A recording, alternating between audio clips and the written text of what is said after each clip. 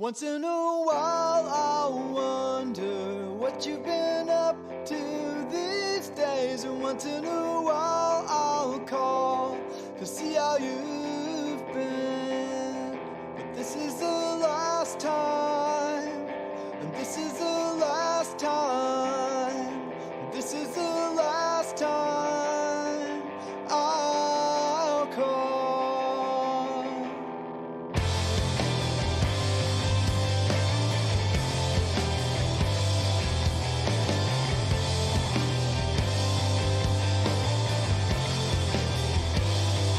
Once in a while I'll wonder what you've been up to these days. And once in a while I'll write a song about you. This is the last song, and this is the last song. This is the last song I'll write.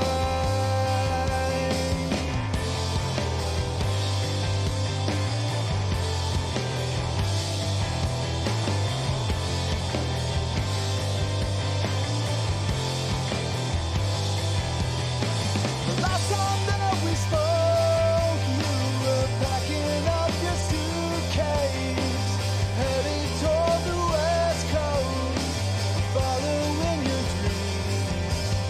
And nothing ever changes except for our locations. Another year has passed, and I wonder how you've been. But this is the last time. This is the last time. This is the last time I'll call. This is the last time. This is the last time. This is the last time I'll call. This is the last time. This is the last time. This is the last time that you'll hear my voice.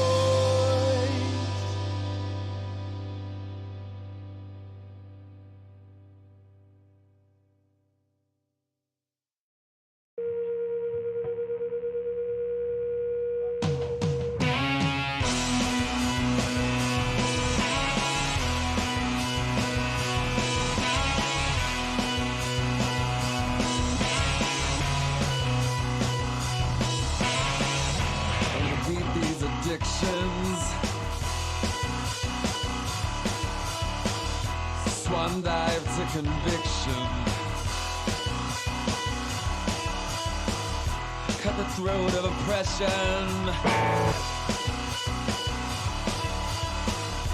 with an act of confession.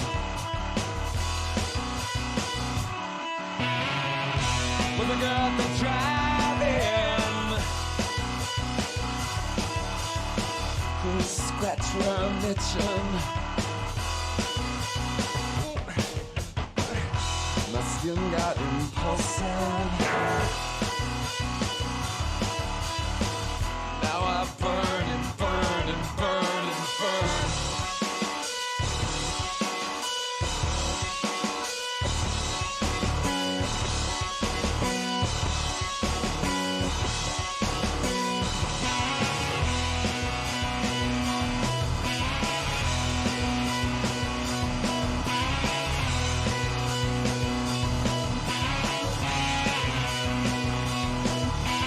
Days and nights spent wishing I didn't.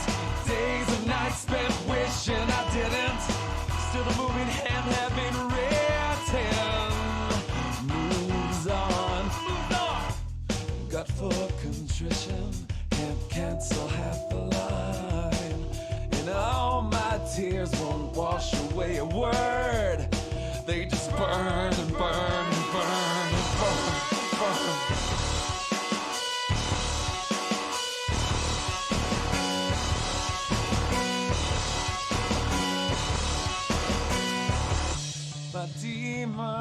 My dragon, it's over, it happened. My demon, my dragon, it's over, it happened. My demon, my dragon, it's over, it happened. It's bad, I'm not, I got what I got, yeah.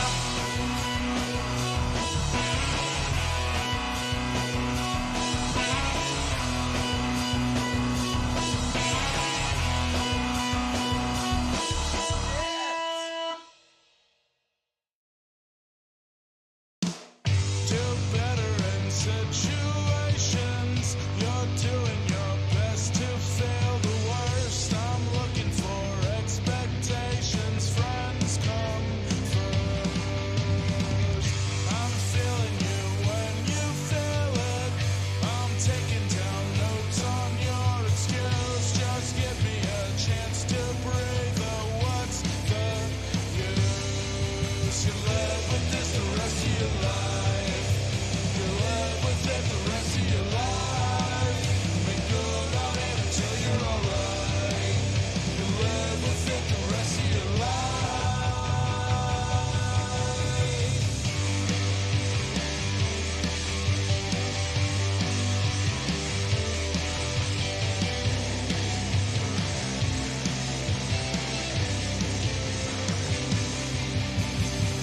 Quit giving yourself to failures. Then maybe your friends could take the dirt. So then when you're off to heaven, this won't hurt.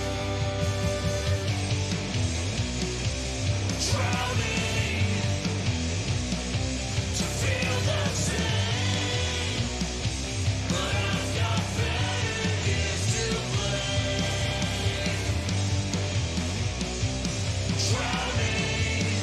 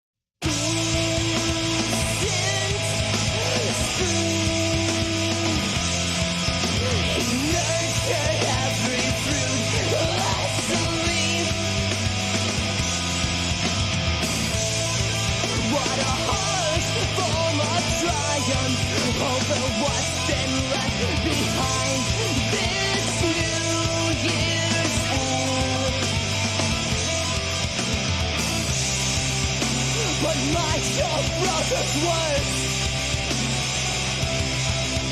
Goodbye are the words by which you say you stand. Now let's see, let's use such tremors more.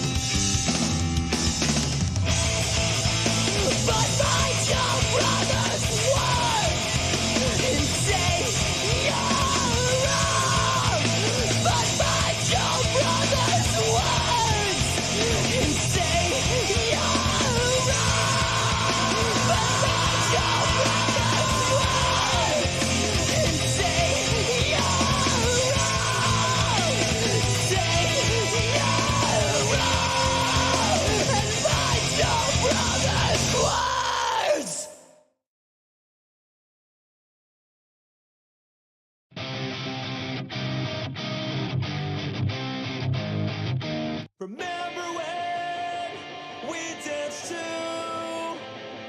Louisiana band the whole night through, and I thought you were never coming back. The needles on the track, you finally came clean, but you got nothing that I need. To be honest, we can't be friends again. To be honest, we can't be friends again. It's not fair.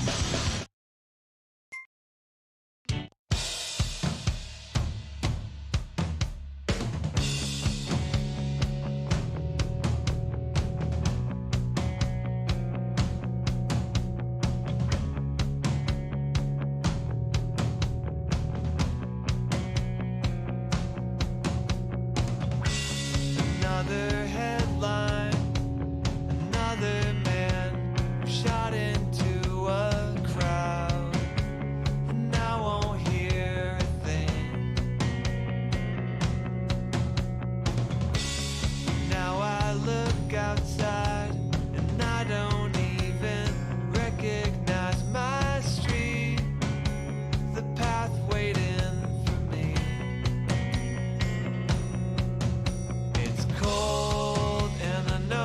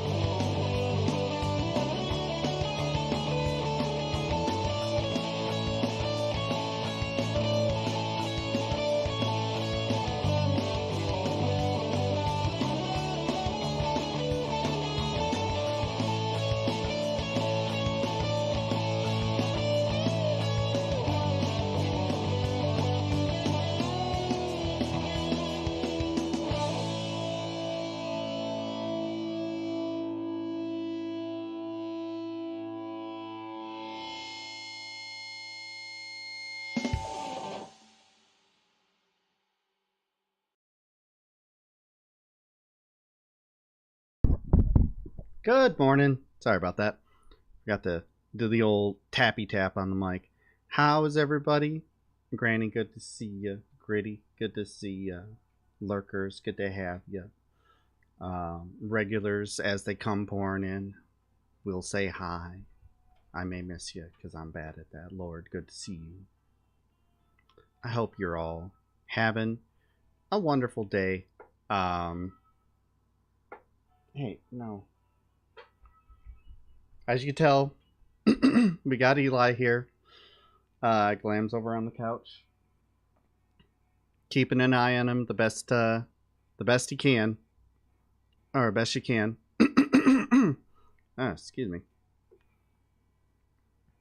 Ah, man, slow getting up today. I was I keep running into these issues where like I'm playing Mass Effect and it's like, oh, you know, this most missions are like an hour.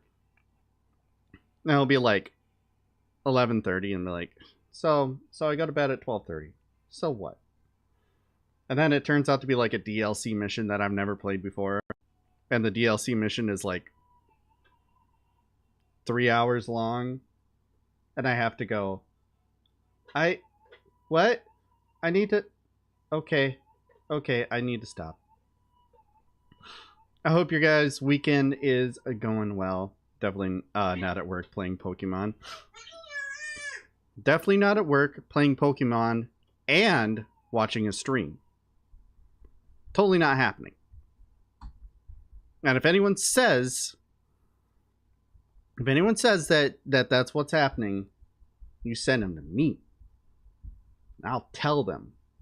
No, Gritty was not in my chat that day. They told me they weren't. And I believe them. They told me that in my chat.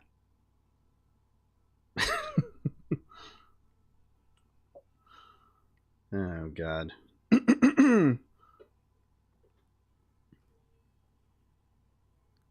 I don't know why I'm still looking for stuff. I guess I thought I would find more of a variety of news today, but it's just... It's pretty much like...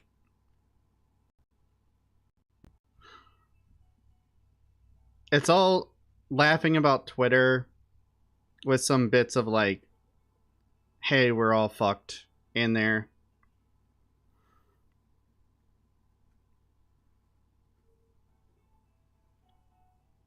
You know?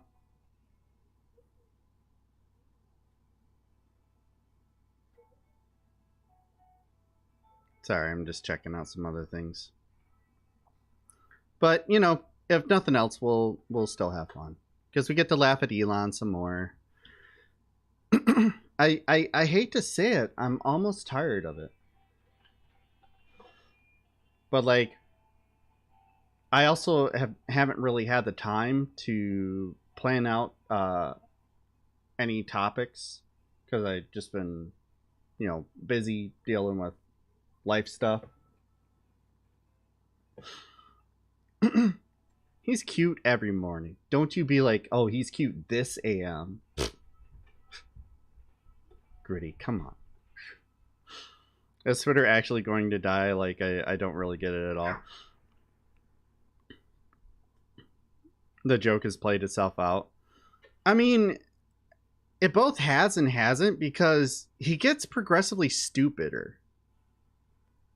And I've got more examples of that today. Like, he hasn't even bothered to acknowledge somebody just absolutely eviscerating the fact that he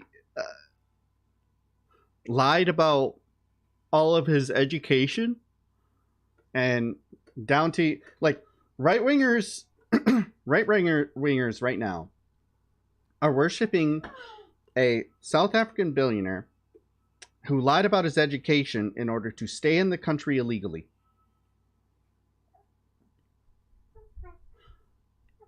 That a corporate entity that they say they hate that corporations, they go in and They're funneling in people across the border.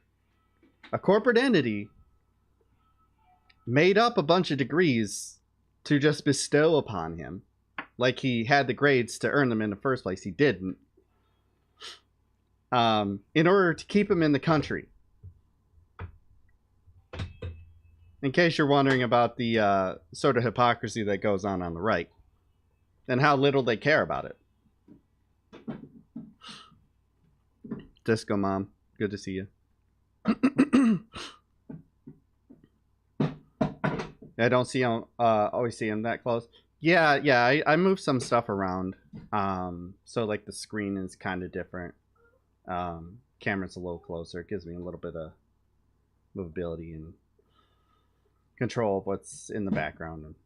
So it's all really technical streamer stuff, and totally isn't just, you know, I turned on the camera and was like, yeah, that looks good enough, and after moving a bunch of stuff around and noticing that my camera had moved, and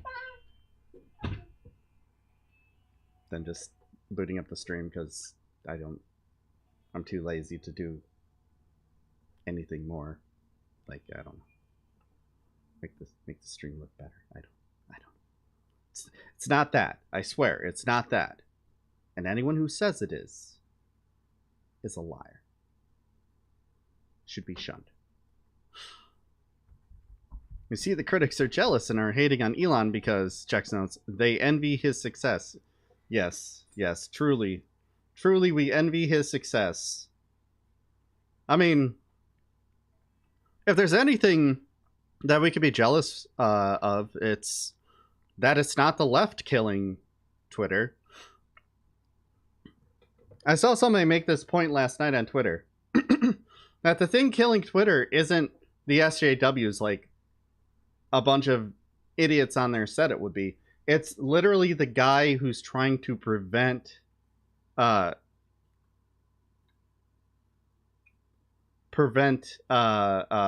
people from being able to protect people from hate speech and, you know, threats of violence and anti-Semitism. You know, it's literally them being like, we know what we can do. We know how to run this site. We'll make sure that we make it incredibly toxic for advertisers, and that's going to make us money by... And if it does that doesn't work, they'll pay us $8 a month so they can get a verification that is essentially useless, and that's gonna raise money by making the people who previously were verified and felt safe on the site not want to be on the site anymore because they don't want to be connected to a hellhole full of racists and bigots. Imagine losing $44 billion without trying. Yeah, seriously. You know, we used to say that it was pretty much impossible to spend that kind of wealth in your lifetime, and you know, I kind of gotta admit that Elon has proven that wrong. All you need to do is buy a bunch of companies, destroy them, and just, you know, just do that over and over. Your money will quickly disappear. Just gone. It'll take out so much of your finances that it'll kill all your other companies too, as people slowly realize that, you know, the things that they said that you were, you know, a smart businessman, a good leader, all that shit. Hey, that's cool. Hey, let me go ahead and get right on that. Oops, I clicked the wrong button. Anyways, gotta love the bots. Gotta love the bots. I mean, I'm surprised by that. I'm surprised by that. Except for, you know, the fact that like I've said before, even if they do lose all that money, they're still in the in that elite club, so they're going to be protected and will always be rich. Donald Trump. So, you know.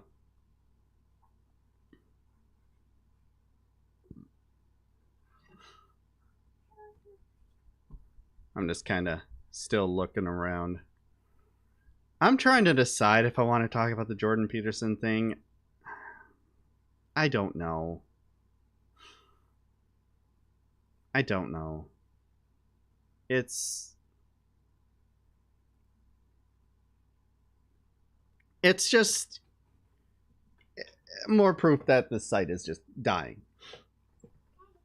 Like in the effort to in the effort to not make the Twitter Twitter TOS like less clear and make it more concise and more easy to understand what it is you did wrong.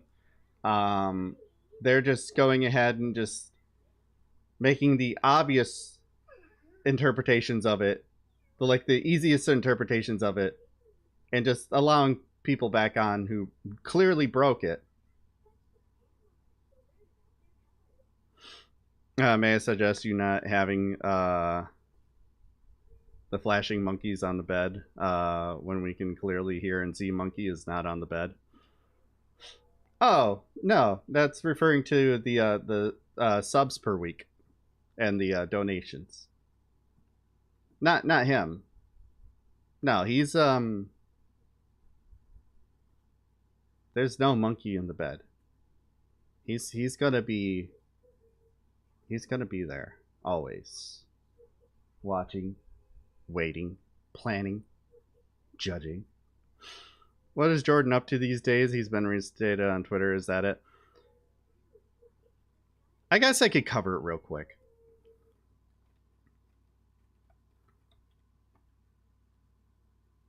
Because he's back on Twitter,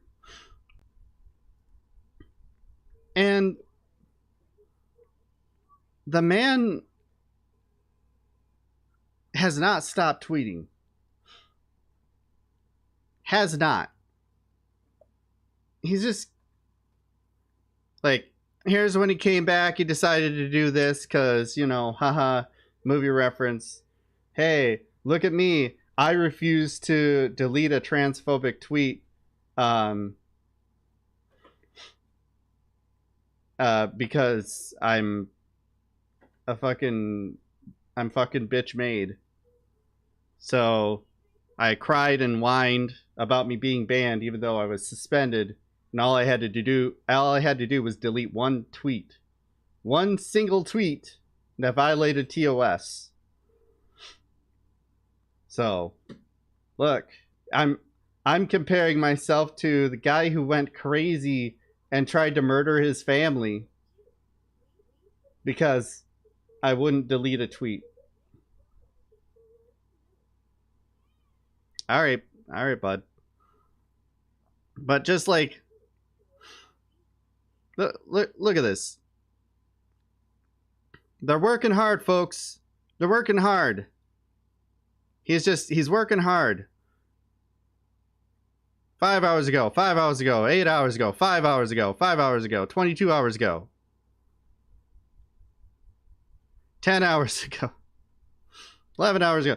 Like, the amount of tweets he did in the 5 hour span is the most impressive. Like, they start right here, bitching about Venezuela. What about Venezuela? Bitching about Ilhan Omar. Let's see here, bitching about Justin Trudeau. So we've got Canada and the U.S. He's Canadian, so I guess I can get that. Retweet of climate change denialism. Stop. Give me that. You shouldn't have that.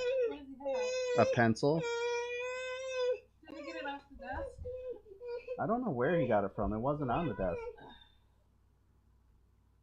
His Twitter looks like me when I forget to take my bipolar meds for a week and go manic. Pretty much. It's 5 hours ago, more climate change denialism.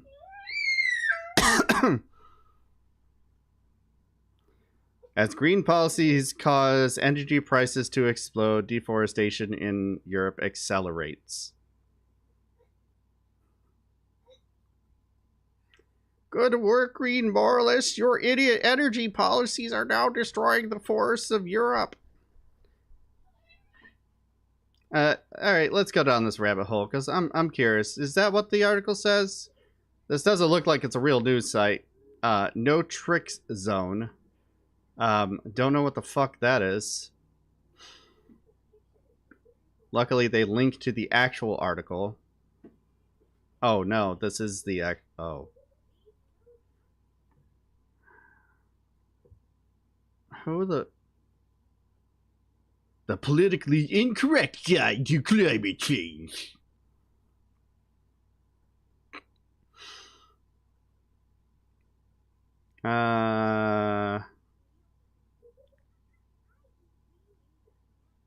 Yeah.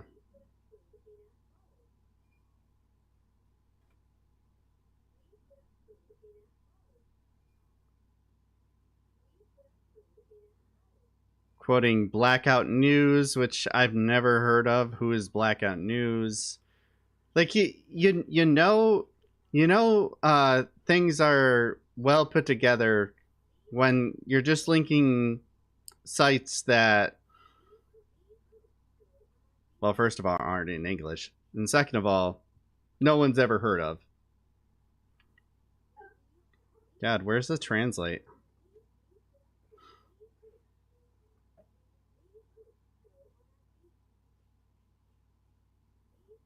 So, German website, apparently.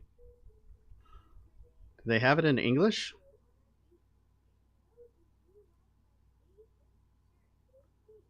This site works great. Oh yeah. I love how you click on their menu option and it just doesn't work. Yeah, this seems like a reputable site for information.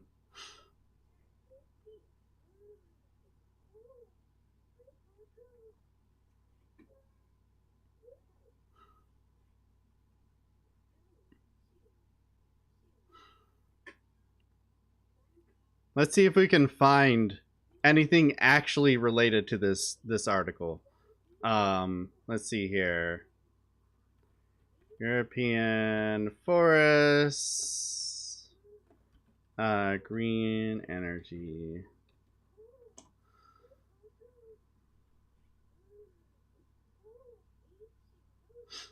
Here's an article on it from New York Times. Here's the Guardian. Burning forests for energy isn't renewable.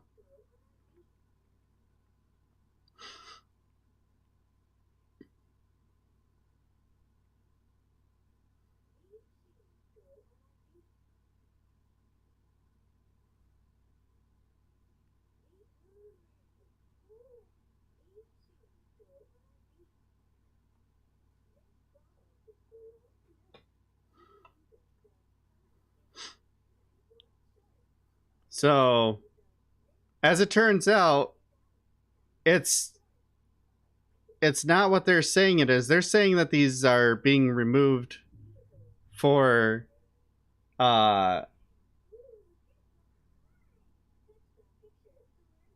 saying that they were being removed to make room for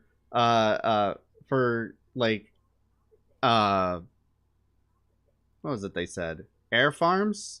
Yeah, they claim that it's for making room for air farms, but according to every article from actual news sites that I'm seeing pop up, it has more to do with them loosening restrictions and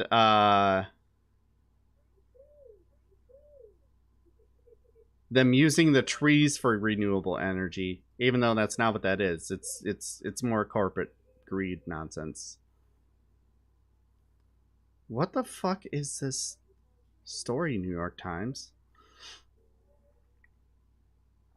Let's see if we can get it from the Guardian. Hey, look, a real article. So this is the reality. Next week's future many worlds forest will be decided when members of the European Parliament vote on a revised EU renewable energy directive. If the Parliament fails to change the EU's discredited and harmful renewables policy, okay, so this isn't green energy.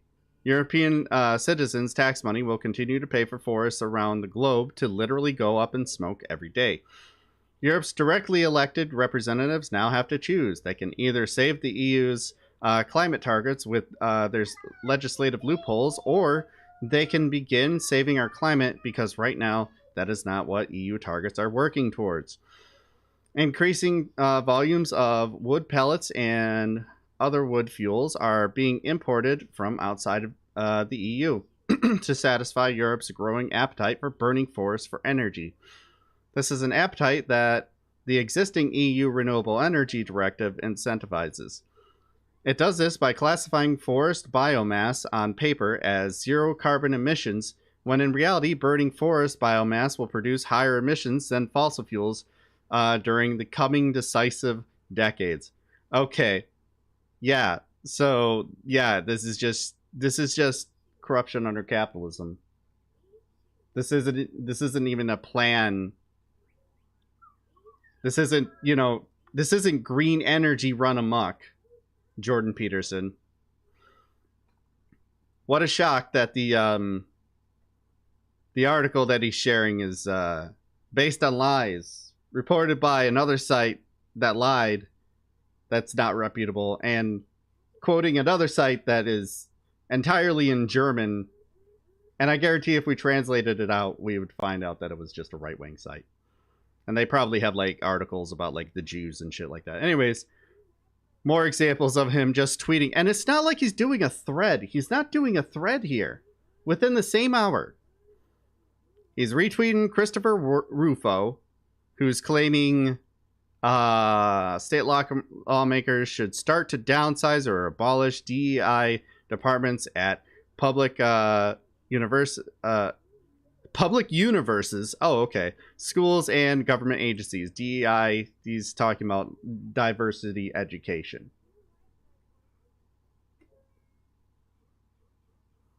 And Jordan Peterson just goes, from your lips to God's ears.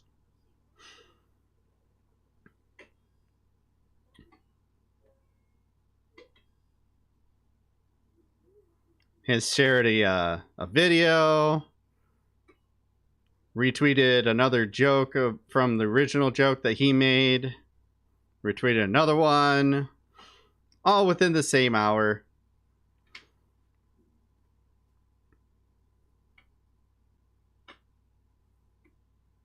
Completely missing the point of what this is, to kind of classify it as, hey, COVID wasn't real or something. Yeah, the dude is... He's got problems. He's got problems. Oh my god. I really hate this fucking thing.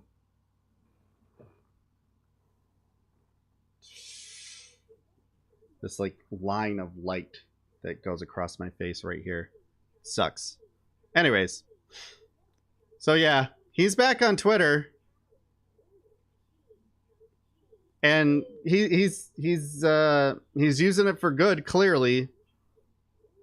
Which means he's totally doubling down on being a right-wing hack. Let's also recognize that Matt Bender is currently being absolutely lambasted on Twitter by a bunch of very smart people who are claiming that Jordan Peterson, who works for the Daily Wire, who is tweeting out anti-COVID conspiracies, who's tweeting out anti-climate change conspiracies, who is anti-trans, who has a weird fascination with Nazi Germany, and is very lukewarm on whether or not what Hitler did was actually bad. Look that up. Plus a number of other batshit crazy things that he says that's, pretty consistent with the alt-right. Yeah, that he's not on the right. He's calling him right-wing is wrong. Calling Jordan Peterson right wing is wrong, despite all the facts and where he works and all that. Yeah. You're right. He's totally not a right winger. Your proof that he's not is what? That he doesn't say it specifically? I don't even know. Whatever, man. Whatever. Let me tell you, this site is so broken right now. I've had to reload tweets multiple times. But in the meantime, let's have some fun. Hey, what's the best way to distract away from the fact that you didn't actually have the red wave that you'd been advertising for months?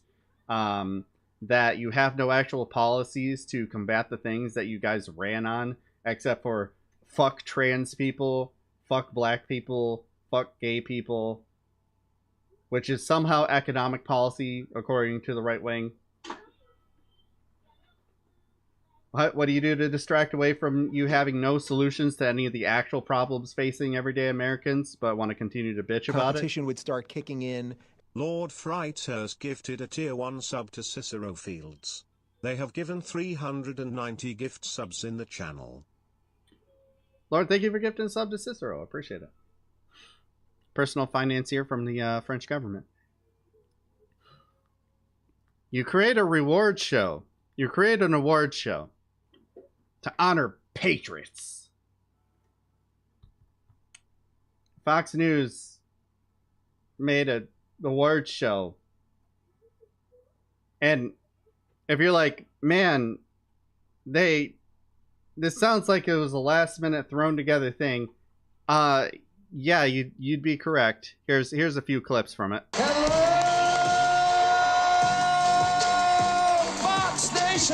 If you go to NASCAR races or the Patriot Awards, that's where the real party is. Golden Corral and Camping World, thank you very much for sponsoring this event. The Fox Nation Patriot Awards also has an MVP. We call it the most valuable patriot. This year's Ultimate Patriot. The 2022 Patriotic Badass. You know what? I might have to change my last name to Patriot. Bill Clinton knew I was doing this event tonight. He called me, Hannity, I need you to do me a favor. He goes, I know there's a lot of hot chicks that watch Fox News. That was among the worst Bill Clinton impressions I've ever heard. Also, if you're going to make that joke, Hannity, make sure that you don't work at a place that has multiple sexual harassment claims against them to the point where they've had to get rid of employees or pay millions of dollars to pay off victims. Or, I don't know, have a sexual harassment allegation against yourself that just happened to just disappear from the news. Yeah, I would be very careful about making jokes like that. I made a joke about how Bill Clinton is a rapist. Meanwhile, I might be one too. And everybody knows it. Because this whole entire network is full of people who see women as property that we can just whip our dick out to and start jerking off into plants and shit like we're, you know, a Weinstein.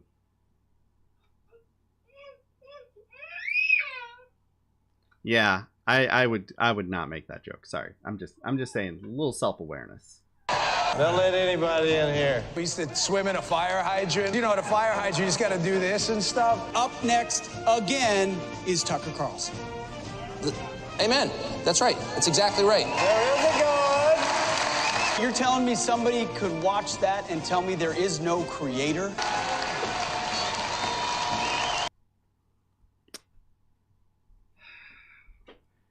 The cocaine budget alone for this had to, like, have run them pretty deep in the red.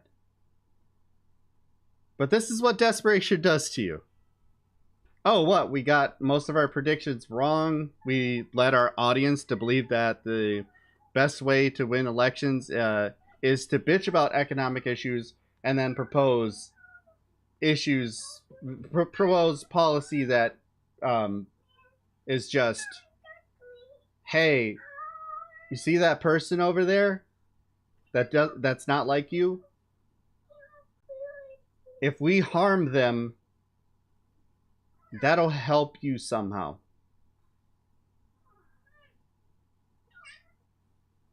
Like, tell me this doesn't reek of, oh shit, we need to hurry up and plan this in a week. They didn't even advertise this, because you know damn well that if they advertised this, we would have been all over it. We would have known all about it. Eli, take it to mama. Eli, take it to mama. Come here, Eli. Can you get him some more water? Yeah. That's empty. Shush, come here. Take it to mama. I can't do everything. I'm busy. Eli. Now you're not getting it back at all. You're just gonna throw stuff everywhere. You're not getting it back at all. It's a goodbye. That too. I have no desk space. So I keep having to take stuff away from him. Gotta love the terrible twos.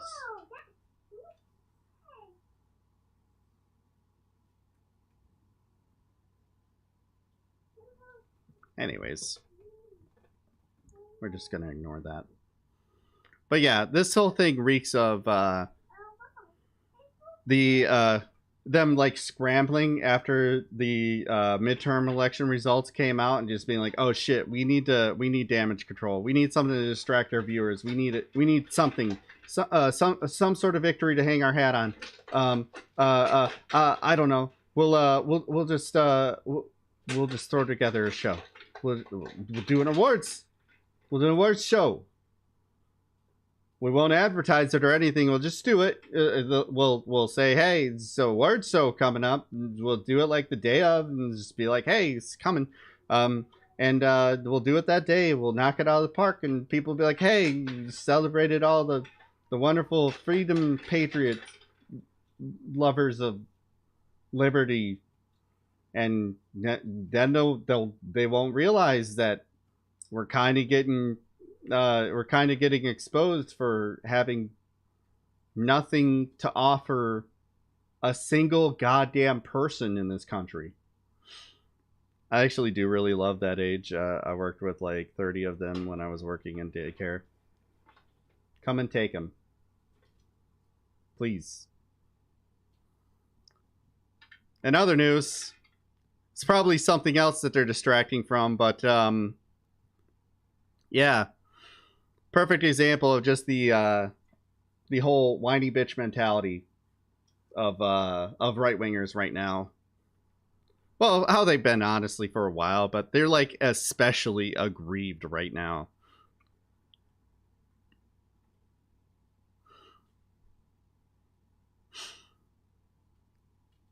Oh God.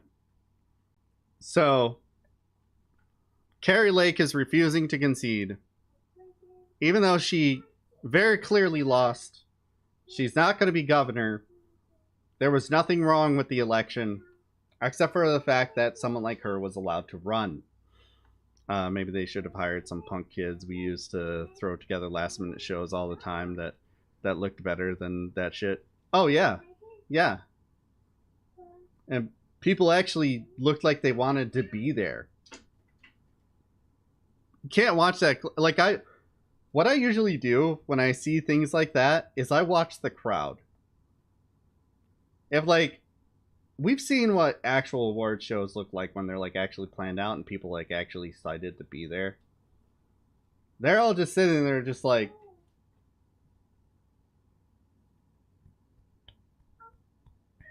whoa.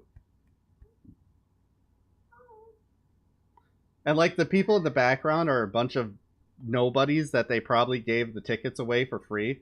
Like, hey, you want to be in the background of a award show? Come right in. Free food, but cash bar. Sorry, it's a cash bar only. Anyways, Carrie Lake says she's assembling a legal team.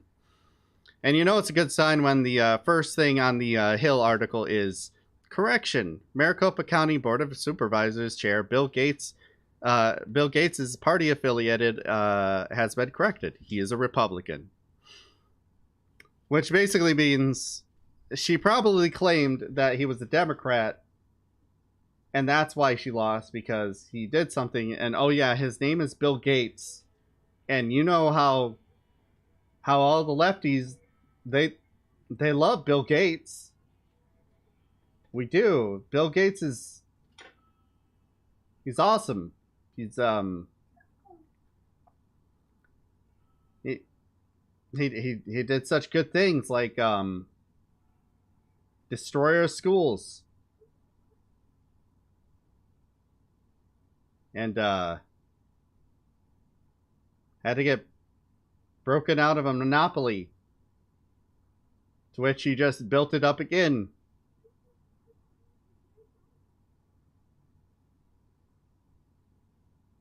They're not. No, fuck all billionaires. Bill Gates is a radical leftist. Yeah, I mean, I don't know how many times I've gotten people who've unironically claimed that Bill Gates and Jeff Bezos are communists. Not even like they're just liberals, which I could see. Like, okay, fine, they're liberals. But that doesn't mean anything. That means they're not much different than you conservatives, except, you know, how shitty you are on social issues. But like,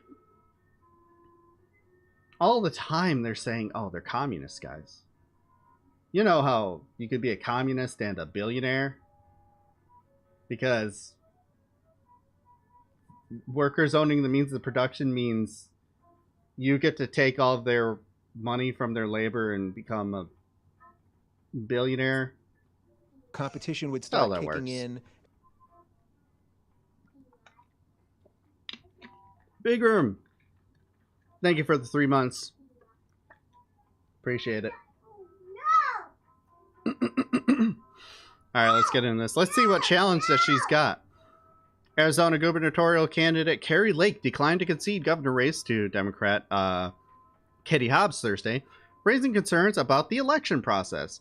The Associated Press and other outlets projected that Hobbs won the race on Monday, but Lake indicated she is assembling a legal team that is collecting evidence and data pertaining to the electoral process. Rest assured, I have assembled the best and brightest legal team. Where have I heard this before?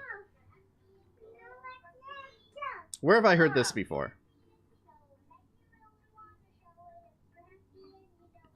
Like, should I just read this in a Trump voice? Because this is the exact same thing. We're winning. We're winning. Oh yeah, she's high on believing. She absolutely is. She's high on something.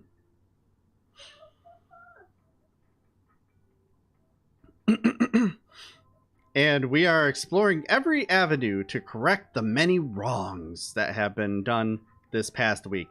Lake said in a video address posted Thursday morning, I'm doing everything in my power to right these wrongs.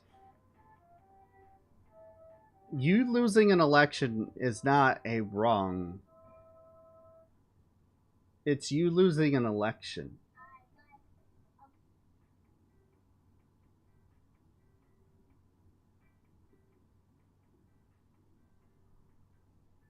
Very weird.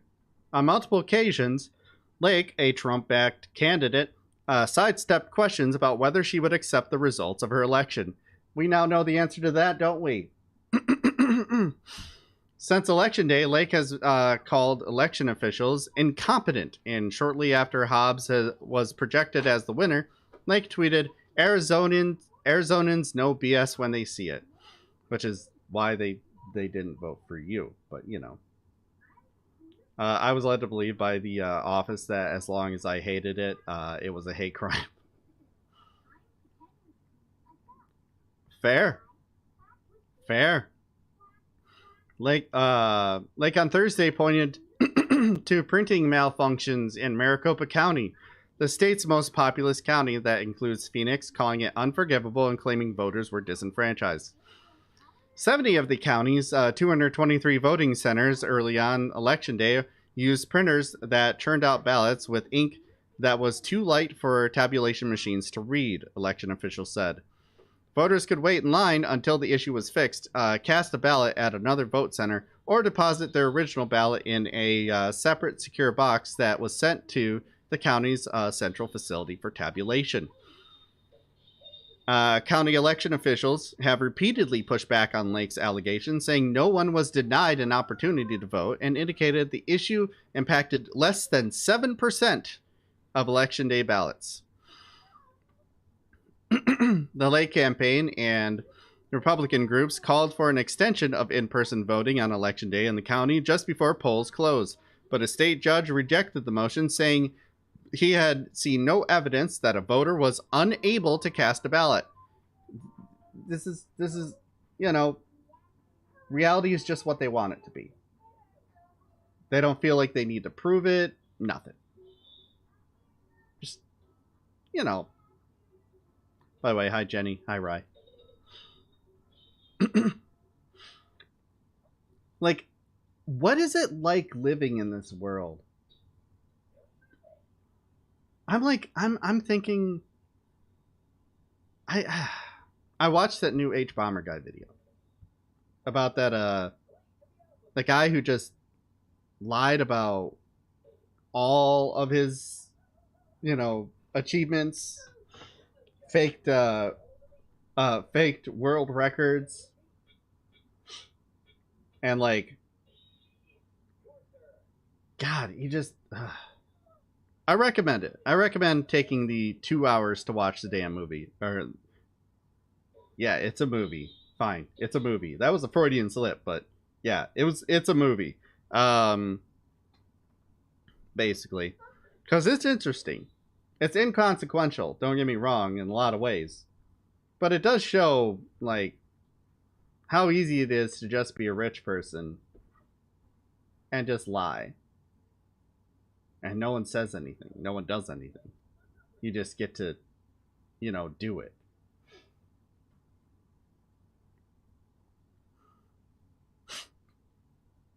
So, like, it just got me thinking the whole time while watching it. Like, what is it like to be like that? Because I don't know about you, but I have quite the distaste for dishonesty, like to the point where I tend to be honest to a fault. I'm a terrible liar, because I mean, I'm not going to say I don't lie, but I'm bad at it and I never get away with it because it always feels wrong. I don't want to lie. And then you see these people who are just like, that's just who they are. That's just who they are. Reality is whatever they want it to be.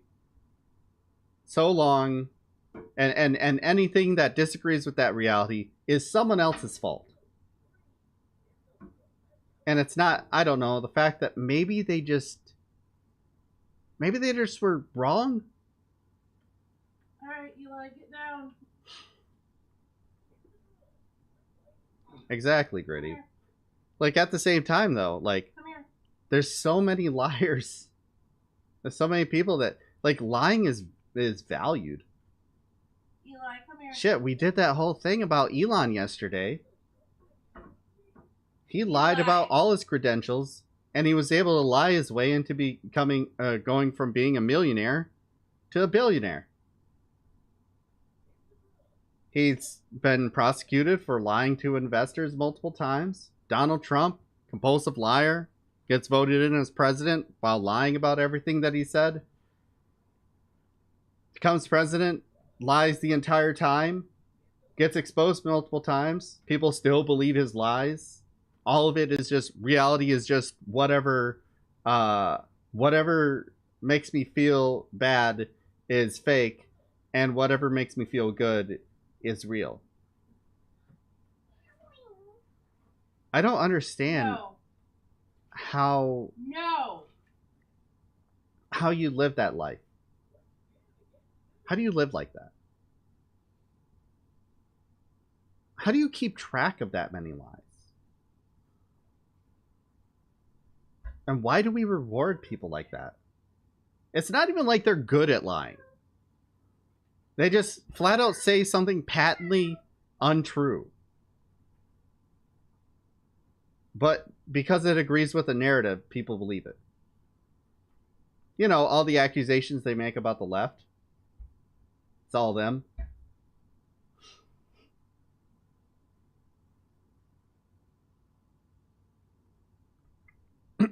I've been a liar for a long time, and let me tell you, it warps your brain in a way that allows you to accept what is convenient for you. Really? Have you? I can say from being closeted for a long time that you could keep track of quite a few lies to protect yourself. That's fair. That's fair. I don't, you know, I will say things like being closeted is it's a type of lying that, because of how society is, I forgive that. As long as you're not actively working against, you know, people that you will later admit you're a part of. When you live in an abusive household, lying becomes a survival skill. I don't see that as lying, to be honest. I see that as survival. True. That's something different entirely.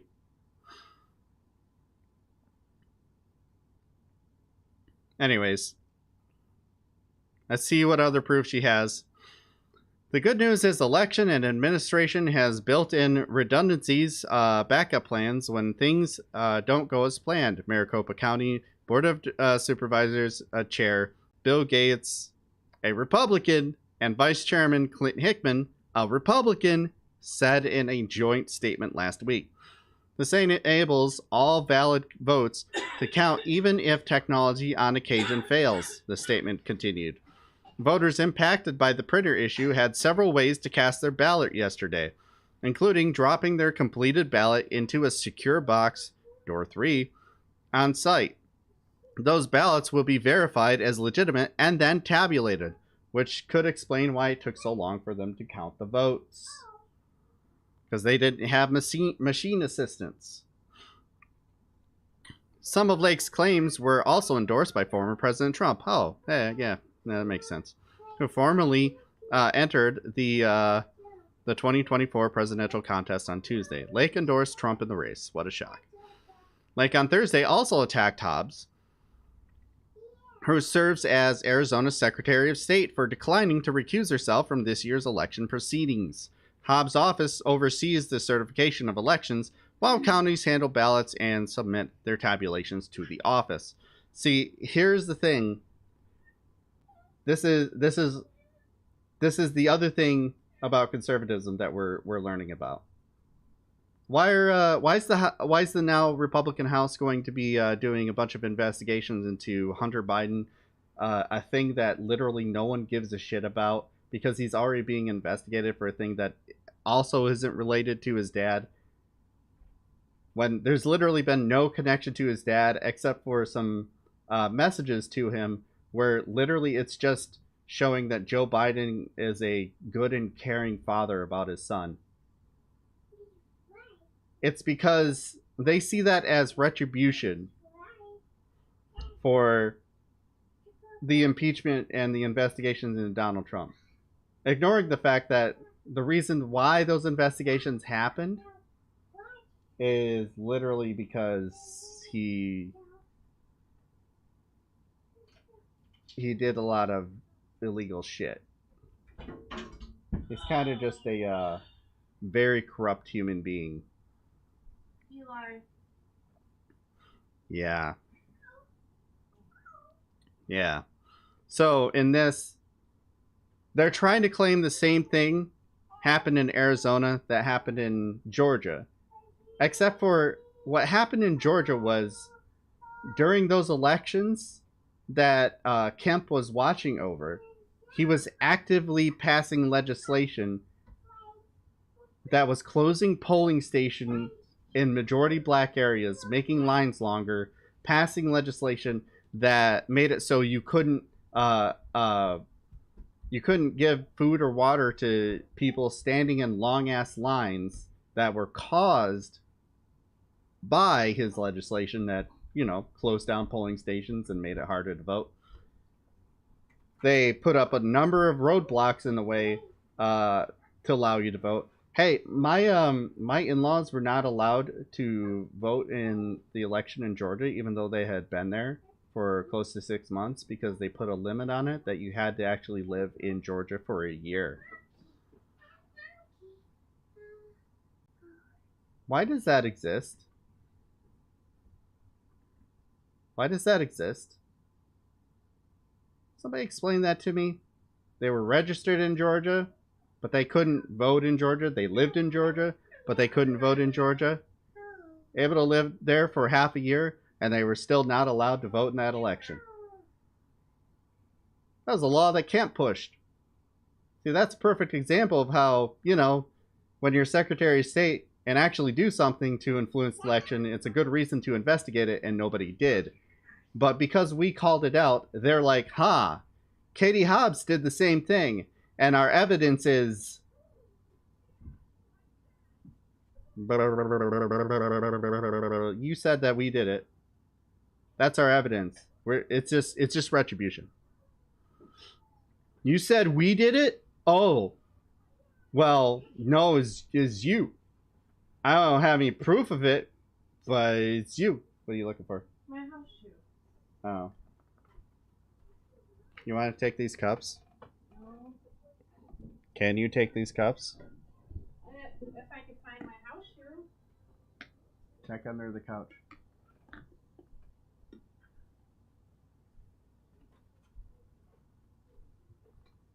Yeah, I can see it's under the couch.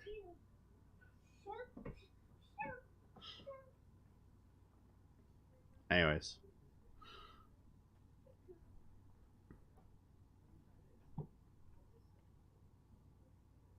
You go into the kitchen? No, I'm going to the bathroom. Oh, can you take this one too? Please? God damn it. I'm sorry. I thought you were going to take it. Okay.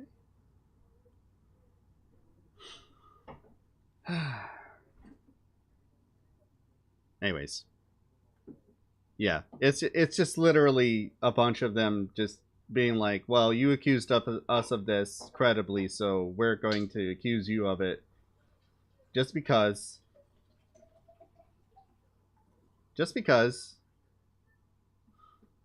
You know, Donald Trump saying that Democrats rigged the election. Perfect example of, you know, it's them getting back at us for pointing out how, you know, proven the 2000 election was literally stolen. Stole a Supreme Court seat.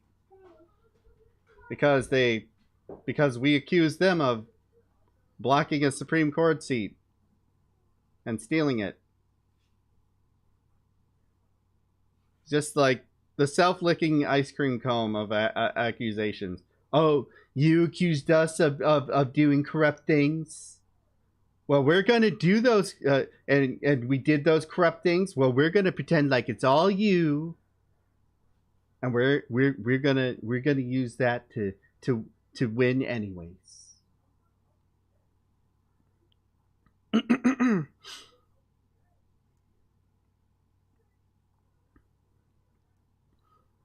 Allie Bones, Hobbs' deputy, told CNN's Anderson Cooper on Monday that the office will never touch ballots from the election. But Bones added that Hobbs will fulfill a ministerial act of signing off on the statewide canvass alongside the signatures of the state's Republican governor and attorney general. Weren't they also taking away those drop-off boxes to mail-in ballots in certain areas, making it harder for people to vote too? They were passing laws against mail-in voting, You know, all sorts of things that just actively make it more difficult to vote. But, you know, I'm sure she'll find some evidence. Oh, hey, she found this random video where she claims this lady went to vote at Biltmore Fashion Park. She attempted to put her ballot into the tabulator 4 times. One of the election workers ripped the ballot from her hand. She has no idea where it went after that. Big if true. Hi, I had a horrible voting experience. I voted at the Biltmore Fashion Park. My ballot was not cast. They tried it 4 times in the machine and it would not go through. Finally, they just ripped it out of my hand, and I don't know where it went, whether it was box 3 or somewhere else.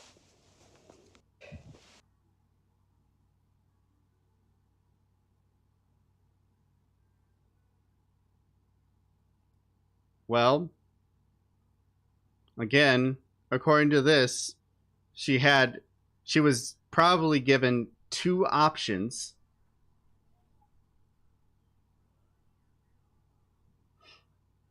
Because that's how they do things. So, yeah. I guarantee you, it won't take long for somebody to look into this in Arizona and find out that her vote was counted. So it doesn't matter. The used diaper, welcome in.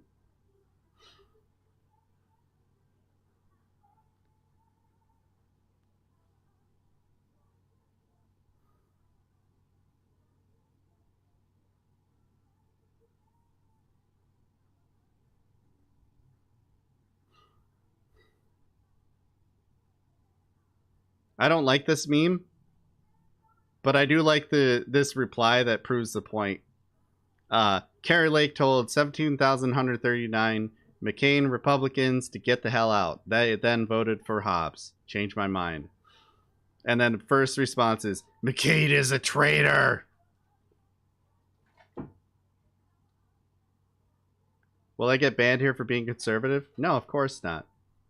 You get banned if you're a shitty human being, which I know is hard to resist for a lot of conservatives. So, yeah. Like, I don't ban people for disagreeing with me. I ban people for either breaking TOS or, yeah, just not saying anything of substance. Well, it's a good thing I'm not a liberal. You're going to have a hard time finding liberals in here. None of us are liberals. And hey, we welcome liberals too. They just happen to get frustrated when they find out that everything they also believe is a lie too. Hey, capitalism is a death cult. What can I tell you?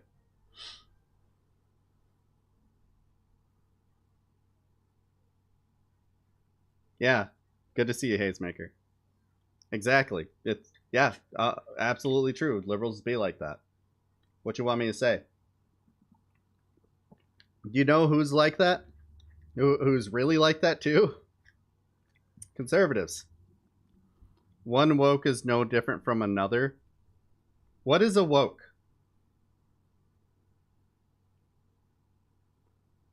What is a woke? I keep hearing this phrase, and I remember there was a short period where black activists used it and then stopped using it because there was bad messaging connected to it, and then all of a sudden conservatives started using it to just mean, I don't even know. They use it for basically anyone who recognizes people's human rights or something. I don't even know. For him, liberal is just anyone to the left of that person or who votes Dem. I mean, of course. But I want to know what a woke is. And I know that, right? I know how they use it. But, like, what does woke mean? What is a woke?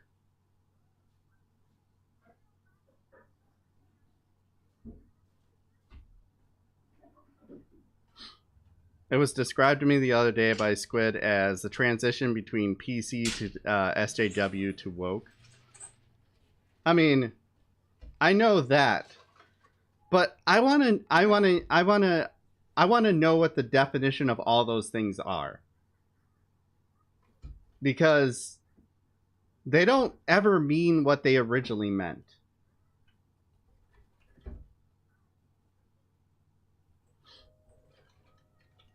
Eight ads, yeah. Yeah, Twitch is like that, and they give me a bonus to have a certain level of ads, and I have the minimum in order to get that that ad bonus. But yeah, I'm just gonna sit here and wait for him to come back so he can answer what a woke is. Genuinely curious.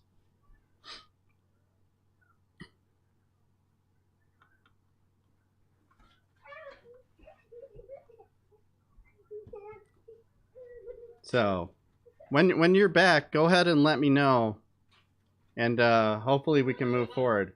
Define for me what a woke is.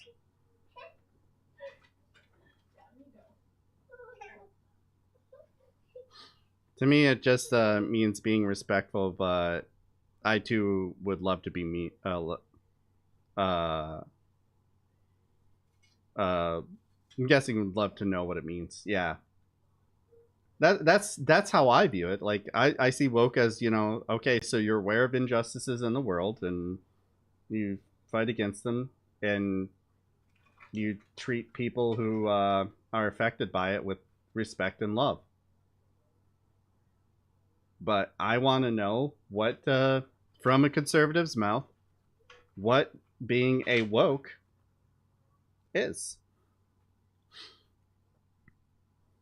I have ad blocker on, so I never see the ads. I don't know. I don't even have Zaxby's near me.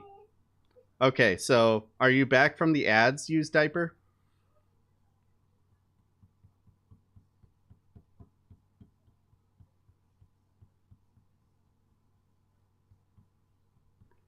Yeah. That is one thing that will get you banned. If I am addressing you, the streamer, you know, whose channel it is, who operates this whole entire thing, then yeah, that will get banned. Lord, he's still on the ads. He's still on the ads. I'm unbanning him. He's still on the ads. Woke as anything left of far right. True. He's not. He just addressed a another ad that he was getting regarding soccer.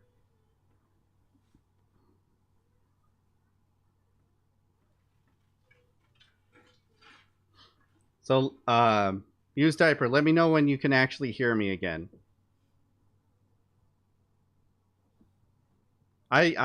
None of us choose the ads. Twitch chooses the ads, first of all. If that's something that you're wondering about, like, I don't do anything with the ads.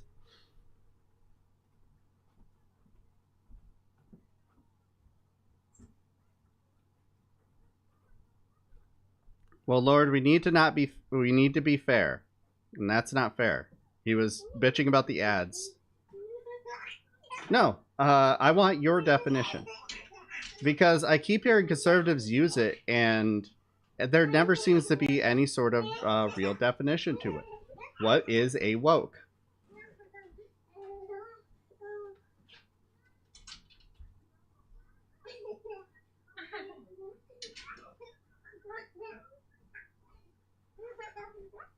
It's not a known entity to me. You know how this works. You know how I work, Lord. I know it frustrates you and it annoys you. You have a less of a tolerance than I do. Yeah. Internet slang term often used to demonstrate the need for awareness of an issue, particularly those relating to social justice or the Black Lives Matter movement.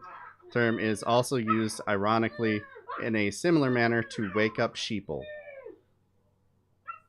Is that what it means to you?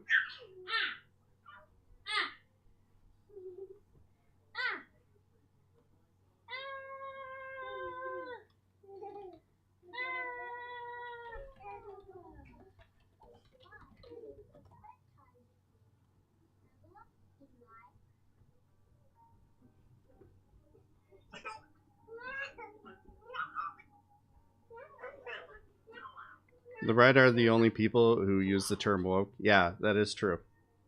Like I said earlier, there's a brief period of time where black activists used it and they moved away from it. I think they moved away from it. I think they moved away from it because it has a lot of connotations to it that are very negative. I find it silly. What's silly? What is your definition of woke?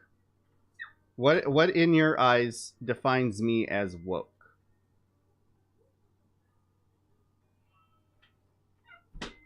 Is it because I don't hate trans people?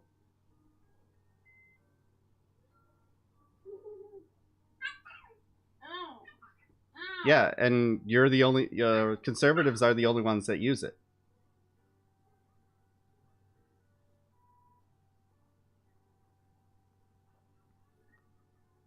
Now, guys, I want him to answer. I want him to answer what it means to him. We know what it has come to mean to us. How many terms do liberals use against us? It's kind of all the same ones, and it's based in like evidence and stuff. I don't know. I don't even know what you're referring to, because like there's a lot of people who lean liberal that fit the definitions of the things that we also call you guys. So like I don't. Are you ever going to answer the question? Let's be fair here. If we're going to call me out, what's the question? Okay. Let's get it again, because I'm going to assume that you didn't hear it the multiple times I asked it because of ads, which I do not control. I do not pick the ads. I have no control over it except for how many ads happen, and I do that because they pay me more money. And I have like the minimum to hit that. What does woke mean to you? And what makes me woke? What makes it a bad thing too? Let's add that. This should be fun.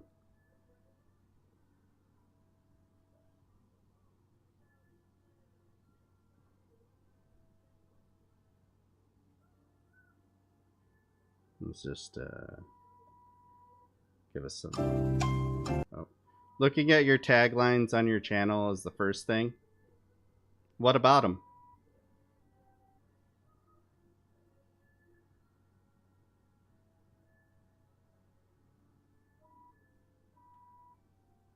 What about them?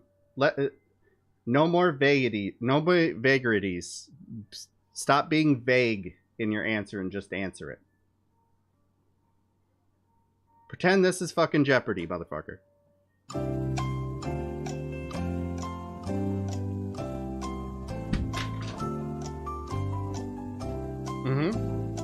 Go right ahead. Stop wasting our goddamn time. No stuttering on your part, though. At what point did I stutter? At what point did I stutter? Define the terms. You're gonna come in. You're gonna come in and you're gonna just say this accusation of something that I don't even know what you define it as. And I'm asking you to define it. And we've wasted what? 15 minutes on this?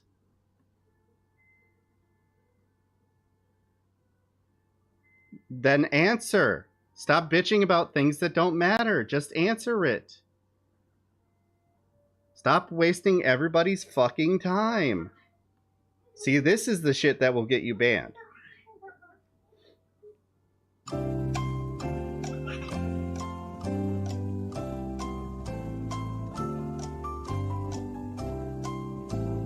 this is going to be the time limit for your next.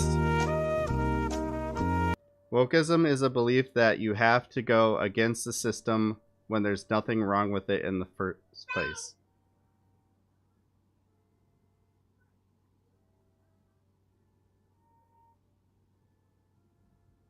Well, we got our answer. I guess all the news that I've covered for the past 4 to 5 years, you can just disregard it because this guy says that nope, nothing's wrong with it in the first place. All right. Okay.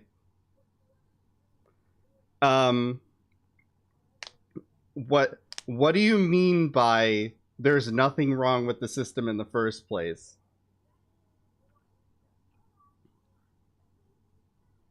This I gotta know.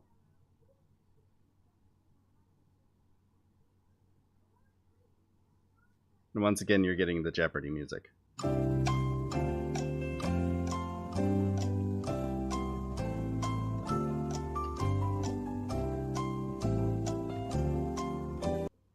I think we have the freest society in the world and anyone has an opportunity. Look at you, hosting a show.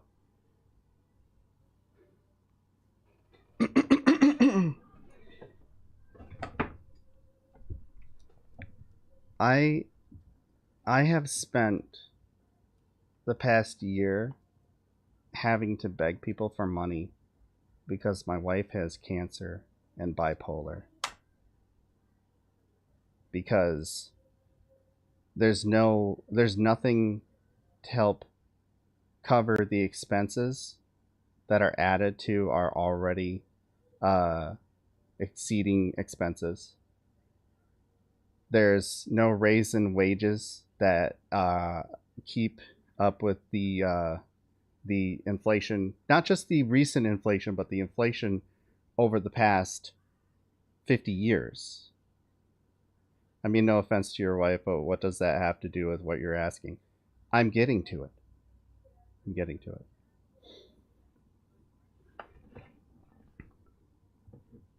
I'm doing this from Flint, Michigan. The perfect example of how this society is not free and full of opportunity. Do you think people in Flint, Michigan, this is a question I want you to answer. Do you think someone born poor in Flint, Michigan, I was born here, dude. I was born here. I've lived nowhere else. So it's not a mistake of living in Michigan. It's I have no money to move anywhere else. Do you think someone born and raised in Flint, Michigan in the past 40 years has the same opportunities as, say, someone born in Chicago, New York, LA, any of those areas, Cleveland, or even Detroit?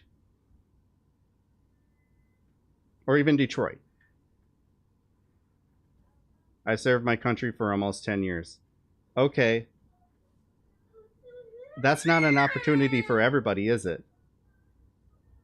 Not everybody can serve. Not everybody can join the military. Anyone has that opportunity. Did you have to pass a physical?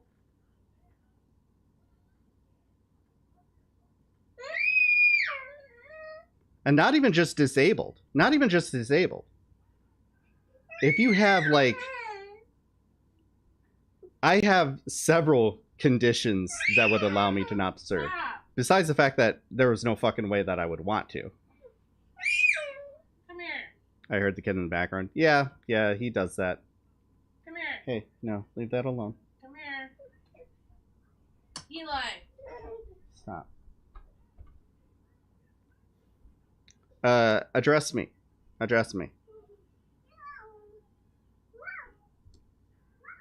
You got to answer the question.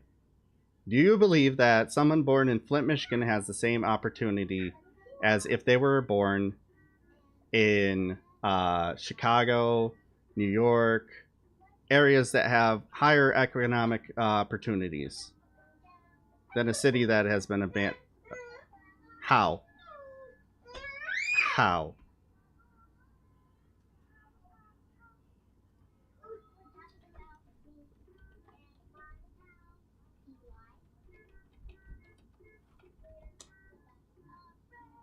How? Hard work, drive, intelligence, and decency. Okay, so what you're saying is my entire city lacks all of those things. Literally none of us who are born in this city work hard, have any sort of drive, intelligence, nor decency.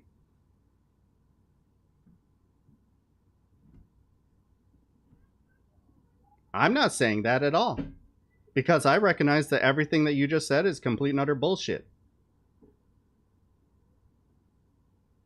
Hard work doesn't get you anywhere. Let me tell you something. Let me tell you the reality of the situation. So, people get lucky. You brought up that example of you. It may be bullshit to you, but it's true. No, it's not, though. No, it's not, though. And I can literally prove it. I can literally prove it. Do you believe that you have worked harder than every single person who makes less than you currently?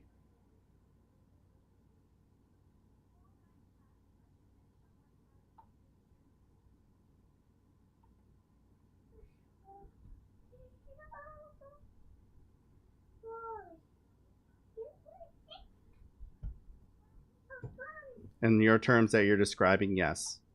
Well, let me tell you that that's not true. I can guarantee it. I can guarantee it. Do you think that do you think that millennials work more or less than the previous generation?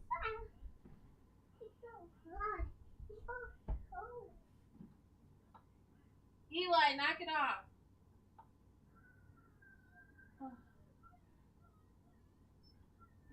I think it's situational. Oh, all of a sudden it's situational. Oh, all of a sudden there's caveats. Weird. I thought that this was just true. And me disagreeing with it was me just denying reality. Oh, all of a sudden. That's weird. That's weird.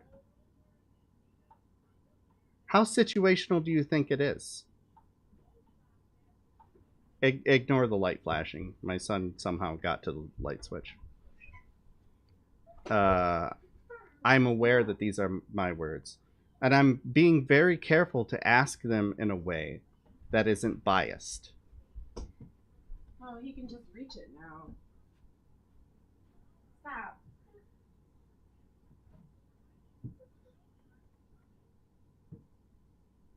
Stop. No, that's okay. He has enough toys. Thank you for offering. Stop. Let's just answer the question here. Stop it. Stop it. Get up.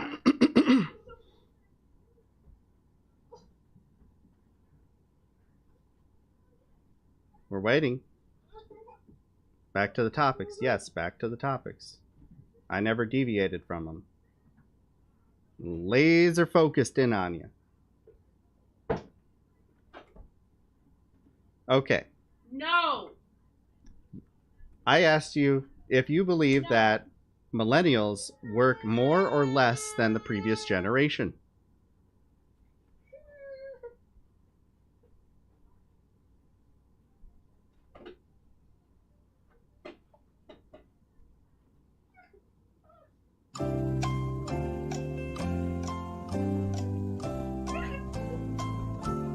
Ignore the chat then.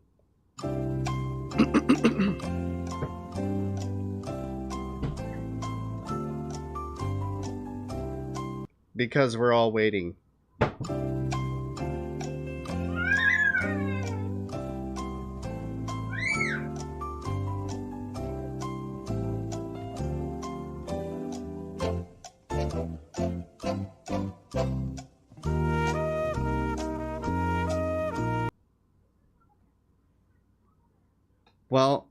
I have a reason for asking these questions, dude. I'm not being sarcastic at all. I'm asking you based on how you're feeling, and then I'm going to show you reality. It's making my chat stay. They love it. They love it when I shit on people like you. I'm not based on a feeling. Okay, so then answer the question. It shouldn't be hard to answer the question, yes or no. Do you believe, or it's not even yes or no, it's do you believe millennials work more or less than the previous generations that you view as the model generations?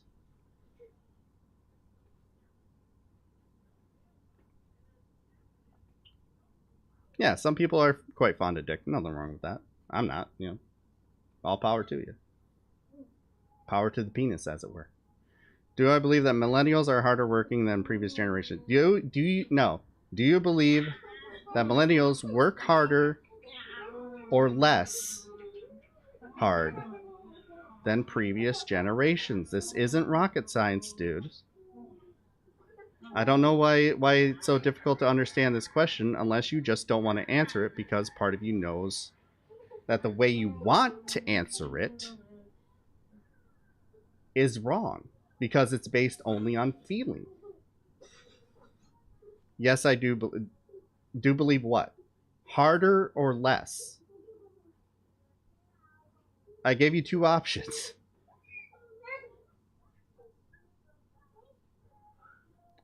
They do hire the first glue-eating dummies they can get khakis on, don't they? Yeah, seriously. Which other one are we going at? What are you talking about? I asked you a question. Do you believe millennials work harder or less hard than the previous generations? Okay, we got it on. I can't make it. You got it on. But I phrased it the same way multiple times, dude. It's your fault for not understanding. You've said everything about how I'm being sarcastic, which I'm not. I'm asking a legitimate conversation. Yes, I believe previous generations works harder.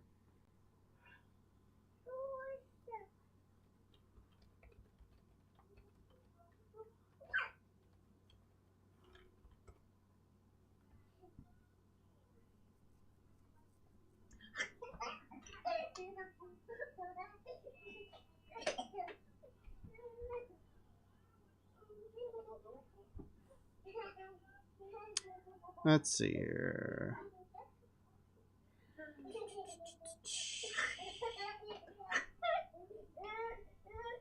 Is this the right one? Might not be the right one. Bachelor's degree. Yeah, this doesn't address labor.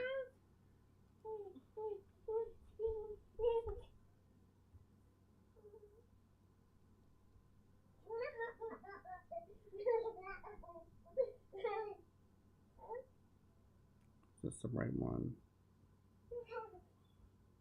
Where's Eli? There he is. There he is. Where's Eli? Where's Eli? There he is. Let's see here. Millennial productivity. Let's try that. Make sure that I find the right study. Google's dog shit these days. Statistics. Other generations. Let's try that. This is the problem with leftists. You don't want to hear an opposing view. I hear the opposing view all the time. What are you talking about? I hear your opposing view, which is the mainstream, by the way, is on every single news network, is on every single show that I've grown up with my entire life. It's on every single show that it exists currently. Your opinion is not against the system. It is the system. So that's silly. Like, I'm literally here trying to show you where you're wrong. and you're rejecting it before I even have a chance to. So this idea that I don't want to hear an opposing view, why are you just assuming that I don't want to hear an opposing view? I've heard it all. I had to be broken away from it because I recognize it's bullshit. Serving in the military is not a bad thing, by the way, whoever said that.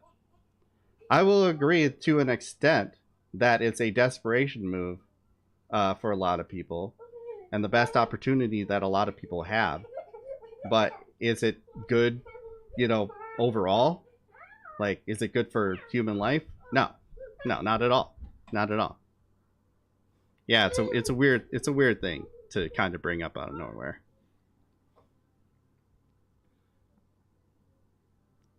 Let's see here.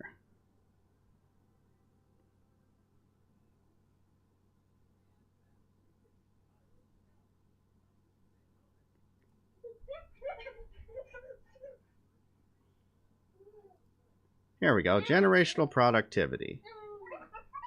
Workers that are most productive.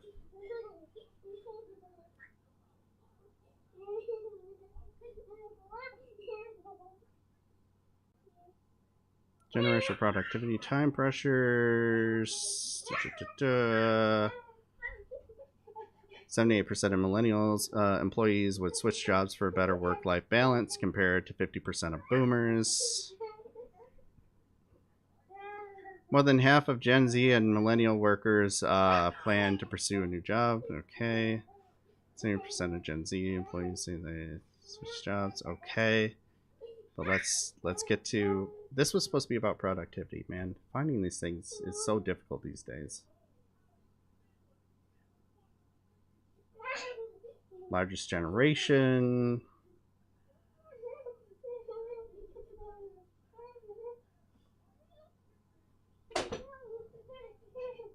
Want from work. God, I hate Google. I went through 8 ads and answered clearly. You've beaten around the bush a lot, so no, you haven't. People often join the military because of the education benefits. It's almost like the system isn't good because education is exorbitantly expensive or something. Yeah, and I mean, we could provide it for free. We literally could do that. People also join it for healthcare.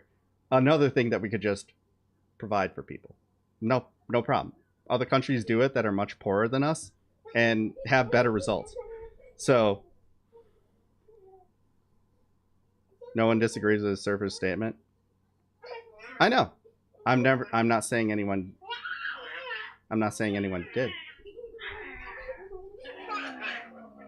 I think you would disagree with what that means, though.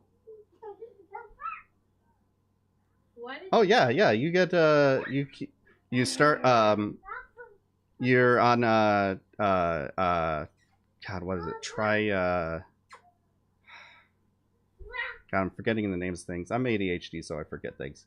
It's not TriPoint. It's not Triforce. Try something.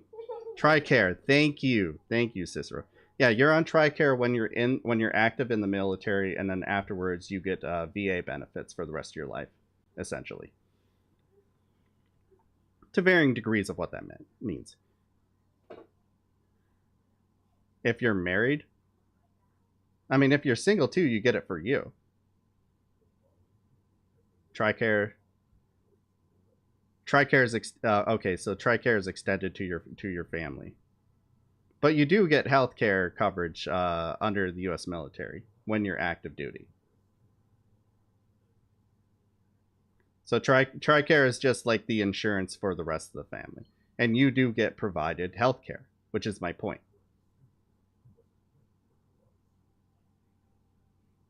Yeah, my bad. I do know all this stuff. I just forget things. I've worked in healthcare for a while, and know a lot about insurance and shit. Blah blah blah blah blah. Anyways,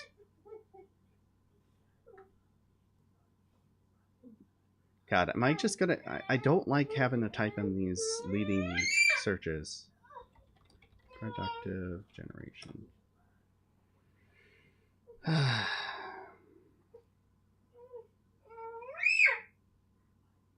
This is that same one. God damn it. Article from LinkedIn. Stop. There we go. No, I'm not playing anymore. And it'll link to a study.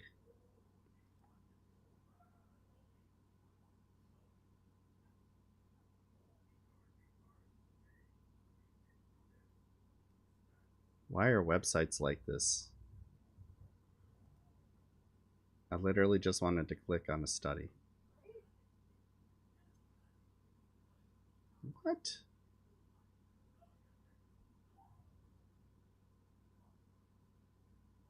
Man, they need to fix their links.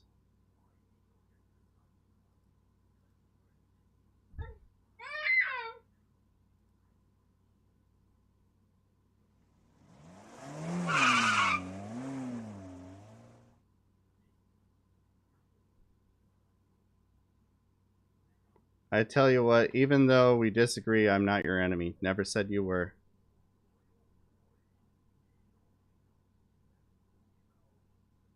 Never said you were. Your policies, though, actively harm people like me, though. So, however you define that, I mean, I don't believe people, specific one singular person, is an enemy. How? Are you sure you want to go down that road? I literally told you I live in Flint, Michigan. There's the obvious one, and then there's the not so obvious one. There's the big one that everyone knows, and then there's the how we got there.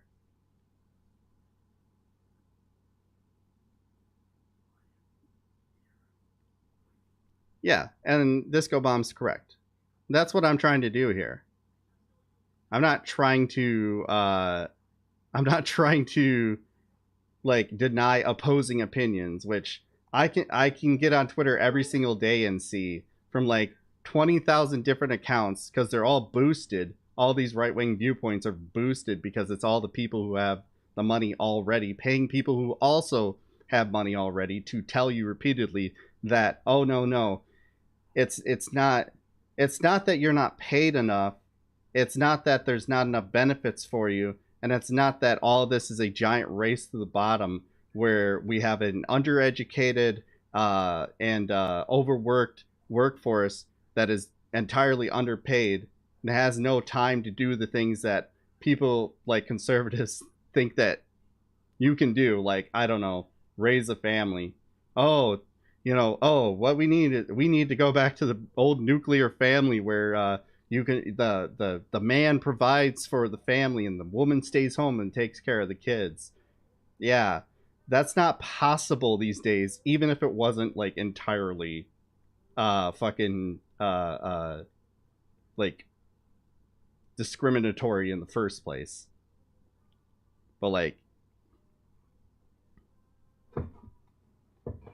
good to see you, Igloo, and hi Enzo. So be what? I think privilege statements are crap, but reality disagrees. I can recommend a job that helps pay the bills. Cool. How will I have time for that? How will I get there?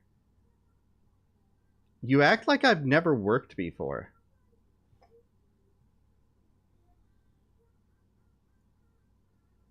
Like, I can go get jobs. None of them are going to pay anything. Recommending a job doesn't mean anything. What you did what? Be clear in your statements. Don't just go, you did, because I say a lot of things and there's a lag, so I have no idea what the fuck you're addressing. Most poor people have multiple jobs. Yeah. But like, this is the type of stuff that I was trying to find.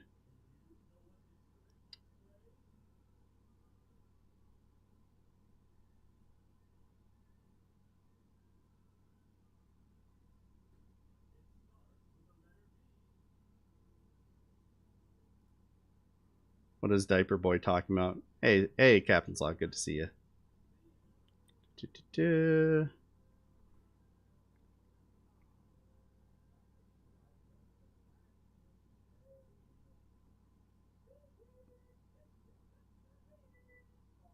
Because, like, the thing I'm trying to point out is your belief that millennials work less than previous generations is not true.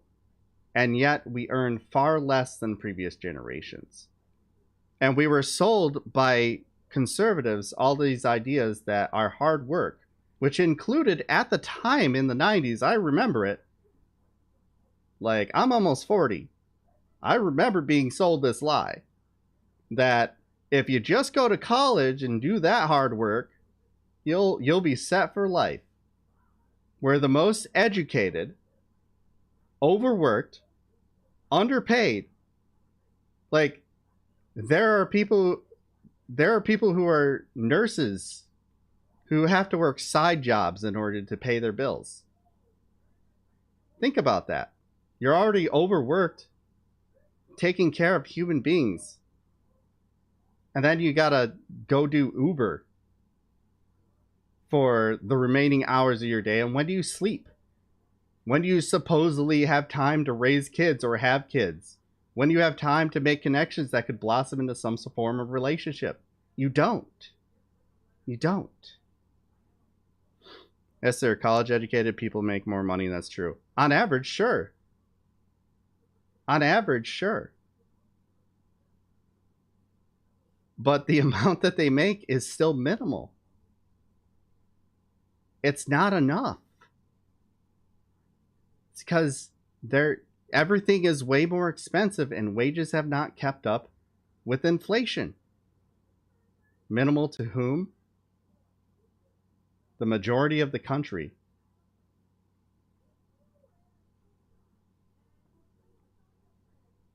I have a BA and a master's and I can barely make it on one job. I didn't even know you had a master's. Like, I don't make a huge wage, but I do just fine. Cool. Good for you. That doesn't discredit anything that I've said. Let me go ahead and tell you about a rant that I had yesterday. Because this is where a lot of people like yourself get really defensive. When I say things like, the reasons why you're able to live stably is because of luck and not your hard work.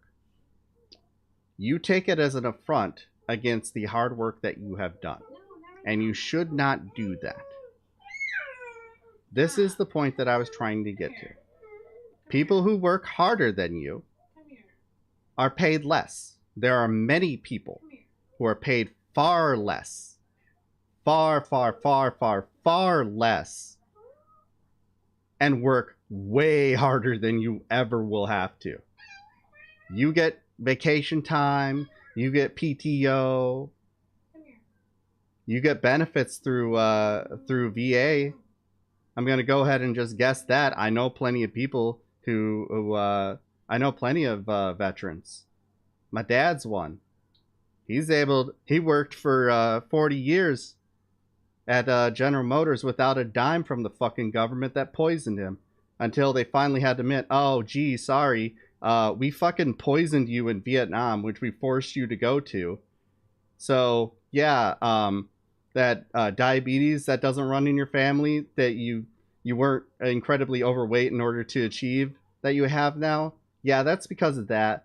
Yeah, the neuralgia that you have, yeah, sorry, that's because of that too. Potential for cancer and now the COPD that you have, yeah, we're going to declare you as 100% disabled and pay you for the rest of your life so that you can live through the your golden years, actually being able to afford and have some form of life or form of relationship with your family. Sorry that we took, 40 goddamn years to figure that out. Why am I speaking about my dad? I'm giving you an example of a veteran. are you not capable of connecting thoughts together to understand what it is? Like, all these thoughts are connected. They're all on the same topic. The topic being that there's a system in place that is fucking working class people over. It's related to wages. It's related to wages not being provided equal to the amount of work and productivity being done. But there is a huge increase in rich people. Competition would start and how kicking rich in. they are. Lord Fright has gifted a tier 1 sub to Anarchy69. I'm hoping they we have get to given that 391 gift subs in the channel. I'm having fun playing around with this weird conservative who can't connect thoughts together. Anyone has that ability? Anyone has the ability of my dad to get poisoned by Agent Orange? No, they don't. And the opportunities that my dad had, he was able to come back from Vietnam and walk right into a General Motors plant, him and his brothers, and get a job, a union-backed job that he was able to pay for all our bills for the rest of our lives. Grew up middle class. I'm a son of a shop rat. I'm, salt of the earth person. So, do you think that opportunity is available today in Flint, Michigan? Because if you do, you have not been paying attention.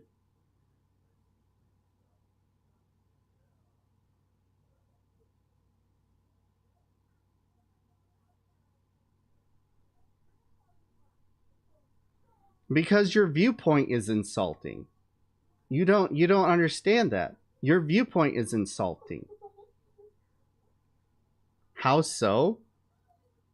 Dude, do you not know the history of Flint, Michigan?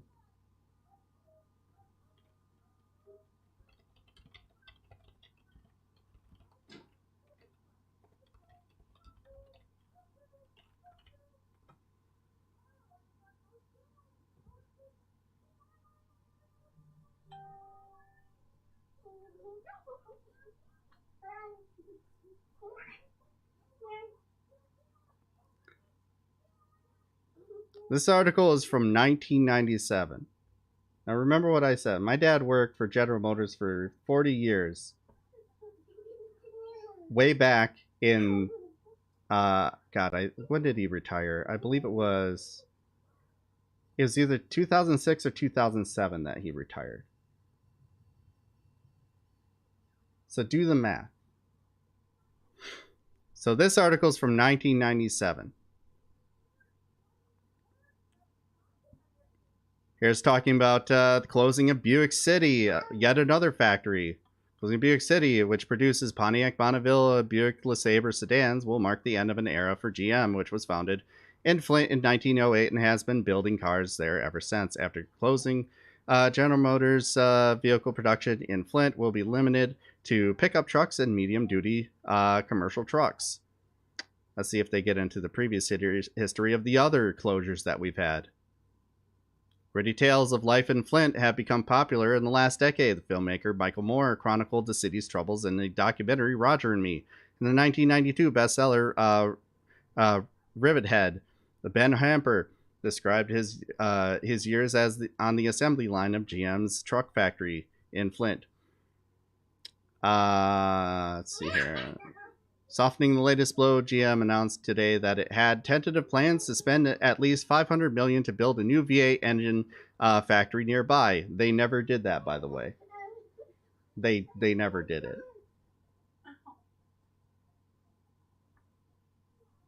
I watch the same shows as you, eat the same food, yet you say I'm weird. Yeah. Because you ignore reality, dude. Your reality is not the reality of everyone. And that's the problem with conservatives. They look out their window, see that it's raining, and just assume it's raining everywhere. Well, I guess, you know, oh, I looked out there and saw snow in the winter. Clearly, global warming isn't a thing. There aren't multiple lakes disappearing all around the world. This is the point about reality, your lack of recognition of reality, just in case you're not understanding where this thought is connected. So now we're going to cycle back. It may be a different topic, but it is about your view on reality, which is an overall topic of conservatism. Your lack of grip on reality. See, this is why I stopped to explain it better, because I know it's difficult for you to connect thoughts. Trying to be charitable, as charitable as I can to you, because I know it's difficult. PR people will cut you if you mess up. What are you talking about?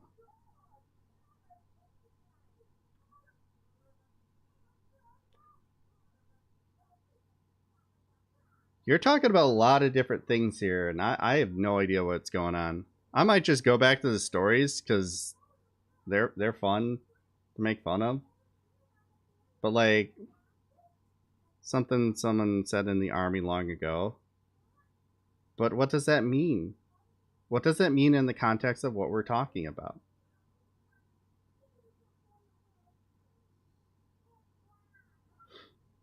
Oh, you're addressing Disco Mom? PR means Puerto Rico. What did you think it meant public relations? Did you think that Disco Mom grew up in public relations? The country of public relations. Sorry. You're making it hard for me to not make fun of you. don't fuck up on the stream or I'm cutting you off. Here we go. Here's where they get into the history. The assembly plant's workforce has been slowly shrinking since the 1970s as large car demand has eroded and as younger workers with little seniority have been forced to transfer to other factories, sometimes in other states. A third of the assembly plant workers and many of the engine factory workers will qualify for retirement in 1999. Under GM's agreement with the UAW, idle work, this doesn't matter to the point that I'm making. Buick City factory closing is only the latest sign that automakers expect Americans to continue shifting from cars to light trucks, which includes sport utility. That's not true. That was an assumption, but it didn't pan out. What the actual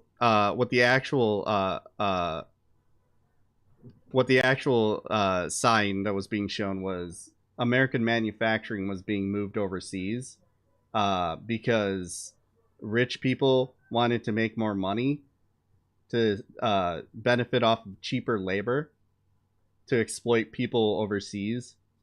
And they sold it under the lie that it was going to lower prices until they realized that once they lowered prices, the production costs of having to ship them and how many vehicles were sent to and from places actually wound up causing them to lose profit.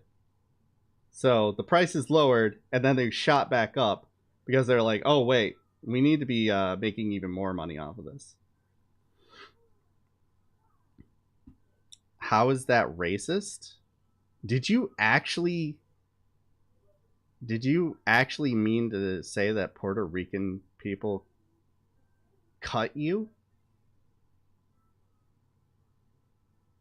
What?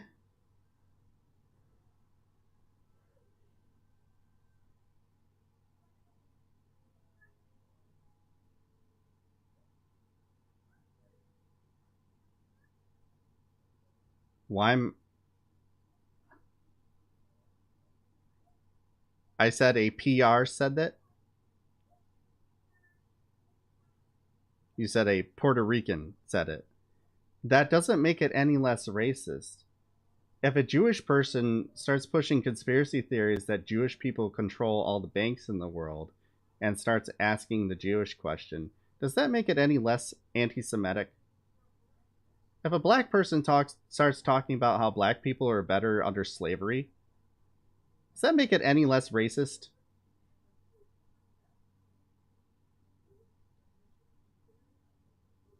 I actually need to know the answer to this question in order to decide if I want to keep you around.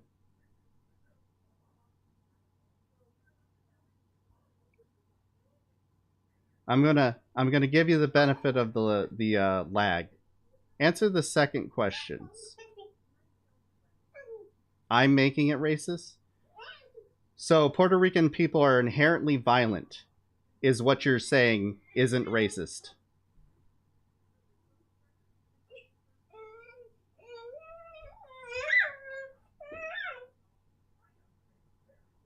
Answer honestly, because that's what that implies.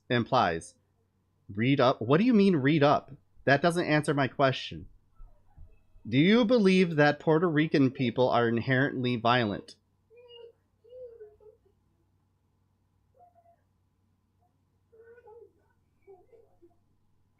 Don't tell me to read up. Answer the fucking question. Well, that... Okay. You finally answered the question. Good. Okay, we're on the same page. All right. Now, pay attention. Pay attention, Junior. Listen, okay, you watching? Eyes, ears here. Making a statement generalizing Puerto Rican people as cutting you implies that they're inherently violent. That something about being Puerto Rican is attached to the fact that they are going to shiv you with a knife.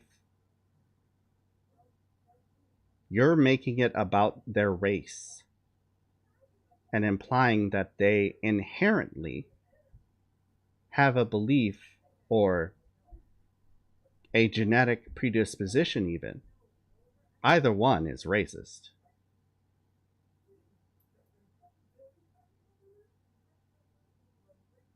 That's not...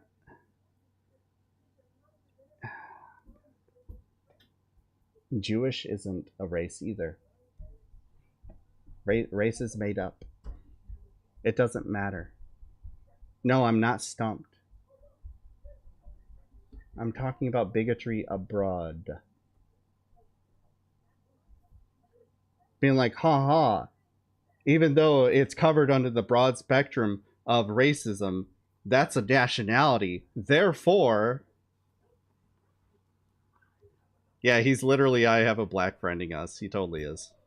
How is saying a specific group of people have an inherently violent trait racist? It's either bad faith or ignorance, and we live in the age of the internet. Ignorance is no longer an excuse, so you're choosing to be this way. Yep. And now keep in mind, Mobertooth, thank you. Welcome. Keep in mind, nobody... Like, Disco Mom brought up being Puerto Rican to make the economic argument. You're the one that brought up cutting people. Puerto Ricans cutting people. That's what you said. You know, mysterious Puerto Rican friend that I swear he said this, and it's not racist because he said it. Said. I don't care that they said it. It's still racist. It's still leading with the disposition that Puerto Rican people are inherently violent. That something about them makes them prone to stabbing human beings.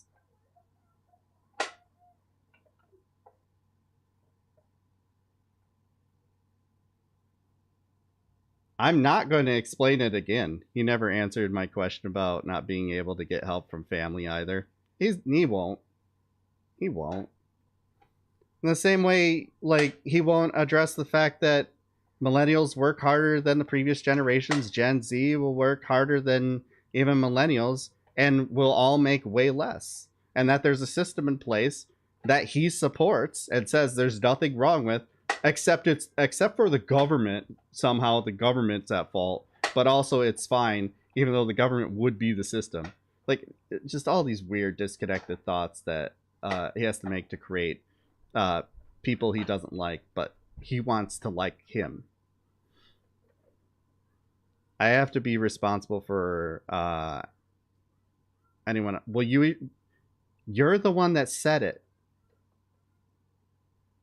If I repeat something from Adolf Hitler that defends the Holocaust, I can't then go, why are you, in the context of just like, this is a thing that's true because someone said it.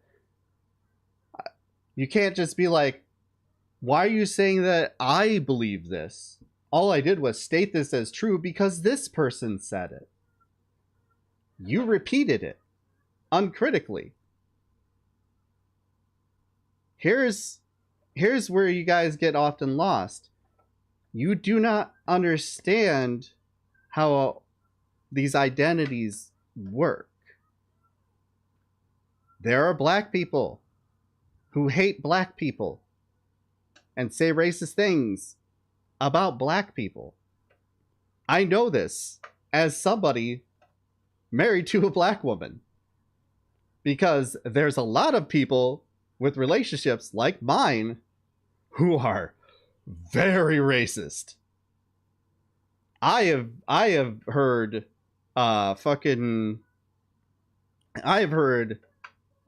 people married 10, 20 years to black people say just the most racist shit, both the black partner and the white partner. I've heard black women married to white men say that all black men are just violent thugs and drug dealers. All of them. Every single last one of them. And being with them is basically subjecting them to a life of poor treatment, and white men are the only ones that can truly take care of them because they're the true ones that only care about family. Now, is that reality? Fuck no, it's not. And look into it. Like, oh, all black men cheat on you. Said from a black woman. I've heard that. From multiple black women who've said that shit. Because they're married to white men.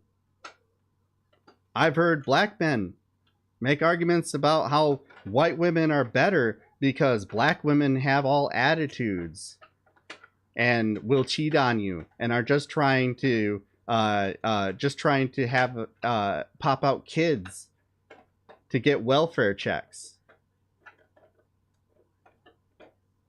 Now, is any of that true because it came from a black man? No, it's inherently not true. And reality proves that. Data proves that. You're a dude that came in here, actually made the argument that someone born in Flint, Michigan has the same exact opportunities as someone born in a higher economic area.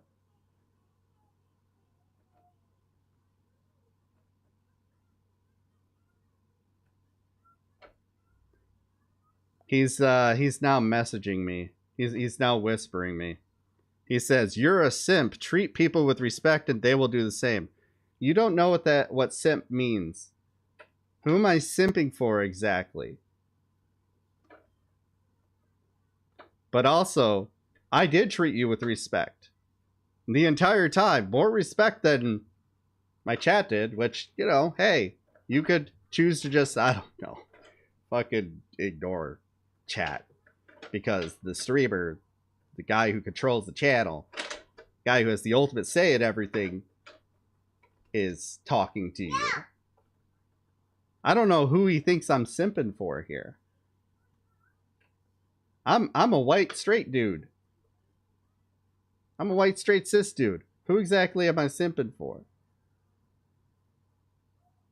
I'm responding to your mods. Well, my mods can't see you. I'm reading these on stream. But I don't have to. You're whispering me. And if you keep doing it this way, I will be forced to block you. You were put on timeout because you wouldn't listen. which is a key thing that gets a lot of conservatives banned in my chat. Okay? I tried to address this earlier. That is the thing that gets conservatives banned out of my chat a lot, is you stop listening and you just start babbling. If you came here to hear opinions that are opposing to yours, as you claim to have, then you need to stop talking, you need to stop typing, and you need to start listening. I always find it funny that these people come in and they say, oh, you don't like opposing views. And then it's like, oh, okay. Well, what are your opposing views? And then they just proceed to say exactly the same shit that 9 times out of 10, if they just let my stream go on, I would usually answer like any accusation that they already had and how it's all bullshit. But they type more than they listen. It's just constant clicking noises. It's,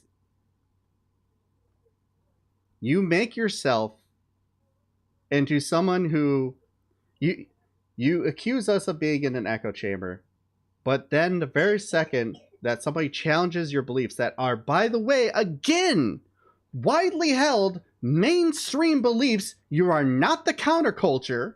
You're not, no matter how much you want to tell yourself you're the counterculture, you're not punk rock. I grew up in the punk scene. Punkers fucking hate you. Punkers are poor, motherfucker. I can't escape your viewpoints. I exist to do this, to speak out against the mainstream beliefs. And the mainstream beliefs, even among liberals, is consistent with what you believe. It's just you differ on social policy. I'm here telling you that hard work doesn't do jack shit. It doesn't define your life in any fucking way, nor does it advance your life in any fucking way. Most productive generation, working multiple jobs, the vast majority of us are, and all of us are poor. All of us are far poorer than the previous generations. By far. It's not even close. We're more educated too. And we were sold these lies by the same people who tell us that we don't work hard. And what do they base that on? They saw somebody on their phone, ignoring the fact that, hey, a lot of work is done on your fucking phone.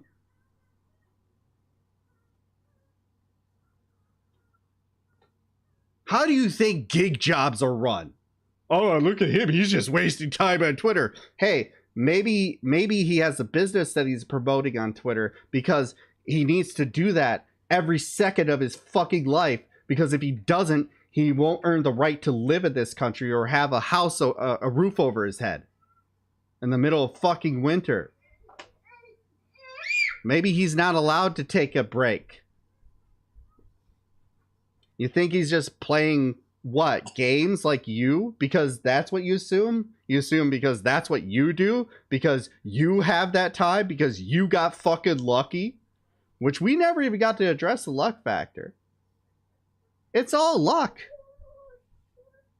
I was going to go down the line, but he kept moving shit around. And I had to address several other things. Yes, dude. I'm going to tell you something that's so inconvenient to you. And I know I'm repeating myself from yesterday, but some of you weren't here. I could tell by the view count. You being lucky in your economics just takes fucking nothing away from your hard work any more than someone existing who works harder than you and makes far less.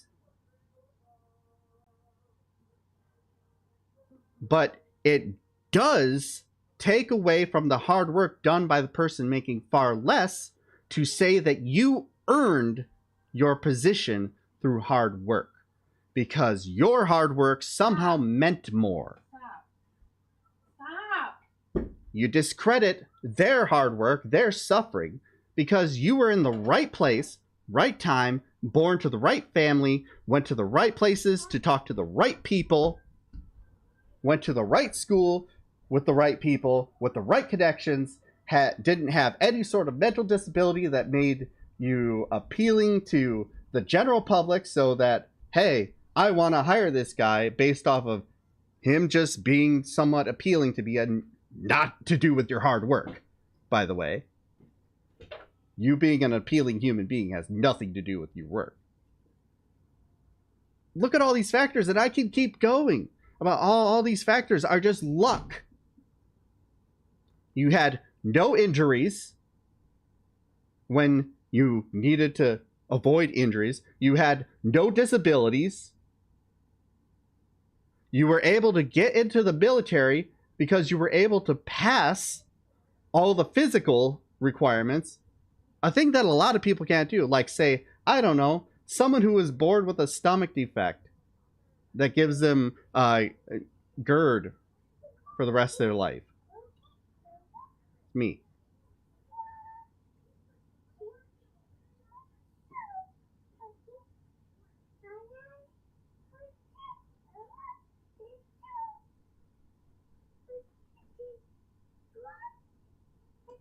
Let's go ahead. You know, I'm pretty sure that your timeout is done. You weren't banned. You were timed out. Type that in chat. I want people to see it. And I'll address it. I'm sure it's been 10 minutes, dude. How things work in this channel is I get the final say on when people get banned. But I allow my mods to regulate how I concentrate. No, I want you to type it in chat. I want you to type it in chat. Go ahead, copy and paste. Alright, fine then. I will. This is what our genius said. Not at all addressing anything that I said, by the way. But, you know, I might as well address it. Said, here's the real truth. Anyone can become anything they choose to be, regardless of home life. You're going to tell me that that great kid I just saw has no ability to become someone great. I'm going to school right now to be a nurse. And if something, which has happened before, this is my third attempt, if something, which, good Lord, if everything isn't trying to happen to cause me to not become a nurse, you know, happens, and I'm not able to do that, then yes, he's going to have a real hard time doing anything. Unless he gets lucky. No, and you got to look at how you phrase that. No ability to become someone great. A, I don't know what you mean by someone great. B, you know, you just mean makes money. Which shouldn't be a thing that defines you. Being able to have a stable life should be able to define you. But B, if he gets lucky, yes.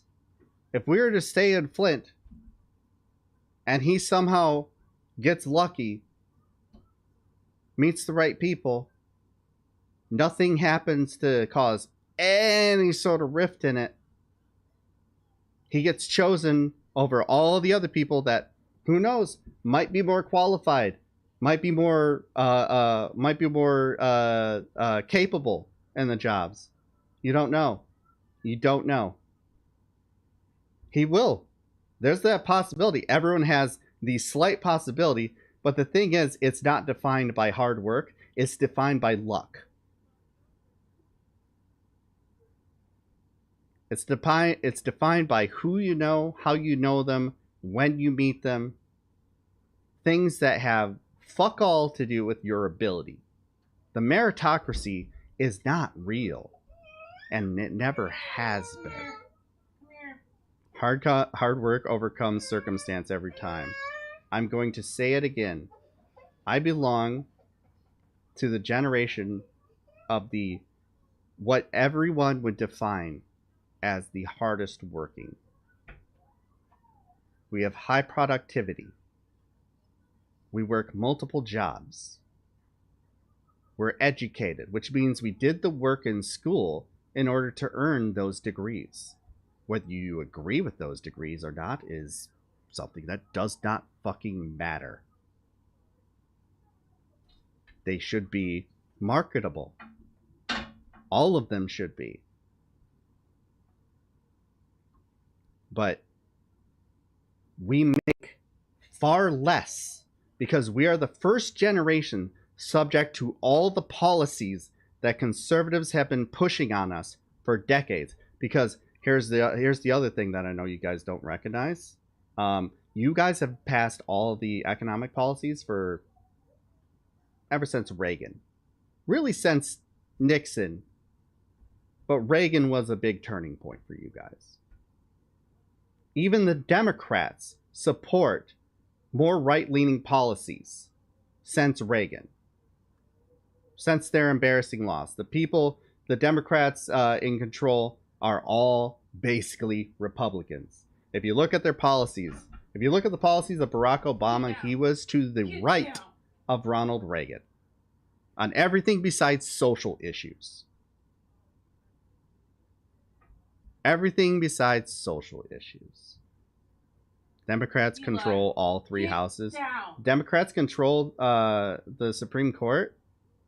Since when?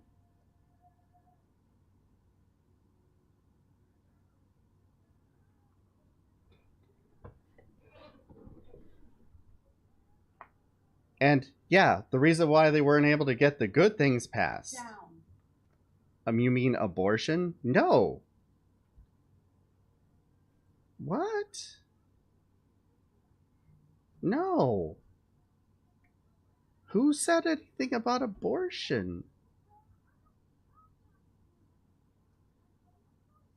Citizens United. The Hobby Lobby case. The many cases that have gutted unionization and labor power in this country. The rulings that made speech money speech. The rulings that, like, what? I'm over here talking. This is why it gets so frustrating to talk to conservatives, guys. They cannot let go of social issues. They refuse to acknowledge how those social issues reflect on economics. And when you talk about economics specifically and try to avoid talking about their pet issues of social justice that makes them scream into the fucking mountains.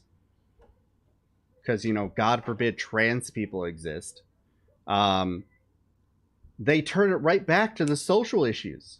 I'm literally talking about how there's all these economic policies, like, I don't know, giant fucking tax cuts to rich people that have in no way benefited the working class in this country and has caused this giant gap in wealth.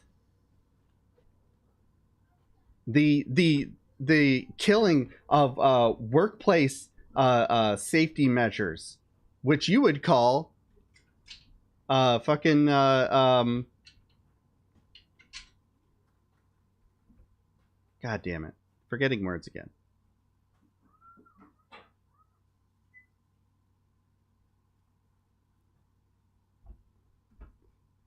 Regulations. That's regulations. And that's harmed people. There's a reason why countries that offer more welfare programs, more entitlement programs, as you guys like to call them, have a higher life expectancy than us. Why they spend less money on things like healthcare. Why they spend less money on things like prisons. Because we use those things to punish the American worker. And they recognize it as, hey, that's the bare minimum that should be provided for people. And even then, they still fall a little short. But they're better than us. I try to talk about economic issues, and all you can do is bring it back to Roe v. Wade, which will have an impact on economics. Don't get me wrong, but it ain't what I was talking about. Ain't what I was talking about at all. You can't let go of your pet issue, can you? I'm over here talking about the rulings that have been made that still exist, that have negatively impacted, like, I don't know, all these free trade agreements that have allowed plants in Flint, Michigan to close down and be pushed overseas. And I got news for you. No one, including Trump, is bringing that back. It's done. It's over. We're a service economy now. We're a service economy now. Our largest employers are Amazon and Walmart. Eli.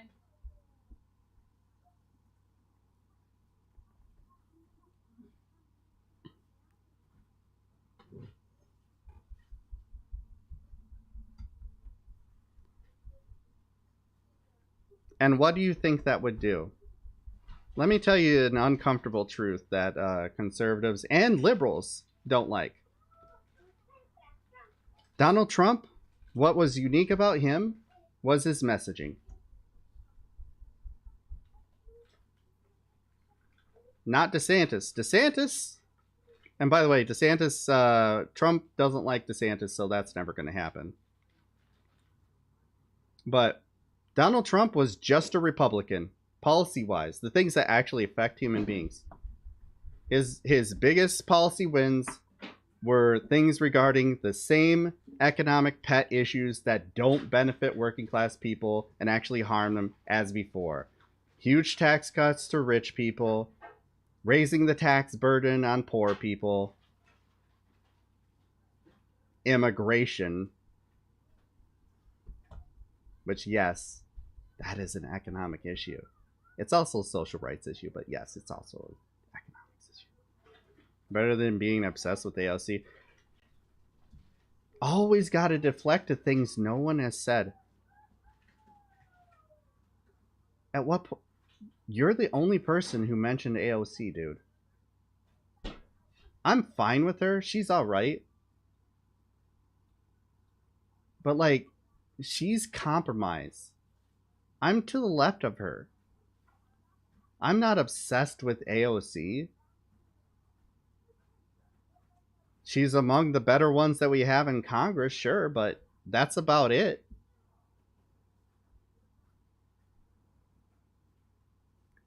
And this goes to another point that I've said for a long time. There's still Trump hardcore left. They're not actually on the left. If you actually look at what they say, none of what they say is left wing at all. They call themselves communists, and then when you're like, okay, so you want to get rid of private ownership? Nope. Wait, what? You want to get rid of the state, right? Nope. Hold up. You want a communal society, correct? Nope. You at least want to get rid of billionaires, right? Because you recognize how having that much money and that much power in society is a inherently corrupting factor. Nope. I love billionaires. Are you at least on the left for social issues? Like you believe that trans people are fine? Nope. Hate them. Every single last one of them. They're just right-wingers. They just call themselves a different thing and have no consistent beliefs that are consistent with anything on the left. So no, there are not a lot of lefties. I have no problems with billionaires. Well, I do. I do.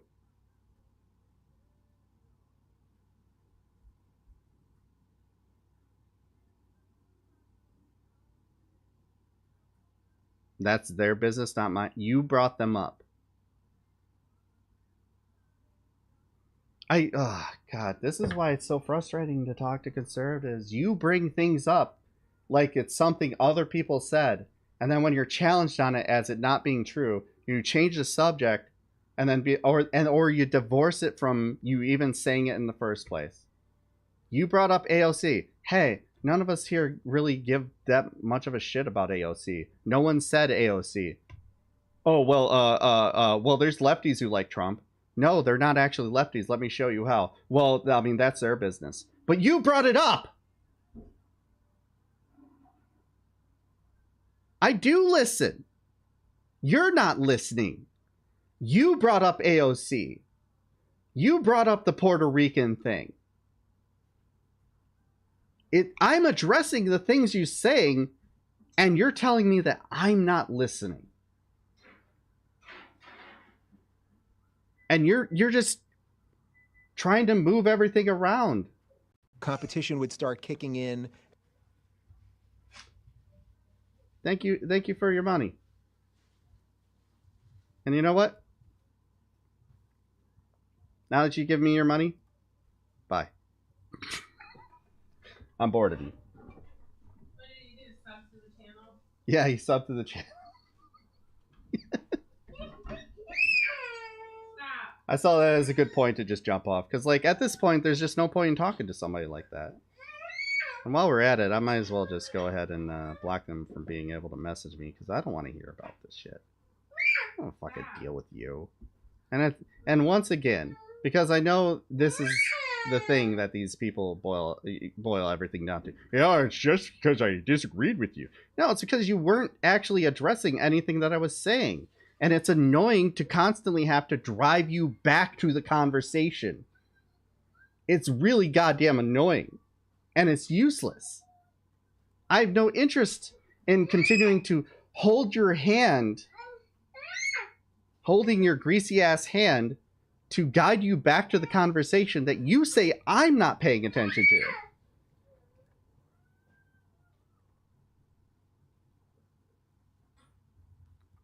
You know, if you can't stay on topic, if you can't listen, if you can't address what's being said to you, think about why that is. If you're constantly feeling like you have to change the subject in order to make your point, think about why that is. If you're not able to connect the thoughts, me talking about how the Democratic Party has moved to the right for decades and how they backed policies that are comparable to the right wing back under Reagan, and even to the right of them now, you bring up how I'm obsessed with AOC. Like, what? Who? Who is obsessed with AOC? Who said AOC? Oh, it was just you. In the entirety of my chat, if you were to search AOC, you would find the first mention of AOC being him. And no one else.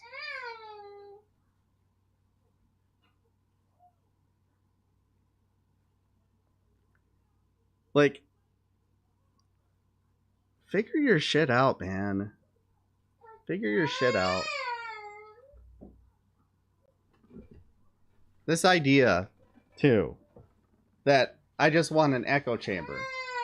I don't have an echo chamber. I welcome in conservatives. There was a while there where I had a conservative who came in a bunch of times during streams. And he was good faith for a while.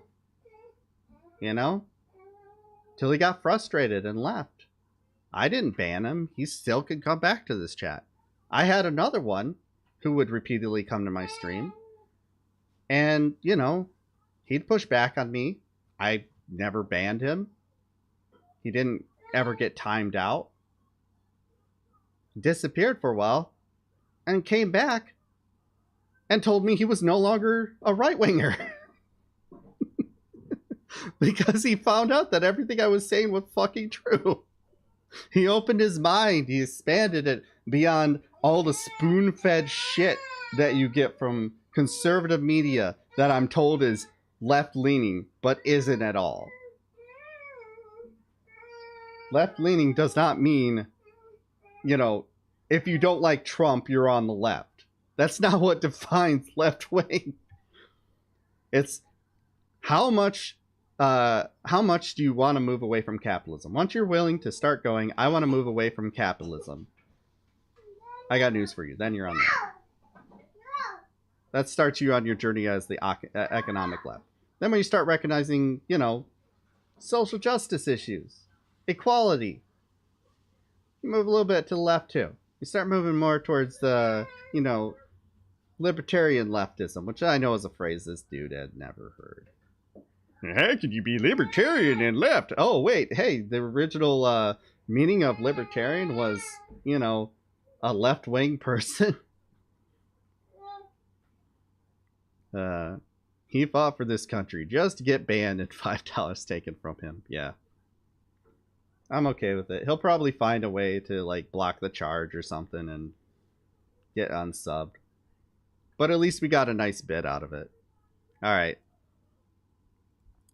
Let's go back to shitting on his people. I can't help but notice that he never addressed the thing that we were talking about at the time, which was Carrie Lake claiming that the election was stolen from her when she has literally no proof of it. And she's just going to keep fighting because she's just a whiny Karen who can't accept that, hey, wait a minute. I basically told the majority of the state to go fuck themselves for months and then said I wouldn't actually believe them when they told me to fuck off. And now I'm shocked that they told me to fuck off. And now I'm going to be like, no, you don't actually want me to fuck off. You want me to stay and continue to insult you. He's totally a capitalist who's going to use the system to shrink responsibility for his actions. Yeah, totally. He's going to work from the inside. Freedom. Freedom means not having to answer to trans people. Freedom means not having to look at issues regarding black people. Freedom means I get to say whatever I want. I want to be able to say the N-word. Unfortunately, I have a lot of reading. It's good to see you move on, Jenkins. Good to have you by. All right, let's move on. Hey, this is probably the perfect time to read this. Addressing the weird racism that comes from right-wingers. Hey, Michael Tracy is a right-winger. We all know this. He pretends like he's not, but he is. He says things that appeal to the right. Most of his fan base is right-wing. All the things that he pushes for are right-wing. Agree with conservatives. He blames the left for everything. He bashes on the left more than he ever does the right, which he never bashes the right. He said some weird Nazi shit a few months ago. And then he said this. He's now supporting Herschel Walker in a way that, not advisable. Not advisable. So Michael Tracy said this absolute brainworms. Herschel Walker doesn't come across as the ideal U.S. senator, but the main reason he's called stupid seems to be because he speaks in a heavy regional dialect with lots of colloquialisms. This alone does not make him stupid. He sounds like countless blacks in the Deep South.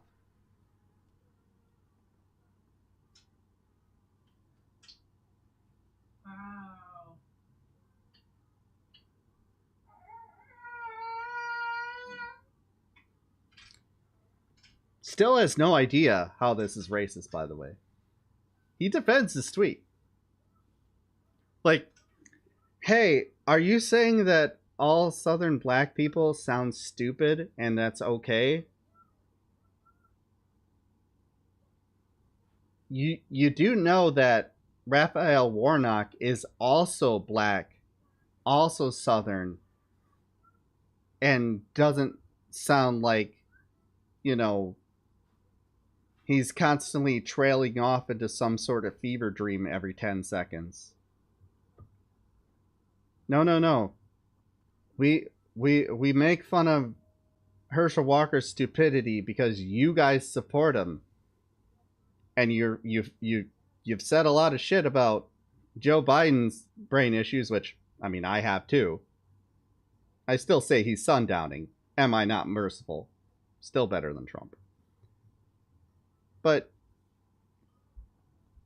you guys support someone who clearly is suffering from CTE, has beaten his partners, has paid for a bunch of secret abortions with women that he cheated with his wife on, a bunch of secret kids that he's tried to hide from the public,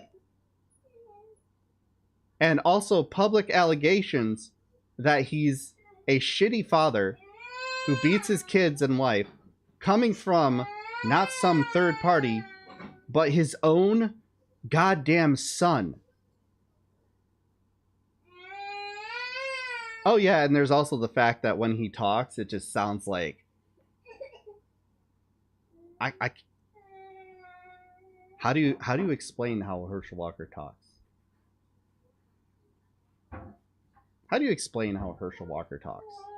Honestly, without saying any words that discourage his, mental faculties. How do you describe how Herschel Walker talks? Do I need to go back to the vampire quote?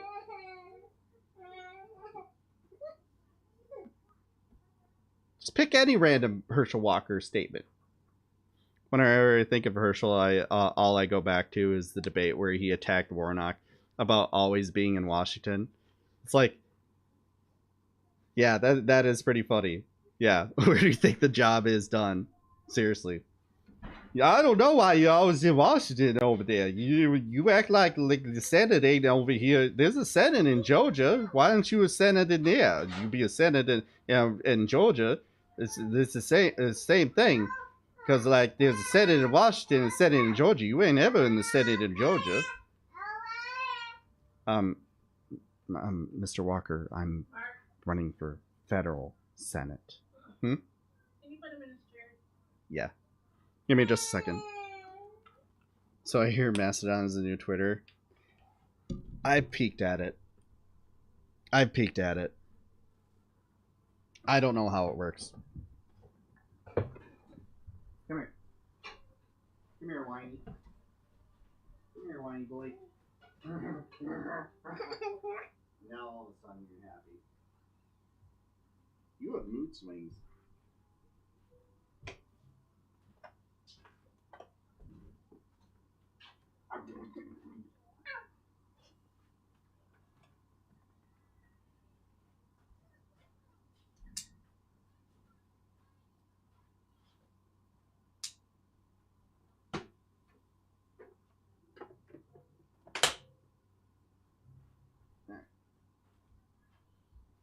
Ready for him? Ready for him? His nuggets are so cooling. He's gonna start whining pretty soon. He has a lot to say every day. I wish it was in English though. Anyone who listens to that and goes, "Yep, that's my guy." Yeah, it's strange, Tyler. It is the strangest shit. How does this man have a voting base? And it's seriously just like, earlier I was talking about how with right wingers, it's all a lot of like, well, you did it. And it's usually the baseless accusations that they made against us, or the stuff that we have actual proof of them doing. And they're like, well, you did it. Voter fraud. Oh, well, you guys stole, you guys said we stole an election. So their answer for the mental faculties of Joe Biden being not great is Herschel Walker. Oh, you elected somebody who has fucking sundowners. Well, we're gonna elect somebody with CTE. How about that? Take that, libs. I don't know how Michael Tracy I don't know how Michael Tracy. I just don't. The man every now and then just pops up with the worst takes. There's like this weird industry of contrarians.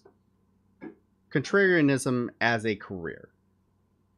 Michael Tracy, your Glenn Greenwalds, Matt Taibbi's there now.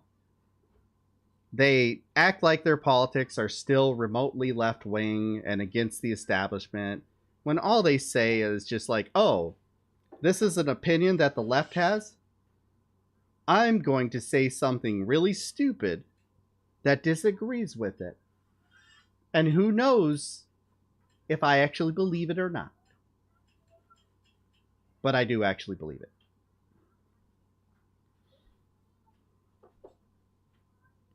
So, that'll always be fun. Thank you, Michael Tracy, for just saying that all Southern black people sound stupid. That their dialect and colloquialisms make them sound stupid, and you're just okay with it. You're not recognizing that, you know, there's literally his opponent who is from the same place who doesn't sound like that and is also black. Nat Taibbi used to be cool. Yeah, God, what the fuck happened to that idiot?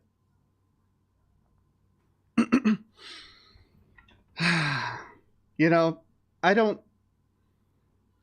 bring up Sam Cedar a lot because I watch a lot of Majority Report. It's like my main go-to for when I'm just like watching a show. The rest is just like, you know, streams or checking out news from various other sources. But like, I did not agree initially with Sam Cedar that the person who leaked the abortion ruling, the Roe v. Wade ruling, was on the right. Slowly over time, I was like, yeah, I think he's right on that. And now we're almost at 100% sure that that's exactly what happened. And not just that it was a right winger who leaked that ruling. It might have been Sam Alito himself.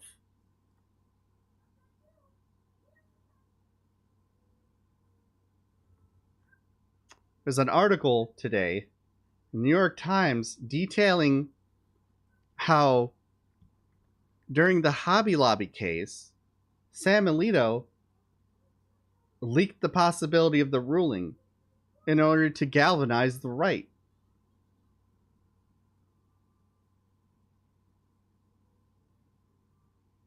Now, let's go back months ago to when the leak happened, really quick, and see the absolute crocodile tears that came from the right regarding the leak. Namely, from Sam Alito.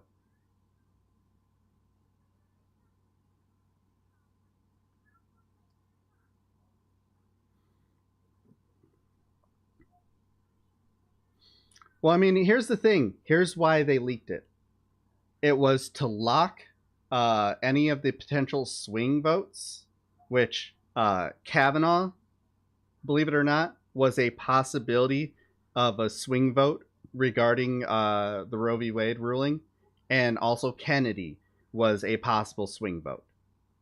But they were leaning towards a certain direction. Kennedy had a big disagreement about there even being this question in place in this ruling to affect Roe v. Wade. Because the court case didn't have anything to do with it. Like, seriously, look at the court case. It was not about Roe v. Wade. It was not about Roe v. Wade. So Kennedy, if you read the leak, his opinion was in addressing the fact that this was trying to answer a question that wasn't asked by the case. Not that he was against repealing Roe v. Wade, but that this was not that. In leaking it, you start getting a bunch of right-wingers pushing back against Kennedy. Kennedy, also a right-winger, but more moderate, more likely to switch. That's how we got, gay marriage. And the funny thing is, his vote didn't matter. But they wanted a unified front of Republicans. But Alito, at the time when it was leaked, this is what he had said.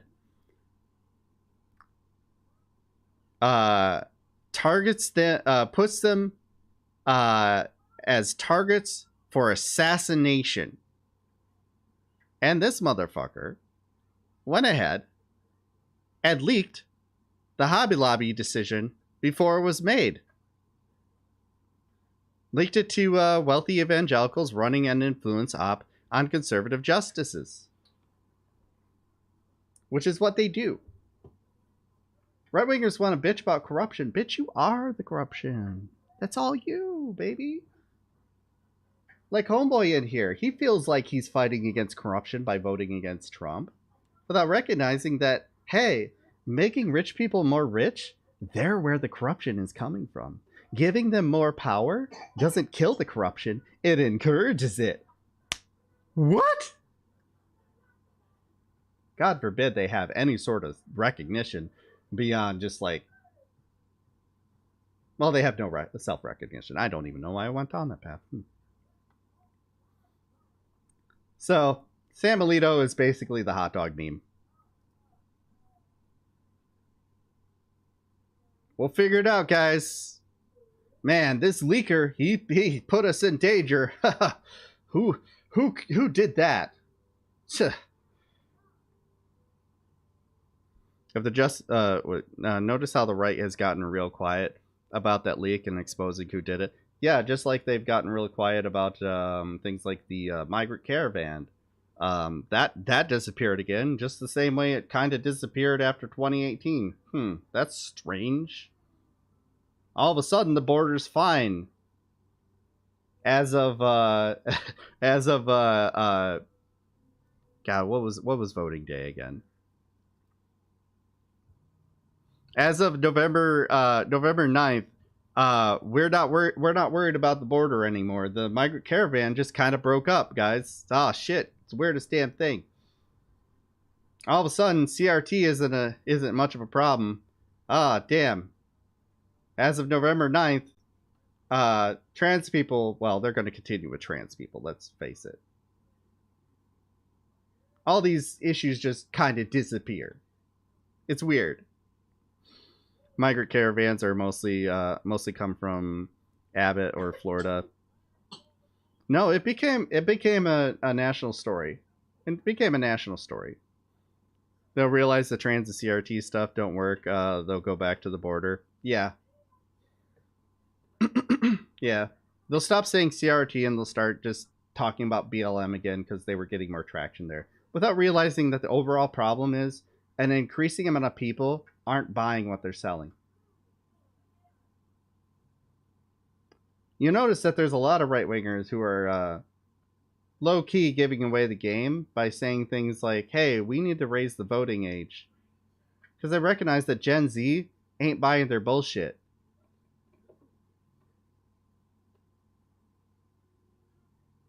This is, I keep saying it. Guys, you're not on the right side of history.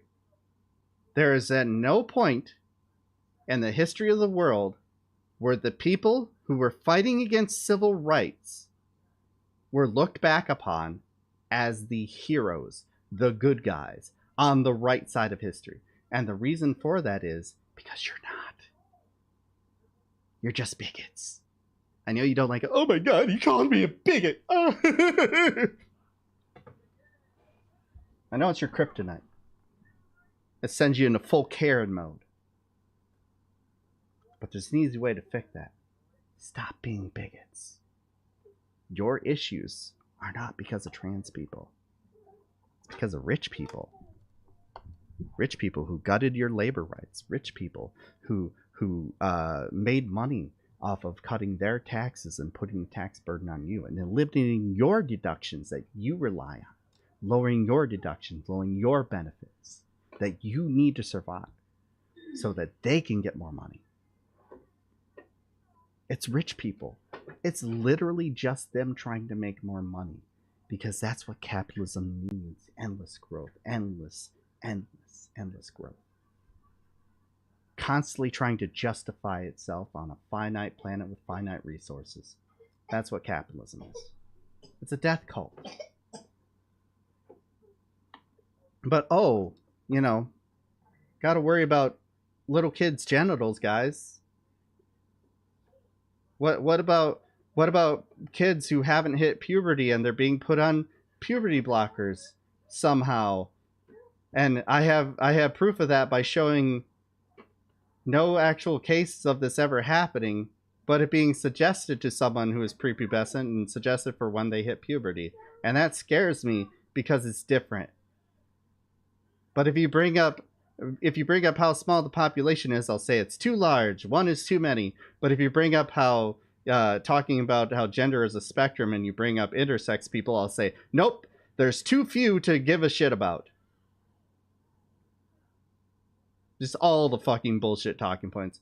Hating trans people, hating gay people, hating black people, hating Muslim people, hating anyone who isn't you is not going to improve your situation. It's never going to make your life better. Gay marriage being legal has had exactly zero effect on society except for making it better for gay people. Slightly. It didn't change anybody's economic condition for the worse or the better.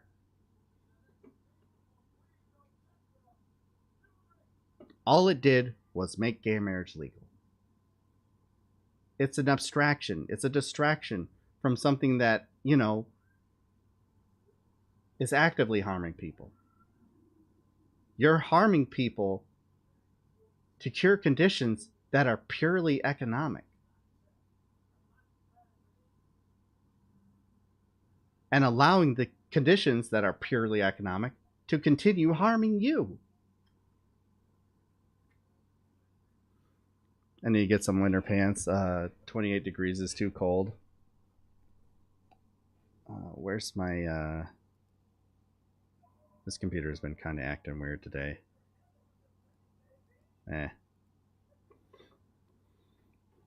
It's pretty cold here, too. The snow's still on the ground and everything. At least it stopped snowing. That's something. Alright, let's move on. So, I don't care about soccer, but, whatever. The World Cup is always a disaster for any country that takes it on. FIFA is basically like, hey, proof that the problem is actually rich people having too much power in society. Yeah, they basically come to whatever place that they hold the World Cup and just fucking destroy it. They force communities to basically slave around to build stadiums for them and otherwise, and then they abandon them. They abuse the hell out of the workers that create all the institutions to uphold it for the short amount of time that it's there, and then they fuck off. Ask Brazil about that. Ask any country that held the fucking World Cup in it. It's the same thing with the Olympics. All this stuff is devoted to the Olympics in one specific area for a short period of time. The workers are abused during the process. It's supposed to bring in a lot of economic stability, and then after it's all done, they all fuck off, and those communities are abandoned. They put all that effort and money into their community for one event, and the lasting jobs, the lasting economic stability, it's not there. like Bush did in 2005 with Hurricane Katrina? No, because at least the World Cup proposes some sort of benefit shortly.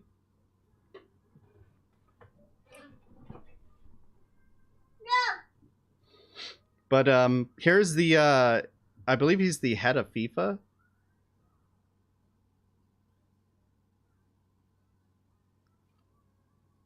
Let me just make sure that I have who he is because I forget.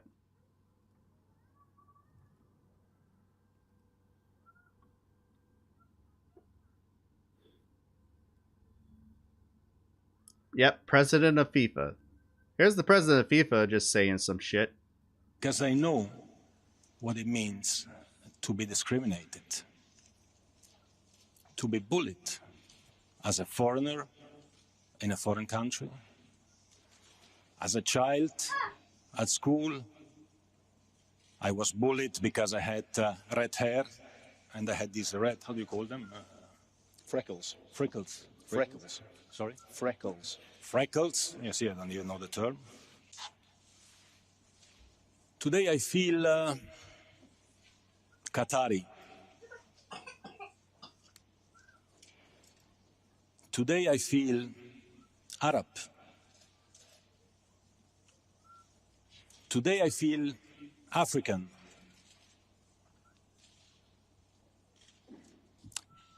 Today I feel gay. Today I feel disabled. Today I feel a migrant worker.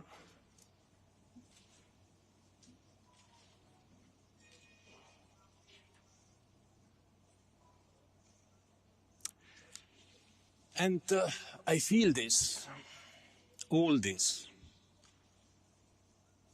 because what I've been seeing and what I've been told, since I don't read, otherwise I will be depressed, I think.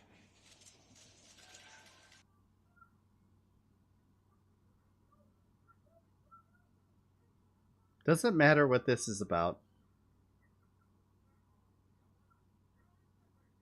No context I provide is going to make that speech any better. But if you're looking for context, so the stadium that was built for the World Cup in Qatar is not allowing alcohol, but they didn't tell people that until they were already there and brought alcohol, and they started turning people away because they had alcohol. And there was no alcohol being provided within the place. And people are mad about it because this is a sporting event. And internationally, it's just kind of what you do. Get drunk, you watch the sports. But due to Qatari law, they can't provide alcohol. So people are really mad at FIFA because they handled this like an absolute just shit show. Didn't announce any of this beforehand, and just started turning away ticket purchasers. Budweiser is a huge sponsor. Yeah, things like that. Is he trying to discredit other people's persecution by using a sob story? So, by people being mad at him fucking up this entire thing, for people who spent it way too much amount of money for the World Cup, he's trying to say he's being discriminated against because people are mad at him. Therefore, he understands what it's like to be gay or African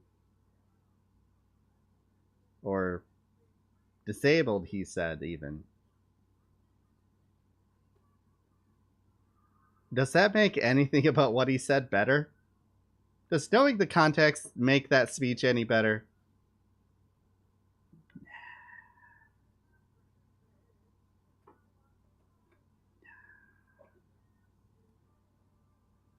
It's gonna be bad, guys.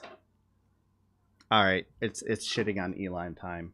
It's shitting on Elon time. Let's fucking go. We're ready? We're ready? We pumped? I'm ready to...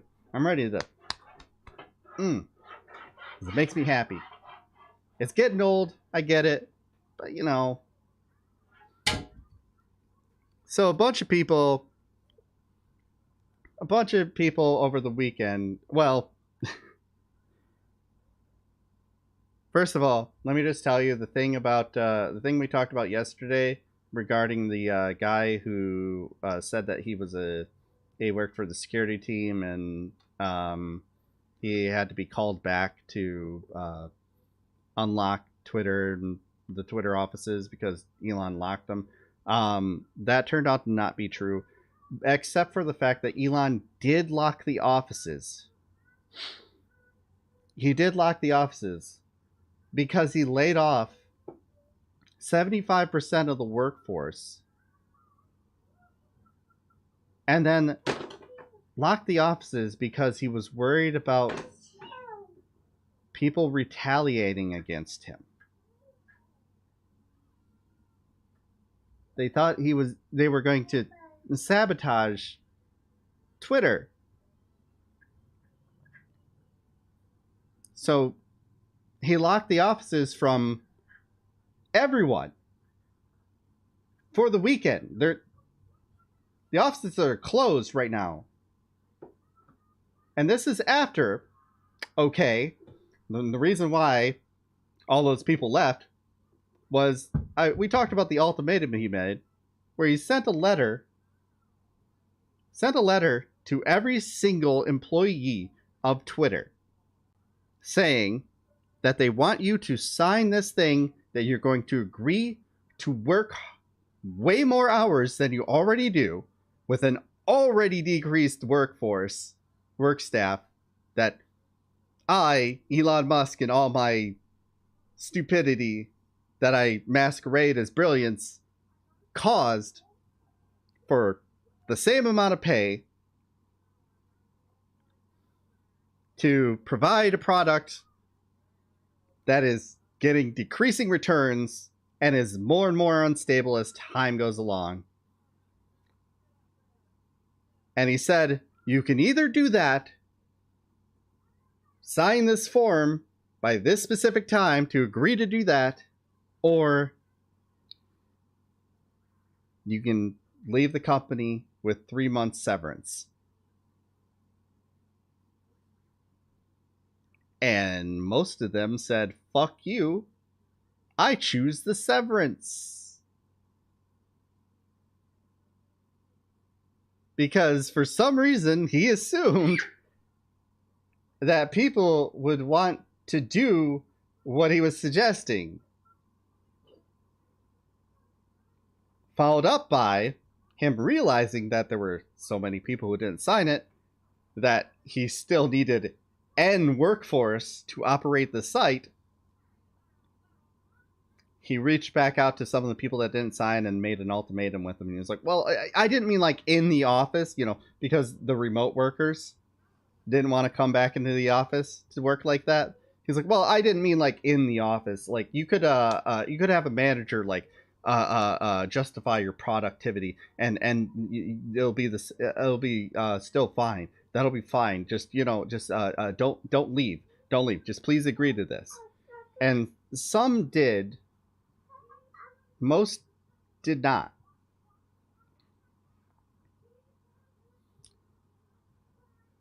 And he realized how bad this all looked and how much it pissed off all the former workers, which is why he feared retaliation by those workers and locked the doors to the office for the weekend. There is currently nobody in Twitter offices right now, nor can they get in unless Elon shows up and unlocks the fucking door.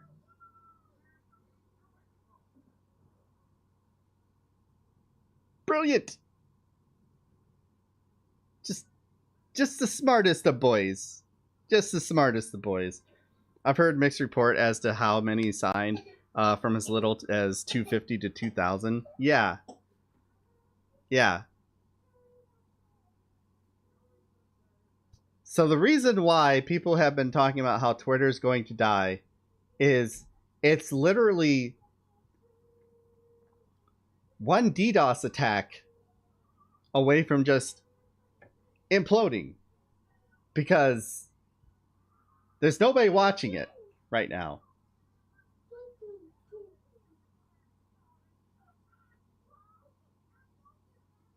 We're literally just sitting here, and at any moment we could go to load Twitter and it just won't. And this is going along with all the problems that already have started to exist ever since Elon took over. You want to see my favorite thing that I found that is a weird phenomenon? Remember, Elon's whole thing was the bots. Oh, I'm gonna get rid of the bots, guys. Don't worry. We're gonna make sure that the bots are gone. Now, Matt Bender replied to one of Elon's tweets yesterday. Just ignore that. Sorry. Here it is. It was this. Elon,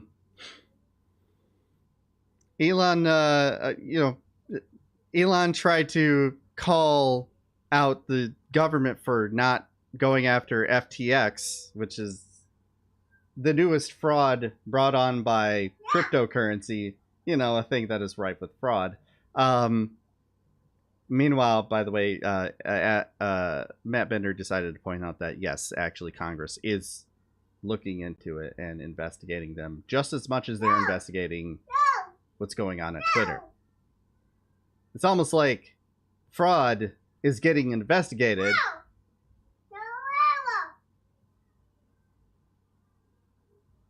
And he's refusing to acknowledge that fact because it's, inconvenient to the narrative he wants to push. They're just going after me. Why are they so worried about me? Why aren't they worried about this guy? And it's like, yeah, we're worried about both of you, motherfucker. Fraud is fraud. Fuck you.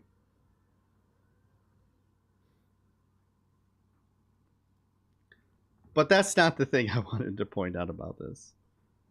Now, I talked about it earlier, but when I'm in the back, when I'm, loading up the stream, I try to make sure that all my tweets are available, that there's nothing that's going to be interrupting it. All my links are good. All of my Twitter links crashed, and I had to reload them. I think I've noticed for a while, and I'm seeing more and more people talking about this, is when you go to load a tweet, it says the tweet is unavailable. And you have to reload it. Works great. Didn't happen to me before. There's been plenty of problems before, of course, but all of a sudden, it's a huge problem. It's going to probably have an effect. We're probably going to have to check out Reddit or something. But there's another thing I noticed. Because remember, I mentioned the bots, because that was his big thing. Guys, let me take over. I'll get rid of the bots, guys. I'll get rid of the bots. I went to Matt's tweet, and I was just going to respond to him about that. And I noticed the replies to his tweet. Now,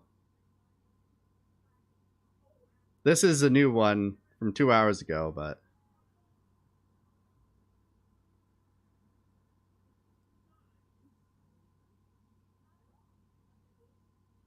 this is what I started to see. There's even more now. At the time when I took the screen video, it looks like some of them have gotten deleted. I don't know where where my reply is. But, oh, here it is. This is what it looked like. All of them. Replies talking about this weird scam and a link to Elon giving away cryptocurrency via Tesla.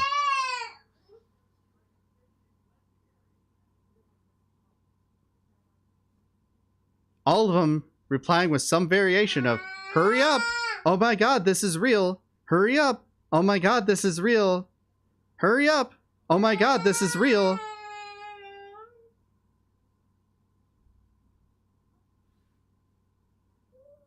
And you saw them all. They're still continuing. They're still there. To the moon. Hurry up!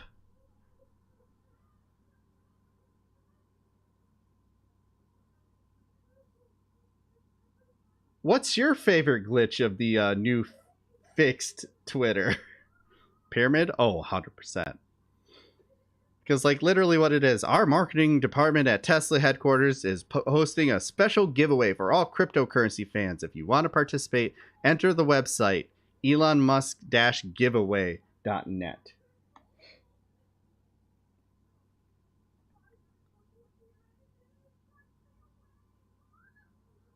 So that's my favorite glitch. What's yours? What Elon posted yesterday was that he was bringing back Kathy Griffin, Jordan Peterson, and the Babylon Bee. Quick reminder, by the way, he still hasn't made a decision on Trump. Quick reminder that the reason why Kathy Griffin was banned was because she was impersonating Elon. She didn't say anything that was against TOS at all. She just impersonated him with her checkmark. The reason why Jordan Peterson and Babylon Bee were banned was because they posted something transphobic, and all they had to do was delete that. Because remember, the Kathy Griffin one, which fuck Kathy Griffin in a lot of ways, but Kathy Griffin one was just, it was permanent, and was just her impersonating him. These guys, it was suspension, and all they had to do was delete one tweet each. Another platform that will kill itself is Twitch. Jesus Christ, I don't. If I'm watching a stream or TV with the number of ads, yeah, the ads are like Twitch. Twitch is. There's a lot of social media sites in trouble right now. What's up? What's up?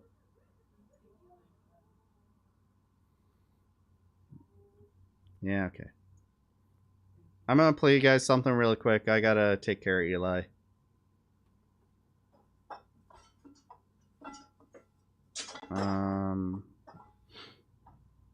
That's creepy. Let's see here. Anything fun that comes up?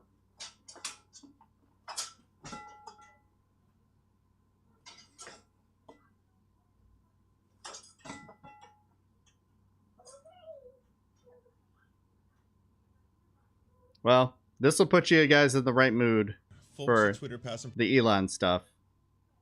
And I'll put it on, let's do 1.25. And I'll be right back. President are strong and resilient. They've always found a way no matter how difficult. Off. I realize many are angry with me. I own the responsibility for why everyone is in this situation. I grew the company size too quickly.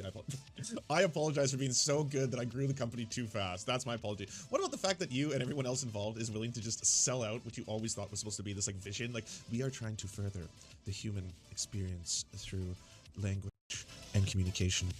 We believe that we almost have crafted some form of a sentient being, one that embodies all of humanity, our greatest, our most horrifying moments and our most beautiful ones into a synchronicity. And you're like, you just cared about one thing. It was like, it was always about the bag from the very start of this. We now get to talk about the future of technology, everyone. I'm so very excited about this. Twitter 2.0. Hell yeah. I gotta be honest, this is the first time Elon Musk has been funny on Twitter.com. Last night, RIP Jimmy Fallon was trending. Jimmy Fallon is a scumbag, and so it was kind of funny that there was a campaign online where people were just pretending that he had died, and then confused people were jumping on board, and then a bunch of libs were all losing their shit, and they were all just like, what, Jimmy Fallon? He was taken from us too soon, he's an angel, blah. And then a bunch of other people were like, oh, this is actually it's a meta comedy. I'm actually posting pictures right now about beans and other shit. It has nothing to do with Jimmy Fallon. I'm getting real weird with this one. Anyways, it just kept on going until Jimmy Fallon eventually tweeted out, and by the way, Jimmy Fallon, huge scumbag who tried to push cryptocurrency and NFTs on his audience for a very long time, and then just quietly changed his avatar and tried to walk away from it all. Yeah, it used to be jimmyfallon.eth, I think, was the old one. But anyways, Jimmy Fallon asks, hey, Elon, can you fix this? Hashtag rip Jimmy Fallon. And then Elon Musk says, fix what? And then I gotta be honest, that's actually pretty funny. That's funny. I've never seen Elon Musk be funny on Twitter before, so that one's funny. Yeah. Dozens of extremists on Twitter now sport the blue check, once reserved for verified accounts, after signing up for the paid blue service under policies instituted by the platform's new proprietor, Elon Musk. It now is an official article in the Southern, the Southern Poverty Law Center has an article on this whole fiasco, shall we say. Between November 9th and 11th, however, users were able to sign up for a paid tier of the service called Twitter Blue, which for $7.99 a month would add to their profile a blue check mark, just like celebrities, companies, and politicians you already follow. Twitter prevented new signups for Twitter Blue as of November 11th, after a rash of impersonator accounts, including one targeting Musk's other company, Tesla, created an impression of chaos on the site. The vast majority of Twitter users passed up this offer, and reports for Twitter's internal discussion put the number of about 140,000 of Twitter's 450 million active users for signing up. But dozens of extremists acquired blue checks during the 2-day window of availability. Hate Watch investigation of extremist use of Twitter Blue, based in part of one part of the third-party list of the paid blue check accounts, found that white nationalists, anti-LGBTQ extremists, and other far-right individuals and groups now sport what was once a symbol of credibility on the platform. What did we tell you was going to happen?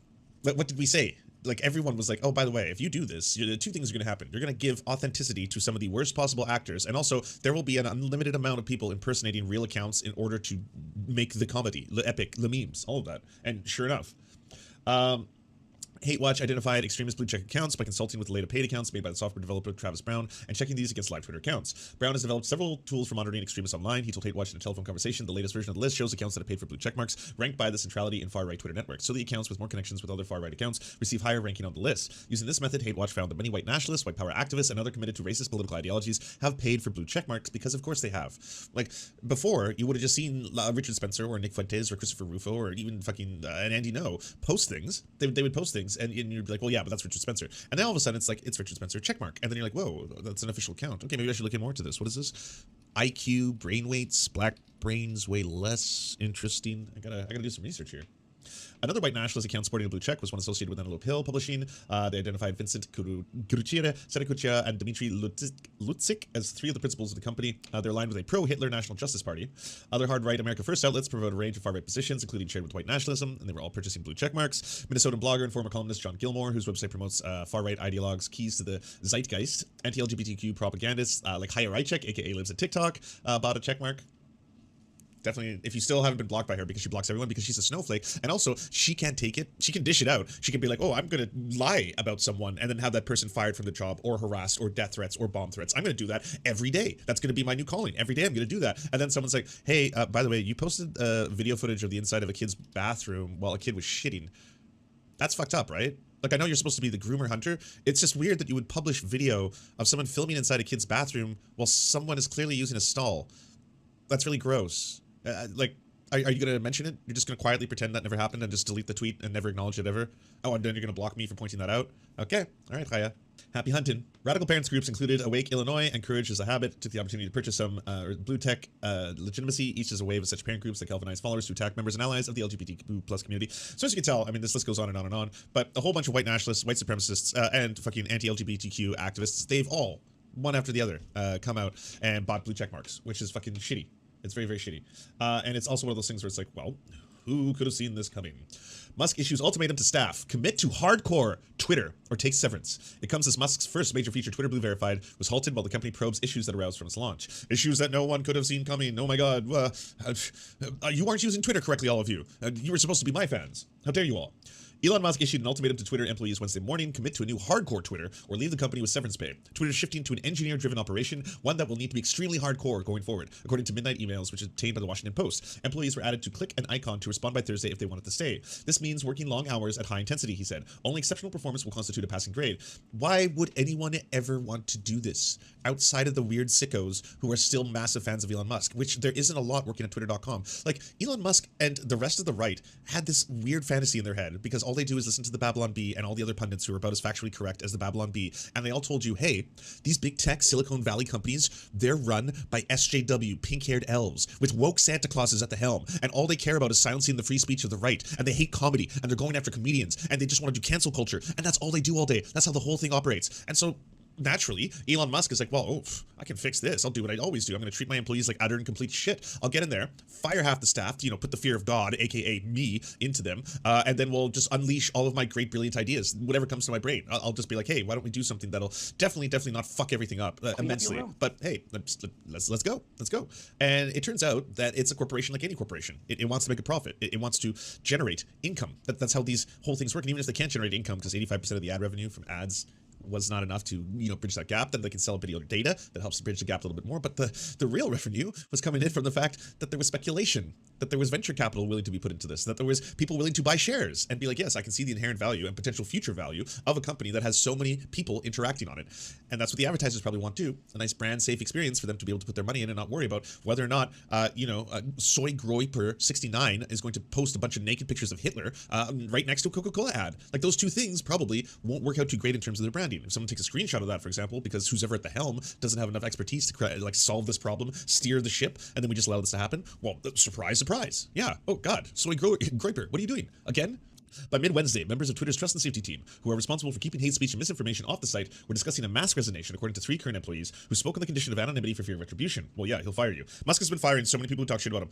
Like, people have been combing Slack and snitching on each other to find, people being like, does Musk know what he's doing? Fired. Gone. So I don't know why anyone, with the way he's treating his staff, and also just his history of treating staff, horrifically poorly, hey, COVID, go back to the factories. Everyone, I don't care. Yeah, I know I'm legally not allowed to make you work, but if you don't go to work tomorrow, I'm just going to fire you, because I don't care about, labor laws. I'm going to accept the fine rather than have you all not work under a pandemic. Go, get out there. Let's hope for the best, okay? So why would you want to stay? Profile individuals and brands spiraled out of control, according to a person with knowledge of the internal discussion who spoke with the condition of anonymity. People familiar with the matter who spoke on the condition of anonymity to describe internal matters as well as the internal and external compiled data reviewed by the Washington Post showed the news service failed to gain much traction during its brief stint, skewing towards a few niche communities and threatening Twitter core advertising revenue. Yeah, you smoked the ads and the commercial viability of your website so that the Nazis could get check marks and the trolls could destroy you even harder than they were before. That's the world's smartest man, fucking operating at high capacity. The ultimatum to employees, paired with Blue Launch and Backtrack, served as a culmination of a whirlwind couple weeks of ownership from Musk, who bought the company for $44 billion late last month and faces huge financial pressure to make it a success. The Post previously reported that prior to taking over, Musk pitched investors cutting the staff by 75%. Musk and Twitter did not respond for requests for comment. Musk is facing pressure to push the value of Twitter, which some have said is already worth about half of what he paid. Are you serious? Half? I would be astounded if someone wanted to pay $22 billion for this fucking car wreck. Knowing the amount of money and capital they will need to steer it. Like, the best case scenario, if you want Twitter to stay alive, is that this goes on for a little bit longer without actually crashing the whole system, because man, is there ghosts in the machine. If you are an addicted Twitter user like myself, and you've been using it for the past couple of days, you might notice the spinning wheel, the loading wheel, it just never stops sometimes. Other times threads just kind of spread apart. Just been times when threads are supposed to be connected, and then all of a sudden I just see the tweets popping up all over the place. I'm like, oh, that's weird. These don't seem like connected ideas. Oh, it was supposed to be a thread, but the oh, weird. Okay. The ads are almost exclusively crypto bro, invest in FTX. Now's the best time, better time than ever to fucking jump on FTX, So you're not going to get 22 billion. The best case scenario is Tencent comes in out of nowhere and is like, we'll give you 5 billion just to take it off your hands. 5 billion, and you get maybe some down the road value stock options. We'll give you that too. Something so you can maybe recoup some money, but that's it, Twitter unverified a Democratic politician for what? On Wednesday, Musk took the stand in Delaware Chancery Court in a trial over the shareholder lawsuit stemming from a compensation package that he received as a Tesla CEO. He also defended some of his actions so far at Twitter, including bringing on Tesla engineers to evaluate Twitter's engineering staff. Musk also acknowledged a tweet claiming he had planned to sleep on the Twitter floor until the organization is fixed, a process he expects to be complete by the end of the week. I don't know if you all saw this. He also, the other day, started saying that food was costing him $400 a person because no one eats at the Twitter, kitchen HQ. And he's like, yeah, it's just empty. It's completely empty. So it's really cost me a lot of money. So I'm just going to say everyone has to pay out of pocket from here on out if they want to have food, staff, meals paid for them. And then it's just like, what? And then he lied. He said that 5% of the people were coming in And the old manager of that entire division tweeted out that's not true. It had anywhere between 25 to 50% of the staff eating at the the indoor staff area. And what a surprise! If you fire half of your staff, but you don't adjust adequately for your cooking and cleaning staff, then yes, there will be a lot of people not eating the food. A whole bunch of food is probably getting wasted, and that probably costs you money. But you're a big fucking super brain genius. Did you not figure that out? Did you cut the staff in half just like a cake? Were you just like this? And then you separated, and you're like, okay, I have separated the wheat from the chaff, and now we will keep the wheat. And keep who, sir? I don't know. Whatever the half of the list, get rid of them. Here we go. Still, multiple employees said they refused to sign any pledge, signaling their frustration with the new direction and the blow it has taken on the staff morale. The workers who spoke on the condition of anonymity, you don't have. This is the 6th time you said that. We know. Said the ultimatum was the last straw. I'm delighted to know I have the option to leave. One of them said, I'm not committed to hardcore Twitter. Meanwhile, advertisers have been pausing spending on the site, hurting Twitter's main source of revenue. So we're getting Twitter Blue back on November 29th. So the circus will start again, by the way, everybody. On November 29th, we get to enjoy, once again, the fiasco. The same thing will happen again. No, whatever system they have in place, where they're we'll be able to catch people immediately this time. There will be is the Roblox one still up? I bet the Roblox one is still up. Hold on. Oh my God, it's still up. I mean, they changed the name to Parody. Maybe that's why it survived the test of time. So this used to say Roblox, and then it said we're adding sex to Roblox. But that's since November 10th. So they don't care.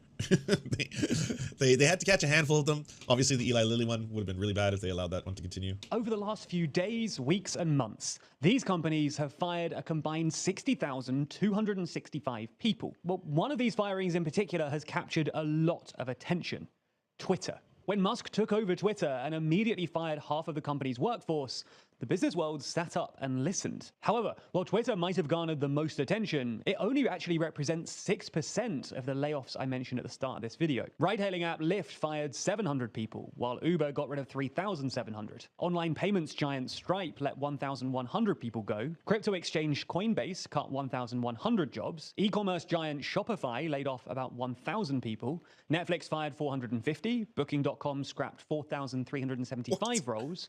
Microsoft let an estimated 1,000 people go. Mum's favorite Groupon fired 2,800. Snapchat's owners Snap cut more than 1,000 people, while TikTok's owners ByteDance got rid of 3,600 positions. Investment platform Robinhood fired 31% of their staff over 2 firing rounds, while fintech Chime let 160 people go. Airbnb got rid of 1,900 people. Delivery firm Getir fired 4,480. Klarna fired 700. Peloton scrapped 3,300 roles. Tesla fired an estimated 3,500 people, or 10% of their salaried workforce. Amazon are expected to cut a huge 10,000 people. 15? But the biggest of all is Meta, where Mark Zuckerberg just let 11,000 people go, or 11% of their total workforce. And that's not all either. According to data aggregator layoffs.fyi, more than 1,118 people working in big tech have been fired in 2022 alone. And those are just the publicly disclosed numbers. There's likely other firings that we just don't know about. There's also companies like Apple and Google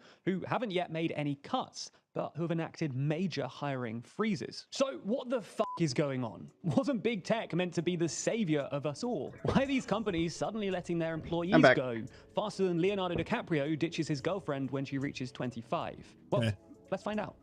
By the way, I know that's a meme, but it's gotta be weird. Could you imagine dating Leo when you're 24 and just being TikTok, he's gonna break up with me next year? I could make a joke about it, but then he would just be oh no, that's just that's an internet thing. I don't actually we break up because we break up. It has nothing to do with there's just an age where I can never date a woman who's older than that. Trust me, it's not a weird thing. Okay, it's not some weird infantile. Just don't worry about it, baby. But every time.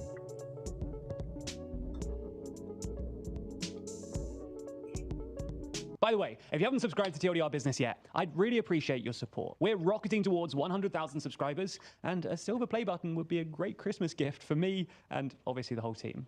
So, if you want to find out why so many people are being fired in the tech industry, there's one place to look for excuses: the letters and memos that are published by these companies and their leaders. Now, in each of these, we not only hear varying levels of compassion, but we also find their explanations for the firings. Now, the logic presented in these letters ought to be taken with a pinch of salt. These CEOs have all kinds of incentives other than the truth, but it is worth examining the reasons they present, including the impending recession, overzealous hiring, the end of the pandemic, and not culling the PACs. Okay, so the pandemic's not over.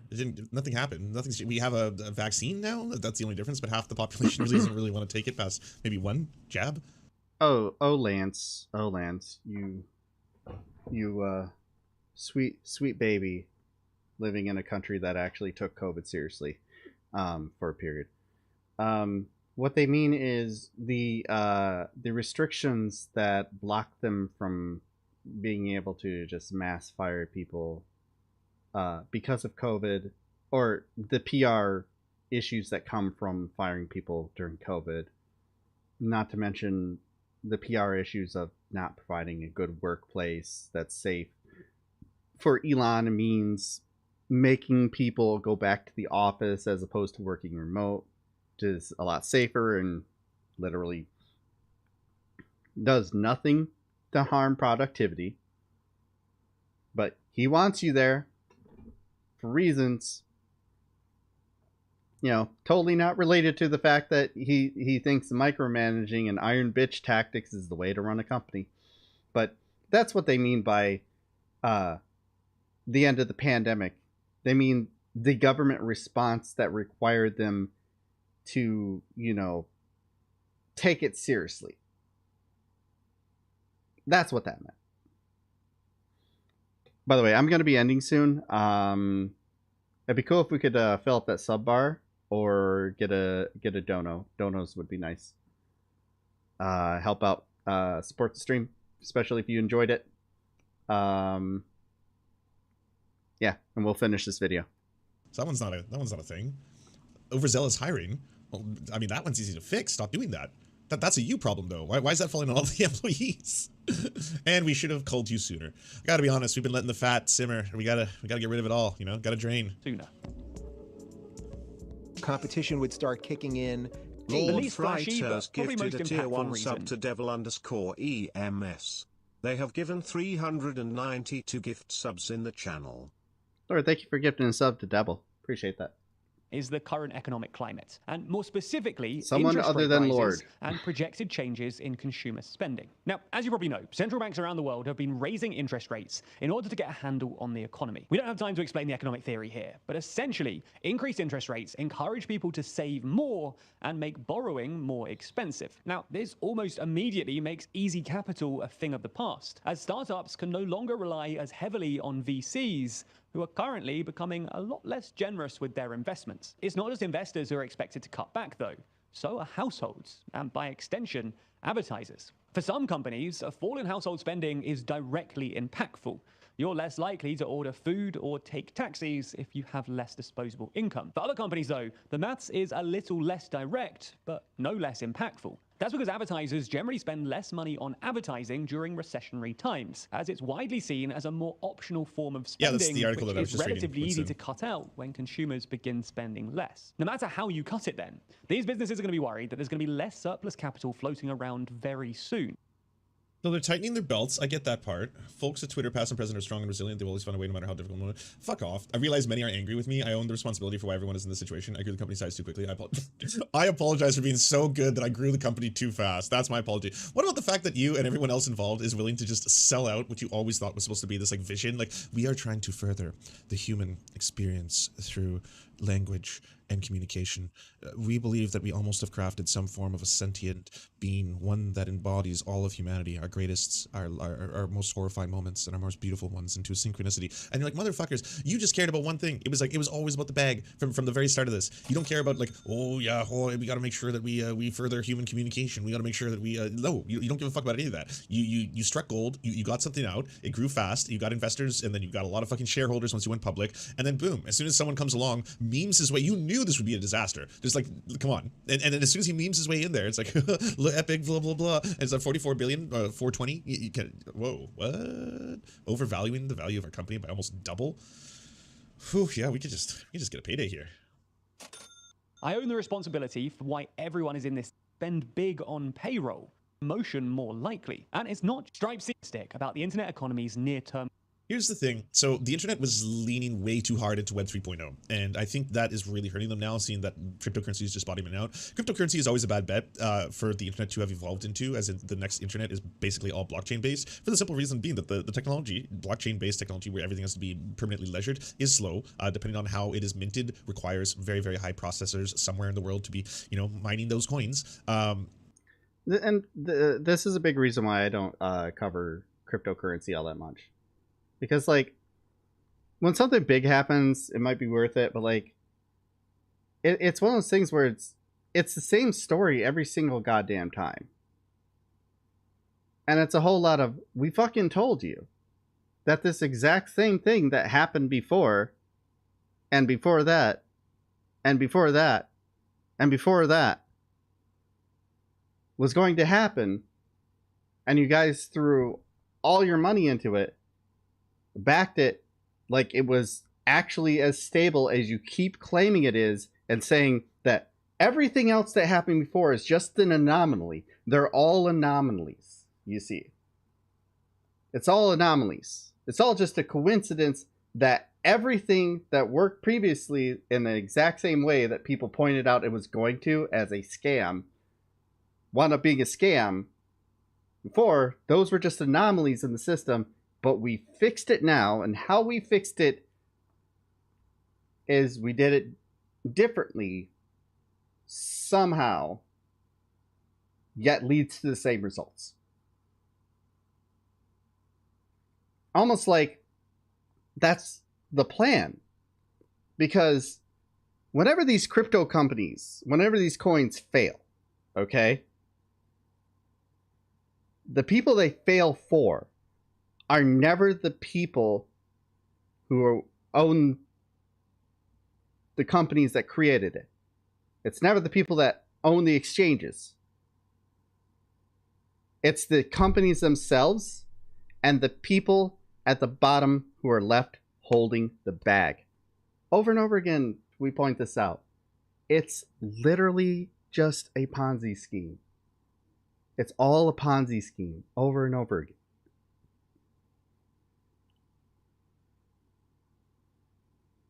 So there's no nuance in talking about crypto. And I see I kept seeing the internet every single time, like every couple of months. It's like clockwork now. This new crypto thing is going to fix it all.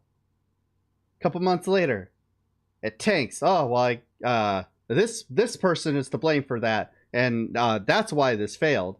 Not, what crypto is and what we're trying to make it be versus what we tell you it is, which isn't what it actually is. It's not going to free you from currencies. It's not going to free you from government control. All of it is just speculation. It's all a speculative asset. It's all already, it's finite, so it's owned by the majority of the people who already own the means to pursue the majority of it. Meaning they are already rich, put money into it, make more money off of it existing and the speculation behind it, use their celebrity to boost it, use other people's celebrity to boost it more, to inflate the price of it, and then all of a sudden they just go, now it's time to cash out, and they just do it. They just cash out. And once they cash out, it lowers the price. Price just fucking takes. And these people can fuck off to Bermuda. No one's looking into them. There's no laws set up properly in place to do anything about it. It's a total Ponzi scheme. There's no nuance. Clockwork. Every couple of months. New crypto thing. Couple months later, crypto thing fails. This guy got rich off of it. Why isn't anyone going after him? Because it was fraud. And then it just disappears because the next crypto thing happens. And this will fix it. Crypto, Web 3.0 stuff is very literally trying to correct a problem that no one even believes is a problem. It's a solution in search of a problem. We fixed money. Well, what was wrong with money before? Was it that not enough people had it? Not according to those people. That's not the problem. Was it that it doesn't actually provide enough for people to actually access resources? No. That's not what they're complaining about. They just don't want the government attached to it. They don't want a central authority attached to it, just in case, they do something that they just disagree with the government should be illegal. Like, I don't know, fraud on a mass scale. Ponzi schemes. If you did the same scam with, US currency, the euro, there's something there. There's laws in place to prosecute people on this. Anytime they reinvent it, it's the same thing. If it feels like I'm repeating myself, it's because I'm literally describing exactly what happens every time a new crypto thing goes up. Every single time I see a new crypto thing, I roll my eyes out at it and I go, this is predictable. We know at this point. I'm happy that a lot of the lefty leaning people who thought crypto would be the way to go and would be the lefty way to go, would somehow topple capitalism, have finally moved away from it and recognized it for what it is. But how we get to that point really annoys me. From the beginning, when I first heard about Bitcoin way back in the day, I was like, that sounds sketchy as hell. That sounds like it's rife with problems. No. It's unhackable, I was told. It's unhackable. No one can just come in and steal your money. Well, who's there to stop it? Well, the blockchain will make it so they can't do that. How? A bunch of technical mumbo jumbo that doesn't really add up to all that much. And you go, how does any of that prevent them from doing anything? Because there's nothing stop. What if they find a way around it? Technology is malleable as hell. They could just literally change something about it. And then they're in. And they got your shit and they run off. My friend at the time was just like, no, they can't do that. I'm like, what's stopping? Well, I mean, the blockchain. But there's nothing in what you told me that shows that the blockchain can stop it. The blockchain is technology. Somebody changes it, it's just done. There's no entity to stop them from taking it and getting away with it. Because there's no way to go after them. Because they're not stealing a real thing. They're stealing a real thing that is connected to something that is semi-real, which is your finances.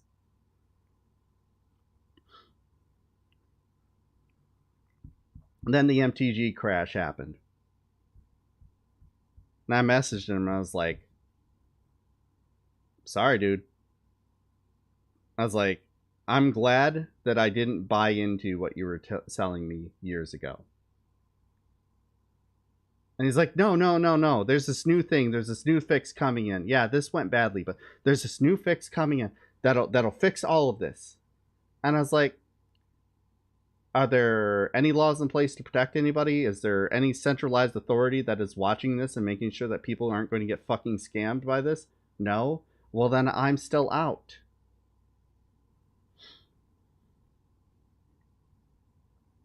And if I had recognized it for what it was entirely, because at the time, it was just what it was sold as. It wasn't sold as this Ponzi scheme that we recognize it as now. Because we didn't know.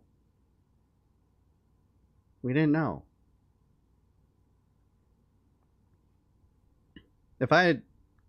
Sometimes I try to tell myself that if I knew what it could have been, I might have invested just so that I could bail before the crash and make some money off of it. Because you can do that if you recognize it for what it is. And I wish I had done that. I would have more money. But I also fight with the idea that if I knew all this stuff that I know now about it, and I did invest, I would be active in fucking over a large swath of people who were true believers and whose only mistake was believing the lie. And I'm not sure how comfortable I am with that fact.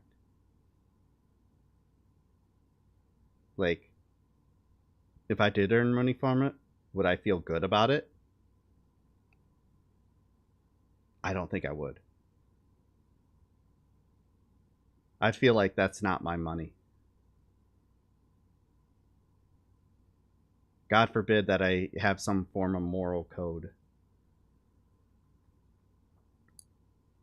But that's it. Web 3.0 is a scam. Anytime you see another crypto thing pop up, NFTs, new form of NFTs, stable currencies, stable markets, whatever they try to say is, this time we did it right, we swear. Look at why no government is still backing it up. Look at why there's no insurance. No insurances to protect you behind it. Just a promise that, nope, this time we swear it's not going to happen. And don't do it. Let crypto die. Web 3.0 could have been something like legitimately beneficial to people, and it's just simply not. Yeah, it's Lucy with the football, Granny. Don't buy into it. Tried telling people years ago, don't do it. You're going to be stuck holding the bag. That's its purpose. And even before I knew that, I was like, this sounds sketchy as hell, because if I lose all my fucking money, there's no insurances to back it up. Because as far as the federal government is concerned, that money just evaporated into thin air. Well, you gave your money willingly. Well, yes, I did. But there was a bunch of fraud. Well, we don't have any laws that could prove that this was fraud. Pretenses are not set in law. Oh, okay. Well, I guess I'll just go fuck myself then. For all the people that crypto bros like to say were lifted up by crypto, there's like millions more who lost their asses. And as annoying as those people are, if they believed in it or continue to believe in it, because now it becomes a desperation. It's you know, you ever met a gambling addict? You ever met a gambling addict? Heard their excuses? Yeah. No, I lost all that money, but I can earn it back. I can earn it back this way. This is I have a new plan. I have a new plan, folks. I have a new plan. This is gonna work out. It's foolproof. We can do it. I have a system, and I'm gonna earn it all back. And what happens? What happens every time? They don't. So they get caught in this trap of desperation where they're just trying to get back to zero. They're not even trying to like make money. They're not trying to like become rich off it anymore. They're trying to get back to zero.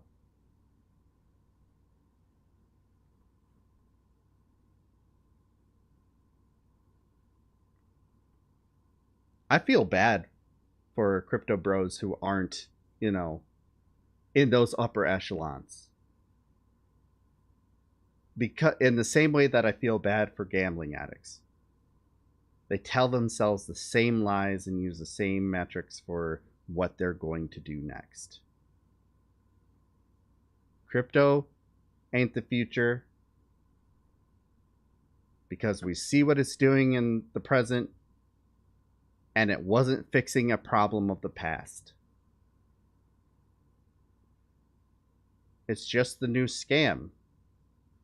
And if we had a less corrupt government, they would be all over making laws about this. But that is exactly what people who create crypto do not want. It's easy money stolen from rubes. And I got news for you. You're the rube. If you ain't in on the game, you're the rube. At least casinos have the chance of paying out. And it's not based on whether or not you know the owner of the crypto, the owner of the blockchain, the owner of the technology. There's a chance that you could earn your money back. But more often than not, you just don't. It's the worst casino that has ever existed. People get rich off scamming people. People get rich off of becoming the owners of the casino, and nobody in the casino is getting rich. Because they're all desperate and poor and looking for a way out.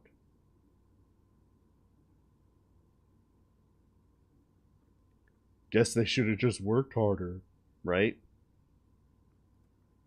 In addition to that, like, there are certain things I don't think that anyone wants a permanent ledger of, like medical records being on a permanent ledger would be a fucking horrifying reality, to say the least. But the most difficult thing about it all is it's all propped up on a scam economy. Like, the people who are behind so many of these things, FTX, Binance, Coinbase, the ones who are controlling the markets, these are supposed to be the banks, the institutions of this, not to mention the stable coins, the ones that are supposed to be able to prop one-to-one, you spend $1, you get a token. We will never go below that. All of them seem to be scam artists run by more scam artists who are all out scamming each other. So in the background, if the value of your tokens is going to fluctuate like this, because every now and then one person can just be like, I'm taking it all to Bermuda, like at the push of a couple buttons, see ya, I got $400 million, y'all, I'm out. Because people keep doing that, and that's just the reality. Behind the scenes, it doesn't matter how much adoption or mass adoption you have. Doesn't matter if major banks, Capital One, all of a sudden are like, oh, we accept Bitcoin now. Sure, but if you look in the background, you're always going to see the value going like this.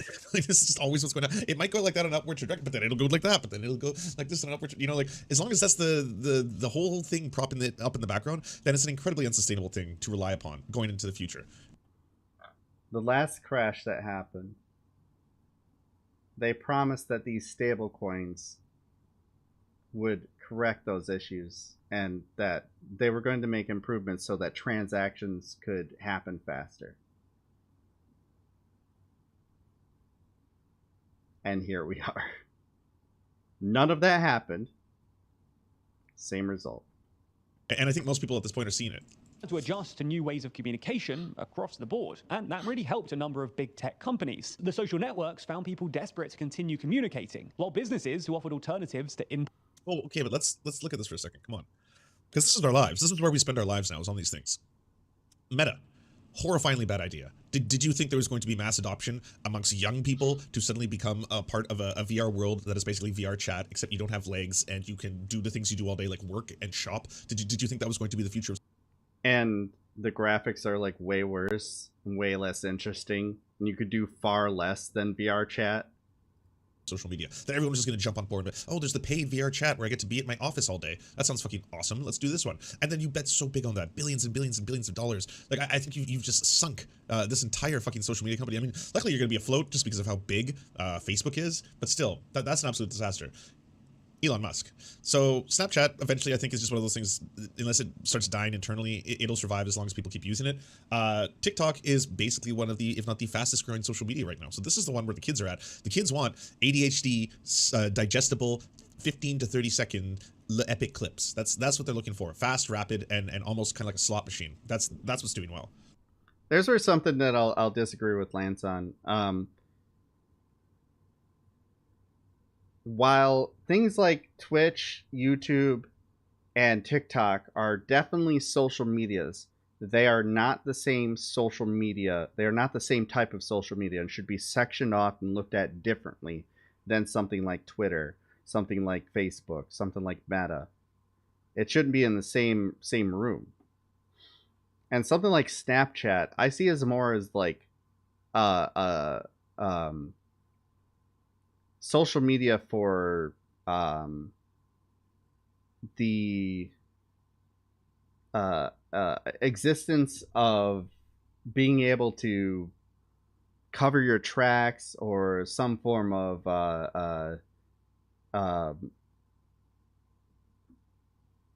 keeping your footprint as light as possible because of the nature of what Snapchat is, or what's the fucking other one, Kick?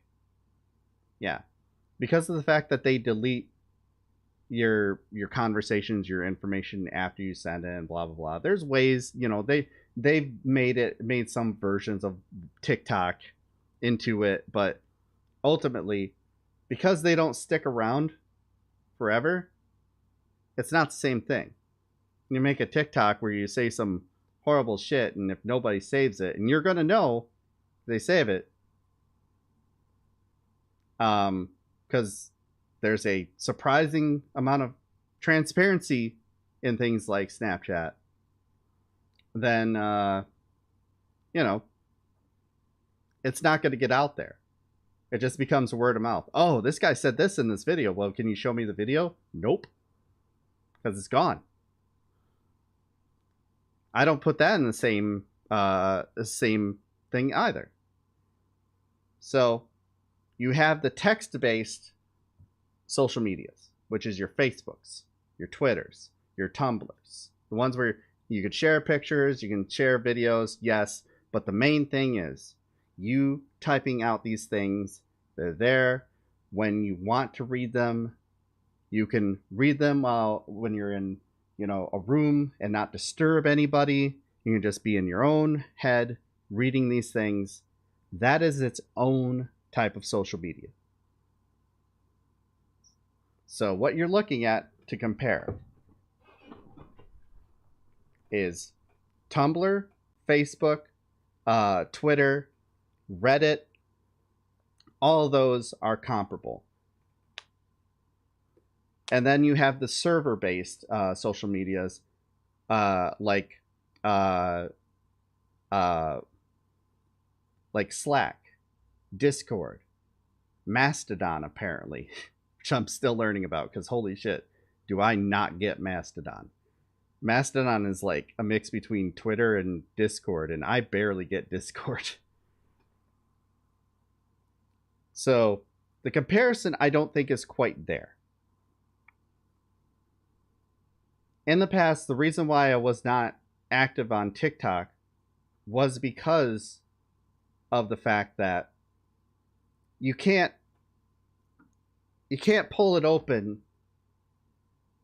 Like, if you need to be paying attention to like let's say, I don't know, you're on the bus or subway or something like that, and you need to be paying some attention to what's going on around you, or you're in a store or something like that. You need to be paying some attention to stuff around you. You're not going to have your earbuds in listening to TikToks all the time if you need to have your ears open for stuff that's going on. You could do that if you just pull out your phone, no accessories needed. You pull up Twitter, the texts are right there, and you just read the text in your head. No noise, not bothering anybody, no other accessories needed, just the screen. It brings it up, it's there. You could type it doesn't bother anybody. You type your retweets and all that. So that's those comparable things to each other. And unpopular opinion, Twitter did that the best for what it was. Facebook, you can do endless amounts of text. It's the boomer book. You can do the same thing with Tumblr. Tumblr is fandoms and shit like that. Completely different from what Twitter is. Truth Social is basically a clone of Twitter. Parler, clone of Twitter. Just, full of even more racists and Nazis and shit, and built by Nazis. So that's what we need to look for to replace Twitter when it falls. So when you compare TikTok in with Twitter, I do not think that is the proper way to go. Because of what it is. There's video social media, there's text-based social media, and then there's transparency and privacy social media. TikTok, YouTube, what was the other one I said? I can't remember. Doesn't matter. Twitter, Facebook, Tumblr, Reddit, Snapchat, Kick, and I know there's other ones that do the information protection. That said, something like Snapchat drives me nuts. One of my for like poly partners, we usually use something like Kick or Snapchat to converse with each other for safety reasons. And I hate it because I'm ADHD, and if somebody takes a while to reply to me, or they lost service or something like that, and it takes a while for them to reply to me, and they just like reply to a question I asked, and I don't remember what the question was, it's not there for me to look back on. Unless I had it saved, which don't often do. You don't think about that. I had a picture from somebody that I wanted to save in our Snapchat, and I didn't do the thing fast enough, and it deleted. So it's gone, and I'm sad about it. It's a really nice picture.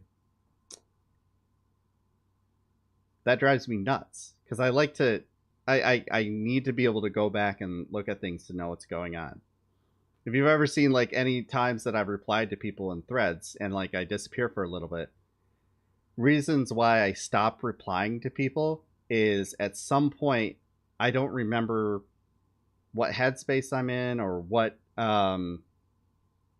were talking about, or I have to scroll back through too many different threads to figure out what was going on and what I'm replying to, and it just becomes a whole headache, and it becomes work. It becomes a chore.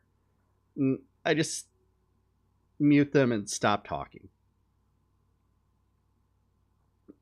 The TERFs, that's usually who I do a lot of that too.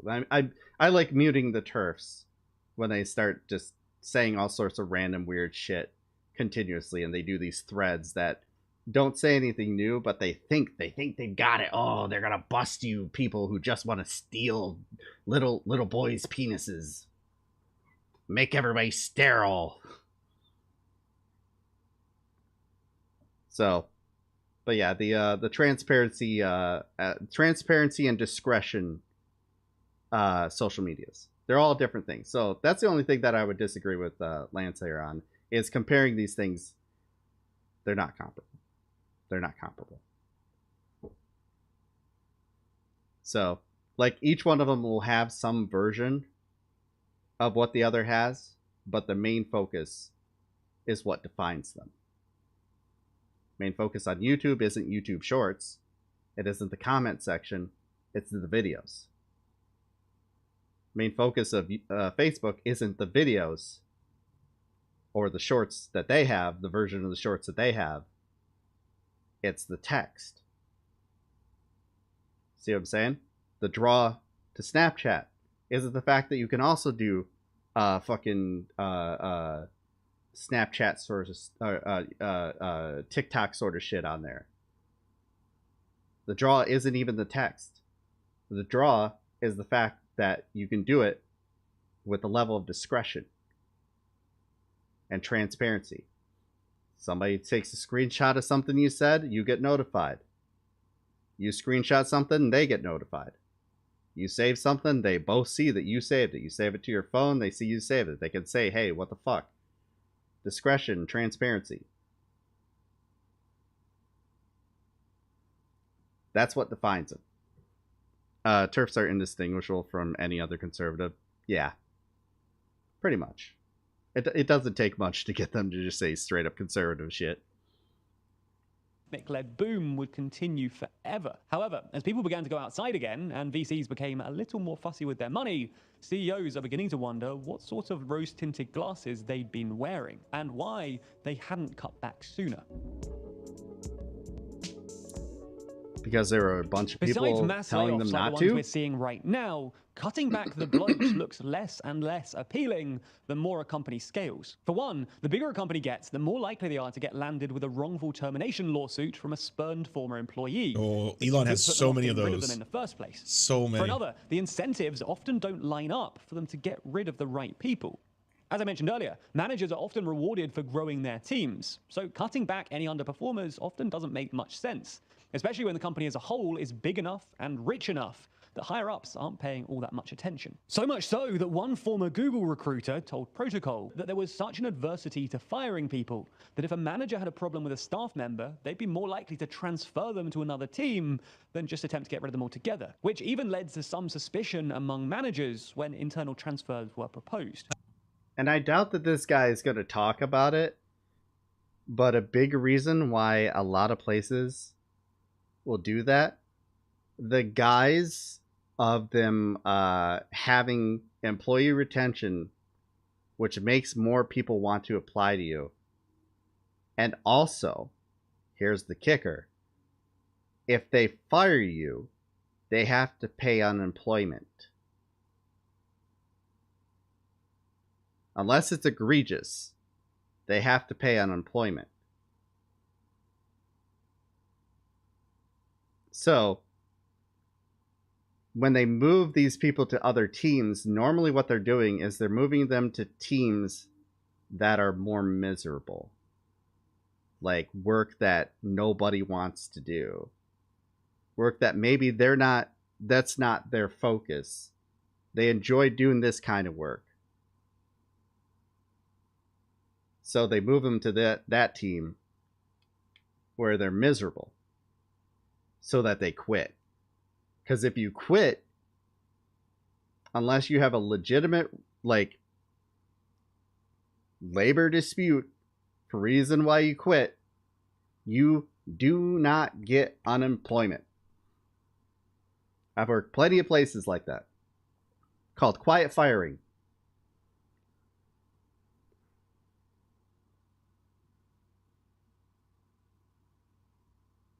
Ugh. I had to sneeze and I don't know.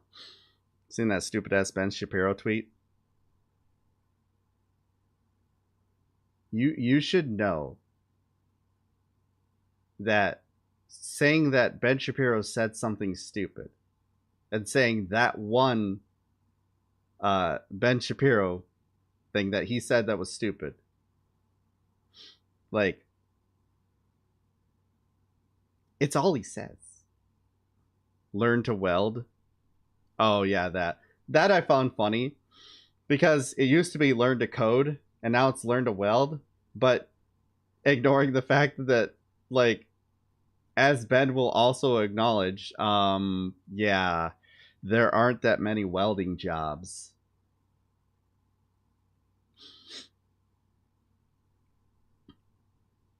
Yeah, the learn to weld was stupid. Learn to code was stupid enough. Because, like, there were plenty of people pointing out that, hey, that doesn't mean you're actually going to earn a stable living. You actually then become one of the many. You have to do everything right. You have to get everything right. You have to work right. You have to quit right or be fired. You have to beg right too. You have to hold the purse strings, and you better ask nicely or you can starve. Yep. Point I was trying to make to that diaper person earlier. It's all luck. It's all luck. You can't tell me that it isn't luck when, you know, like, let's say you get hired to this job, you're great at it, you're made for doing it, you're making good money, but you just started and then you get injured. Now, the injury had nothing to do with you, just something in your body failed. Or, you know, somebody left something somewhere and you slipped or something. It wasn't, or no, that would be workman's comp. Just something in your body fails. Guess what? You were working hard. All of a sudden, you're not working at all. No fault of your own. Can't tell me that isn't luck. And acknowledging that doesn't take anything away from the work you did, or the work you're still capable of. You're just not capable of that specific work. You now have to do other work within the confines of your injury. You can't tell me that that isn't luck. The world's run by people who won the genetic lottery. Sometimes that just means not being disabled, on the spectrum, traumatized.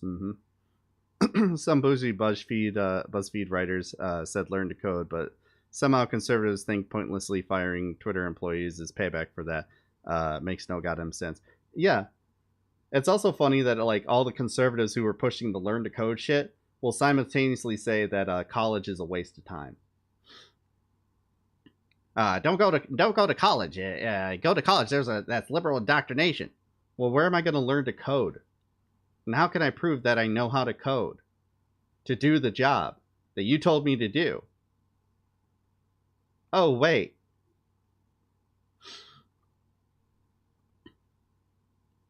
It's funny when they try to relate to us. Yeah, there's no way to. They don't understand it. Competition would start kicking in. Lord Fright has gifted a tier 1 sub to Drobutnik. They have given 393 gift subs in the channel. What a pronunciation. Lord, thank you for gifting a sub to Dr. Robotnik. Competition would start kicking in. And Lord Carpe Fright Pax has gifted a tier 1 sub to Carpe Pax. They have given 394 gift subs in the channel. Yeah, it's almost like they set it up to be this thing that they drive everyone into. Too many people listened, which was a mistake. And now that there's too many people with those kind of degrees, the degrees that they said you need to go into, because if you do what you wanted to do, what you are talented at, well, you're fucking, you're doing something that's not marketable and you deserve to fail. Now all of a sudden it's don't go into STEM because there's no money there. Why would you learn to code? That's stupid. That's not marketable anymore. Motherfucker, 2 weeks ago you were telling me to learn to code. What happened? Oh, right. Exactly what everyone predicted would happen. It's almost like there's a failure in the system there. That having, a market decide what is and isn't profitable or valuable to people, rather than, allowing people to do what they want to do, that's a failure of society. And you deserve to live in poverty while paying off your fraudulent and rapacious student loans. Yep. Jobs for coding is in high demand, but it's a useless job. Welders are not in high demand, but you're a soy cuck loser if you don't work a manly job that will destroy your body by the time you're in your 40s. Yep.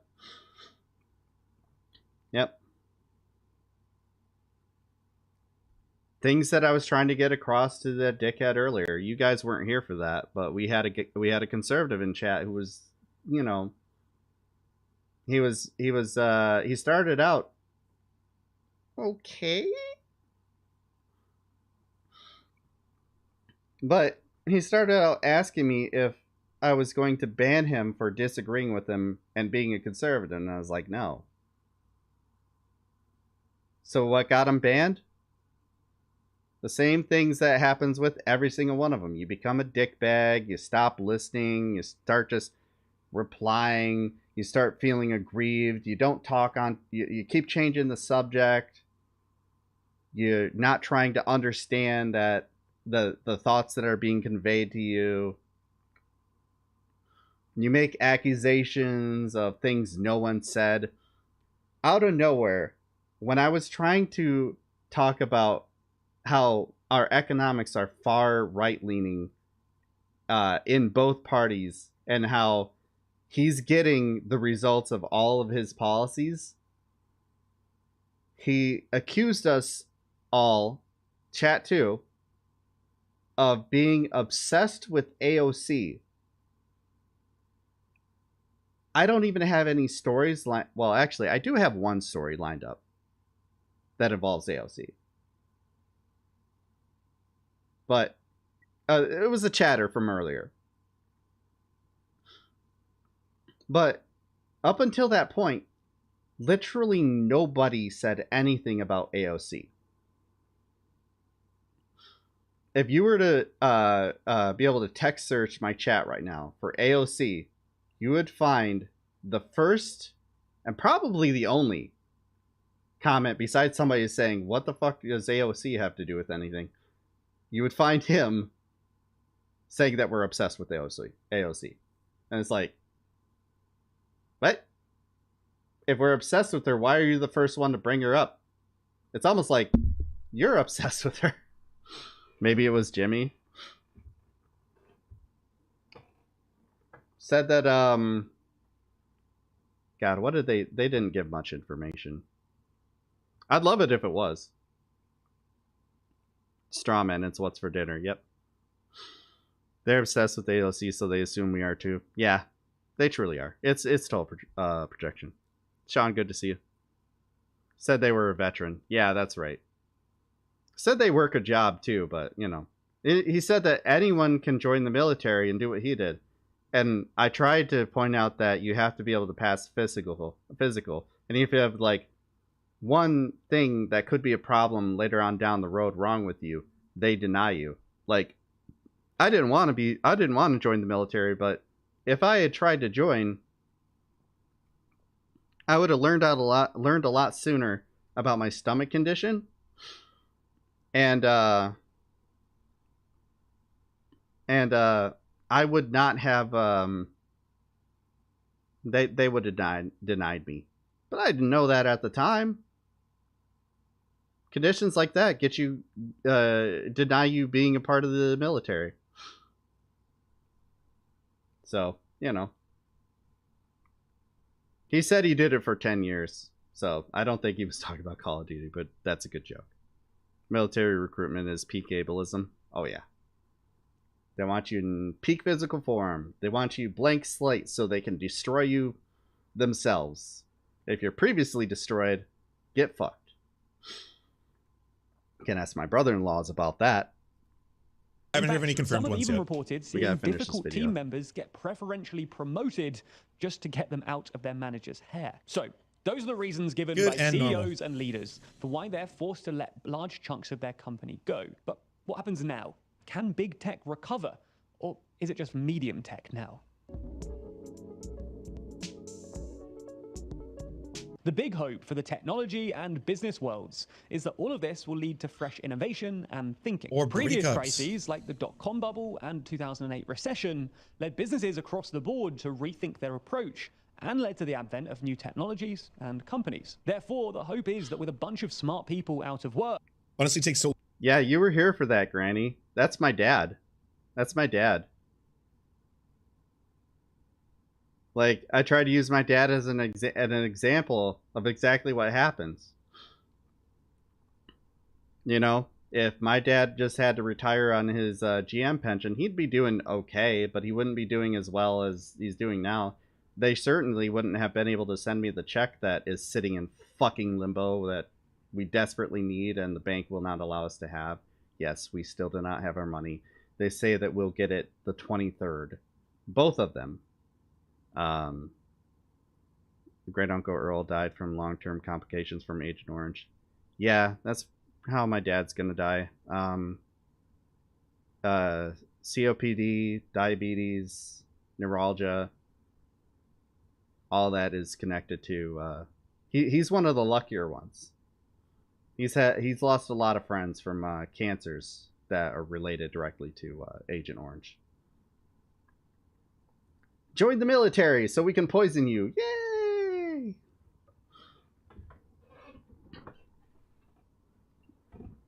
I don't know why this is on topic, but my birthday is next Saturday, and I have no idea what I'm going to do. I hate my birthday so fucking much. Long to train people, it's super expensive to fire people in software most of the time. Yeah, well, that's like, again, I am no engineer. I'm the internet jabroni, and I was like, the idea of firing half the staff at Twitter.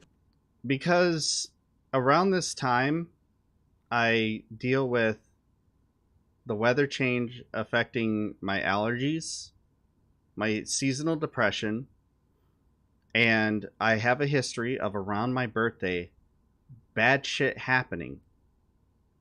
And all the way back to childhood, my birthday never really felt like much of an event to celebrate, because it always would get roped in to Thanksgiving. A lot of times it would fall on Thanksgiving, and my birthday cake would be pumpkin pie and turkey. So just that like general feeling like no one gives a shit that branched into this is the time of year when a lot of bad shit happens to me, like fucking clockwork. Like, I don't know, my wife having mental health issues, followed by the insurance company taking forever to approve the money, followed by them for some reason sending it as a paper check, followed by my bank deciding that this looks suspicious for some reason and putting a hold on it for 5 to 10 business days, and you not having any money coming in for more than a month. That's what I'm going through right now. That's the whole thing. Please donate. I could use some money. It'd be nice to have a little bit of money. Yeah, I hate banks too.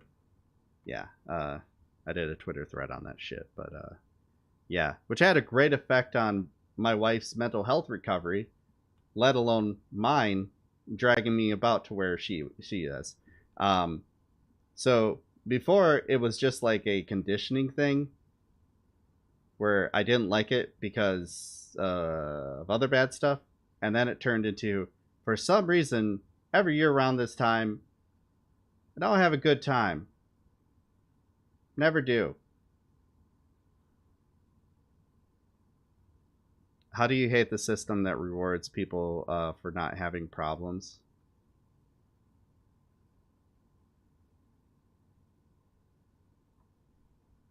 Or how do you keep it down? How do you not hate a system?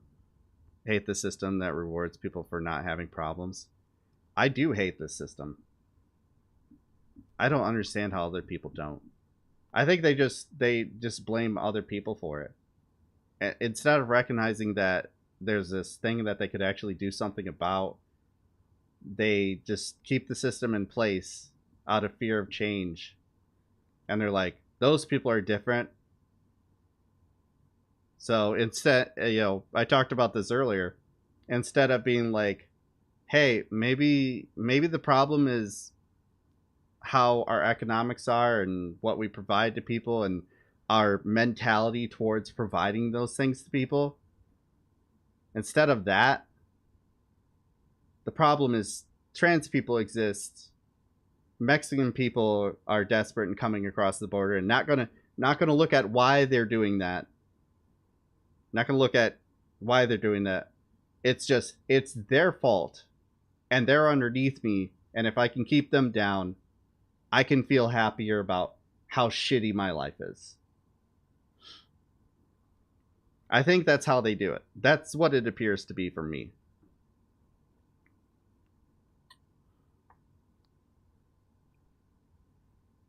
I have the SAD and CD, but it doesn't affect seasonal affective disorder. Yeah, affect me till after my birthday and end of September. Yeah. Nephew died of the Duchenne's muscular dystrophy 4 days short of his 21st birthday. 2 years before that, he received a form letter from the Social Security office saying that he was no longer disabled and would have benefits cut off. Yeah. Yeah, it's a good system we have here. For somebody. I gotta assume. For somebody. Somebody's making money off of it. My sister also said that wasn't the first letter that she'd gotten either. No, it's not shocking. Not shocking. Yeah. Like, I did one too. Had doodles on. Like, I've had disability coverage be like a blind spot for me. Like that, and like indigenous people stuff is one of those things that I rarely cover just because, you know, I don't it's not something that I'm directly connected to, so you forget, you know, you can't cover everything. So, and if you have insurance and need say therapy, you usually only get 10 sessions paid for. Yep. True. But like, yeah, need to do more about disabilities. Yeah. I've been kind of like fighting it today too mentally. So yesterday, I wasn't going to talk about this, but you know, might as well. We're talking about depression. We're talking about all this shit, you know, with the, you know, Glam's mental health issues, my mental health issues. Yesterday, I found out that a friend that I've had for a while, like I've known him since high school. His wife, who I wasn't close to, but like we knew each other and we were fine with each other. I'm terrible at being a friend.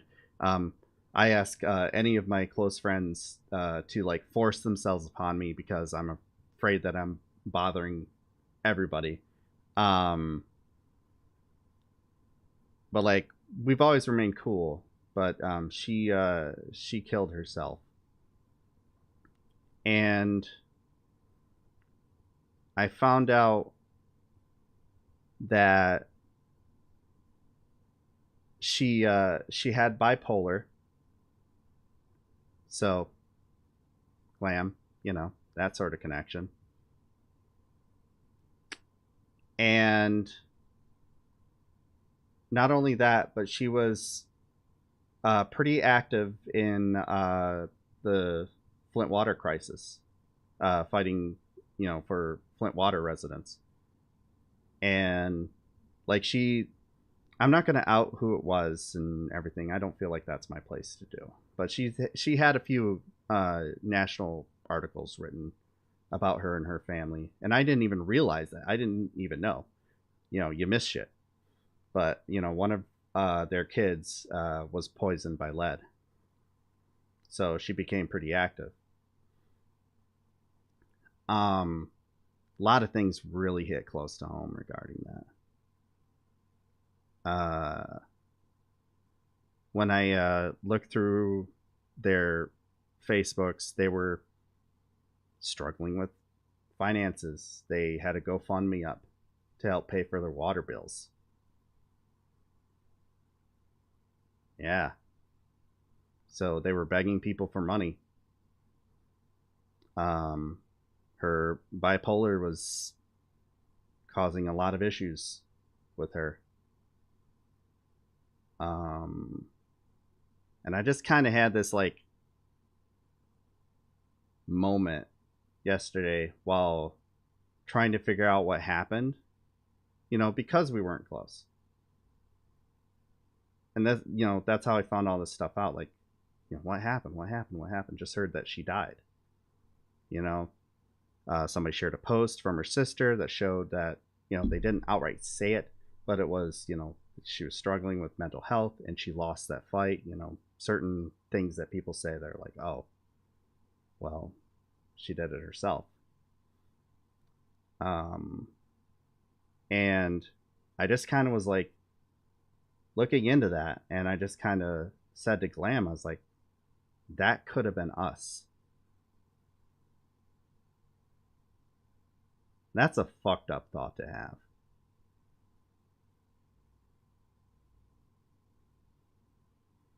I worry about me in that regard, honestly. Yeah, it's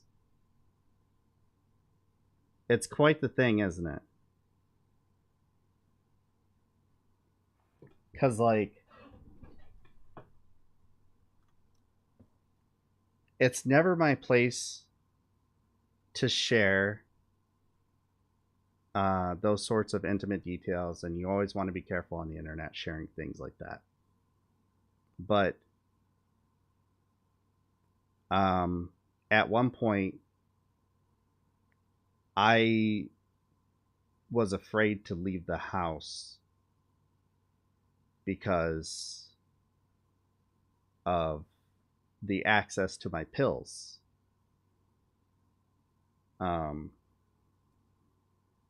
Because she had told me that at one point she had that plan.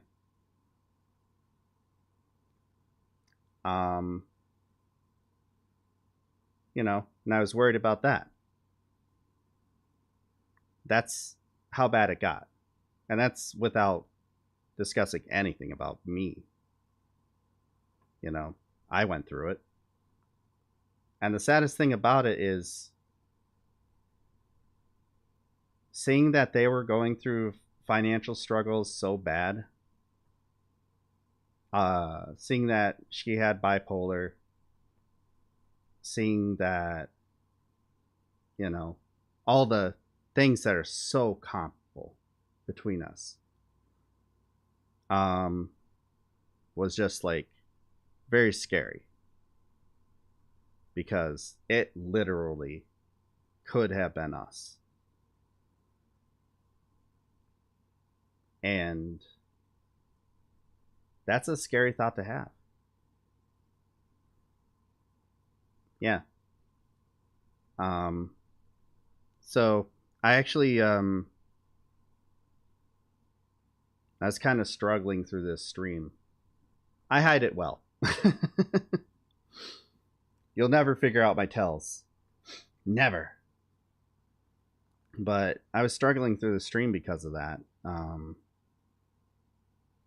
Because I messaged him to, you know, say, hey, you know, I'm so sorry to hear about your wife. You know, I know we weren't close, but, you know, me and my family send all our condolences. You know, if you need anything, let us know. We'll do what we can, that whole thing. And he messaged me back. Like, I sent that yesterday, understandably, because she did it the night before. Things are too early. I did not care that he took long to get back to me. He could have got back to me 6 months from now, and I would have understood. Even more, you know? But he got back to me, and just before the stream, like while I was streaming actually, and apparently she also watched this stream, and she appreciated what I was doing on Twitch. So it's one of those things that's just like, you just never know with people, do you? You just never know. one of the reasons I'm always so careful with how I say things. You just never know. And you don't want to be that person that fucks up someone's day. You know, I want to do my part in making people's days better the best that I can, because things are so fucked up right now. Things are just so fucked up. So that, you know, I didn't read it until I had taken that little break where I put Eli down. I sat down trying to collect myself to get back and get ready to be on camera and all that. You know, you do all these little things to be prepared to have the portrayal you want on camera to get out there. So I read it and replied to him, you know, just saying that, you know, I'm glad that she liked it, and I wish that we had been more acquainted. I wish I had known. I only know of one friend who watches the stream, and he comments in here. You know, one IRL friend who I've known for just about as long. And you see him pop up. It's Fernando. I'll out him every chance he gets because he's amazing, and an amazing musician and a good friend. Who I've known for almost 20 fucking years at this point. But like,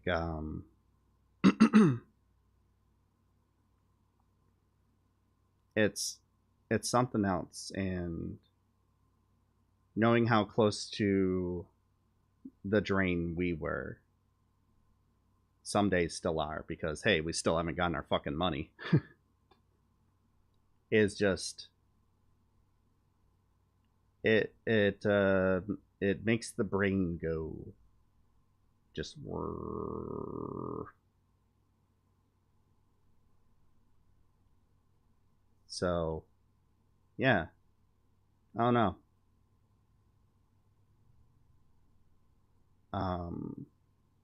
But things are just so fucked up right now. Intrusive thoughts. Oh yeah. Oh god, yes. Just not even just intrusive thoughts, it's just like thoughts. Runaway narratives. Yes, all of that. All of the neurodivergencies being like, oh hey, let's get on that roller coaster. And then we're gonna split the car in 3. And then 4, and then we're gonna double that, and it's just gonna go everywhere. But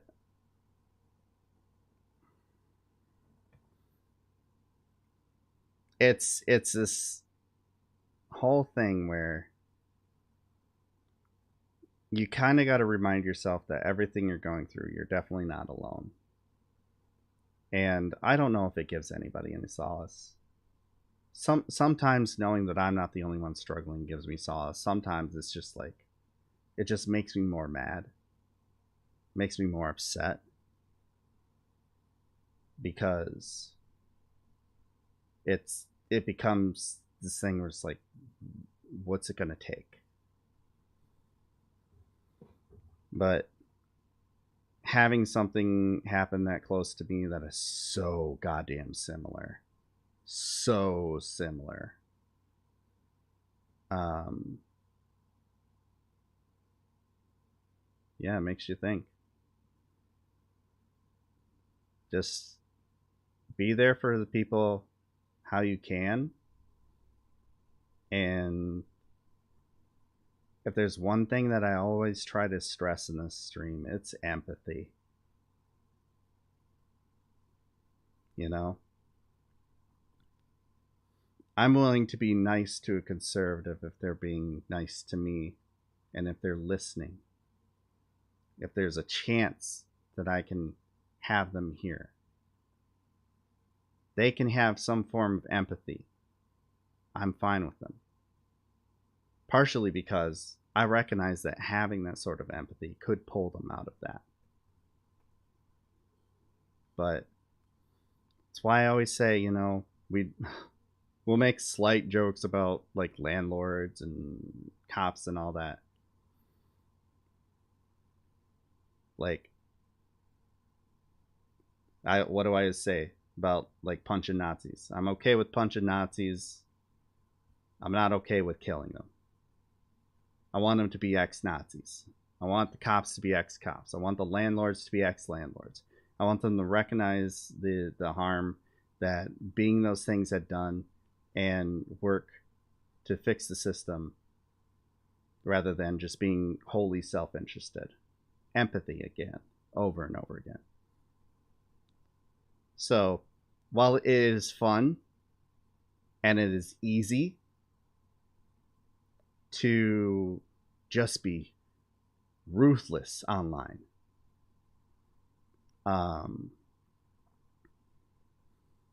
at least most of those names that you are replying to, talking to, have people behind them. And whether they want to acknowledge or not, they have feelings. They have things that they're going through that you just don't know. You want them to arrive at your conclusion. You want to break them out of that culture. But, you know,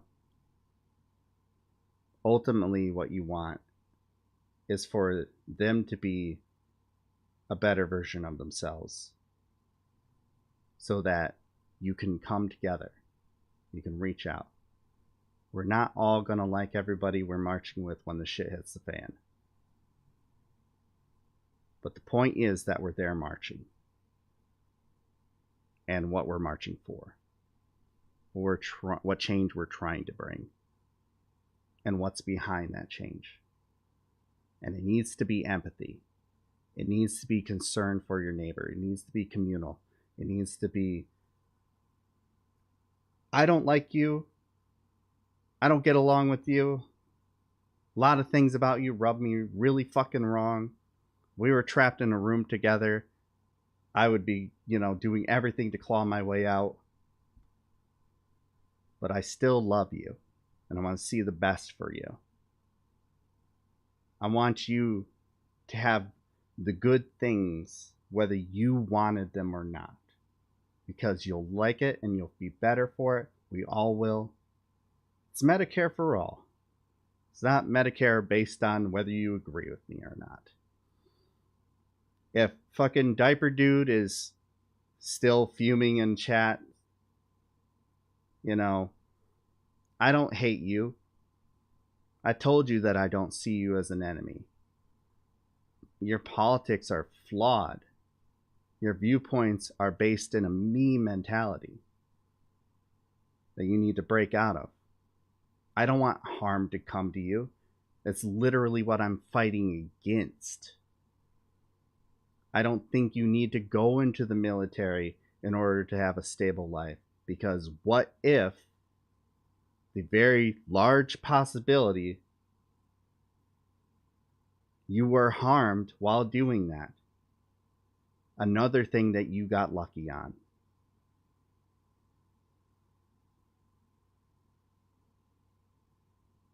Think about the fact that you don't know what's going on in other people's lives. That you'll never fully understand it. But you can feel for them and you can want better for them. And that it's not taking a single thing away from you. Saying, we need to come together and provide for each other.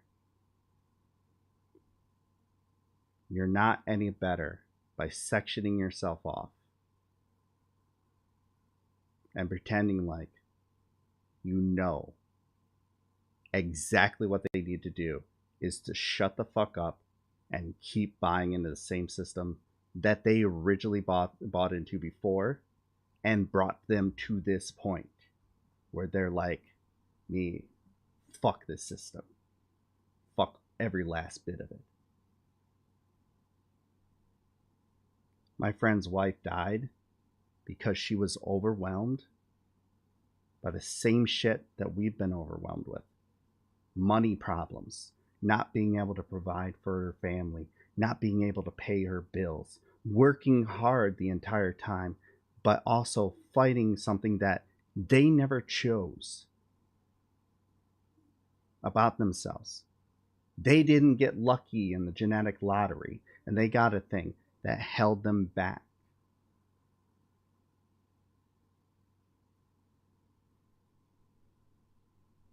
It harms us all to pretend like that isn't a big part of what happened. And just being like, they chose to do this. They chose to act on this.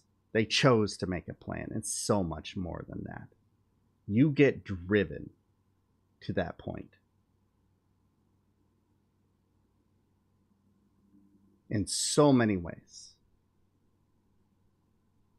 Artists that have killed themselves didn't kill themselves because of money problems, but they sure as hell did because of a lack of empathy.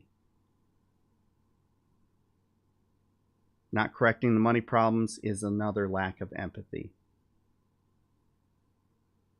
You would drive artists like that to the fucking grave by working them to death and making this one thing about them their entire self.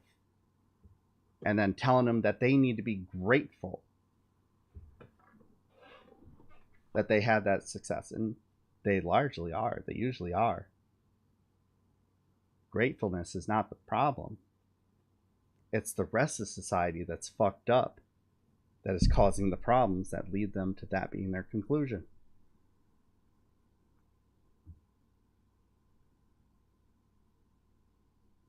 Empathy, guys. You just never know what people are going through.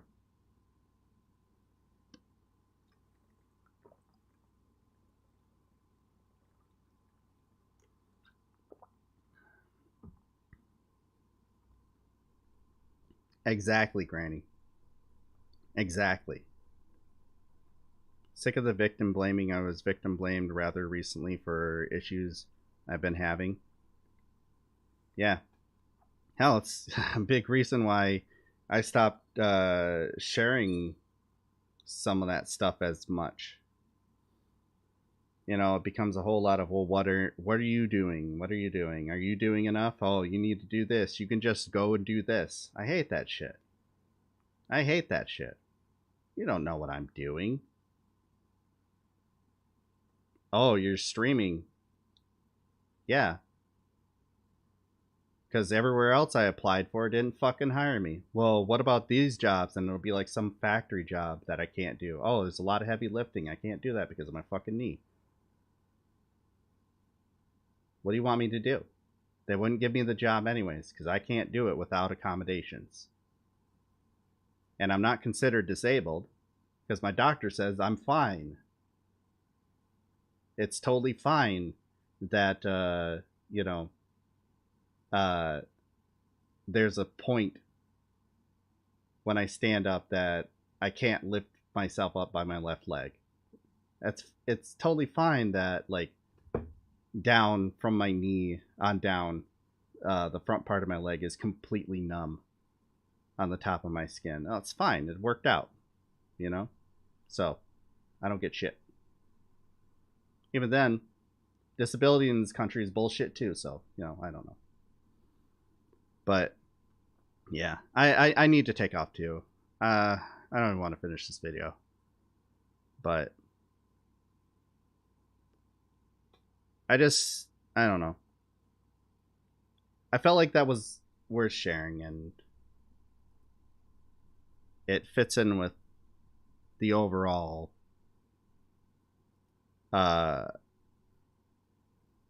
if we can call it a theme, thing that I want people to do. Let's call it that. Thing that I want people to do. Not liking somebody personally is not the same thing as wanting harm against them, wanting them to die, having no empathy for them. And more people need to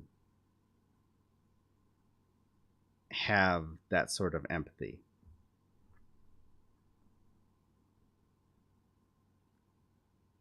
Where we want to go? I don't even know. Sorry we didn't get to all the stories. One of the ones in the title is this one. This is what this is referring to, and I wanted to get to it. Billionaires like Elon Musk want to save civilization by having tons of genetically superior kids inside the movement to take control of human evolution. That's what the title was. That's what the clickbaity title was, and I'm bad at getting to content, but you know.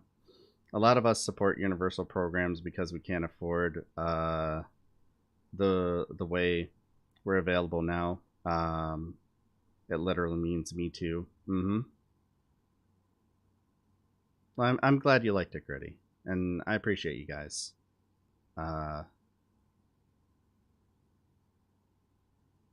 Let's find something fun. Who's doing something fun?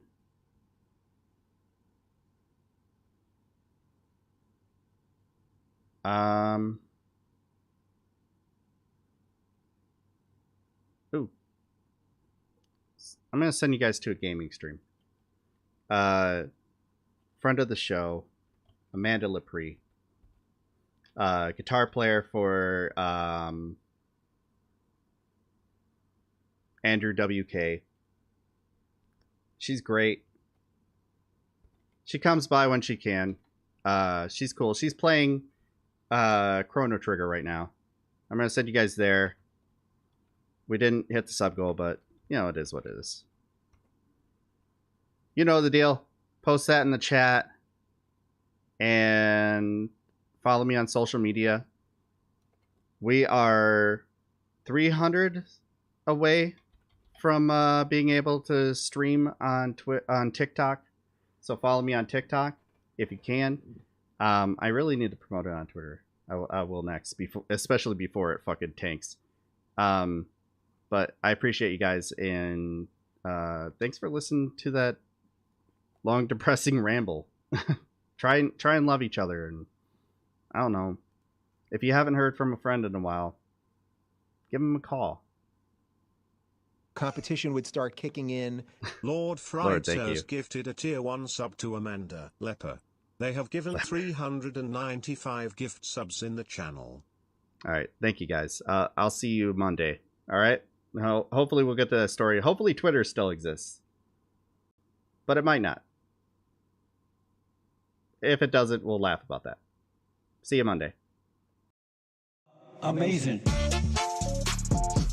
That is amazing. Amazing.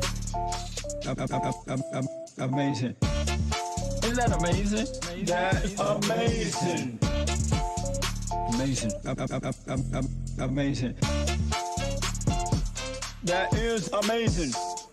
Amazing. So, again,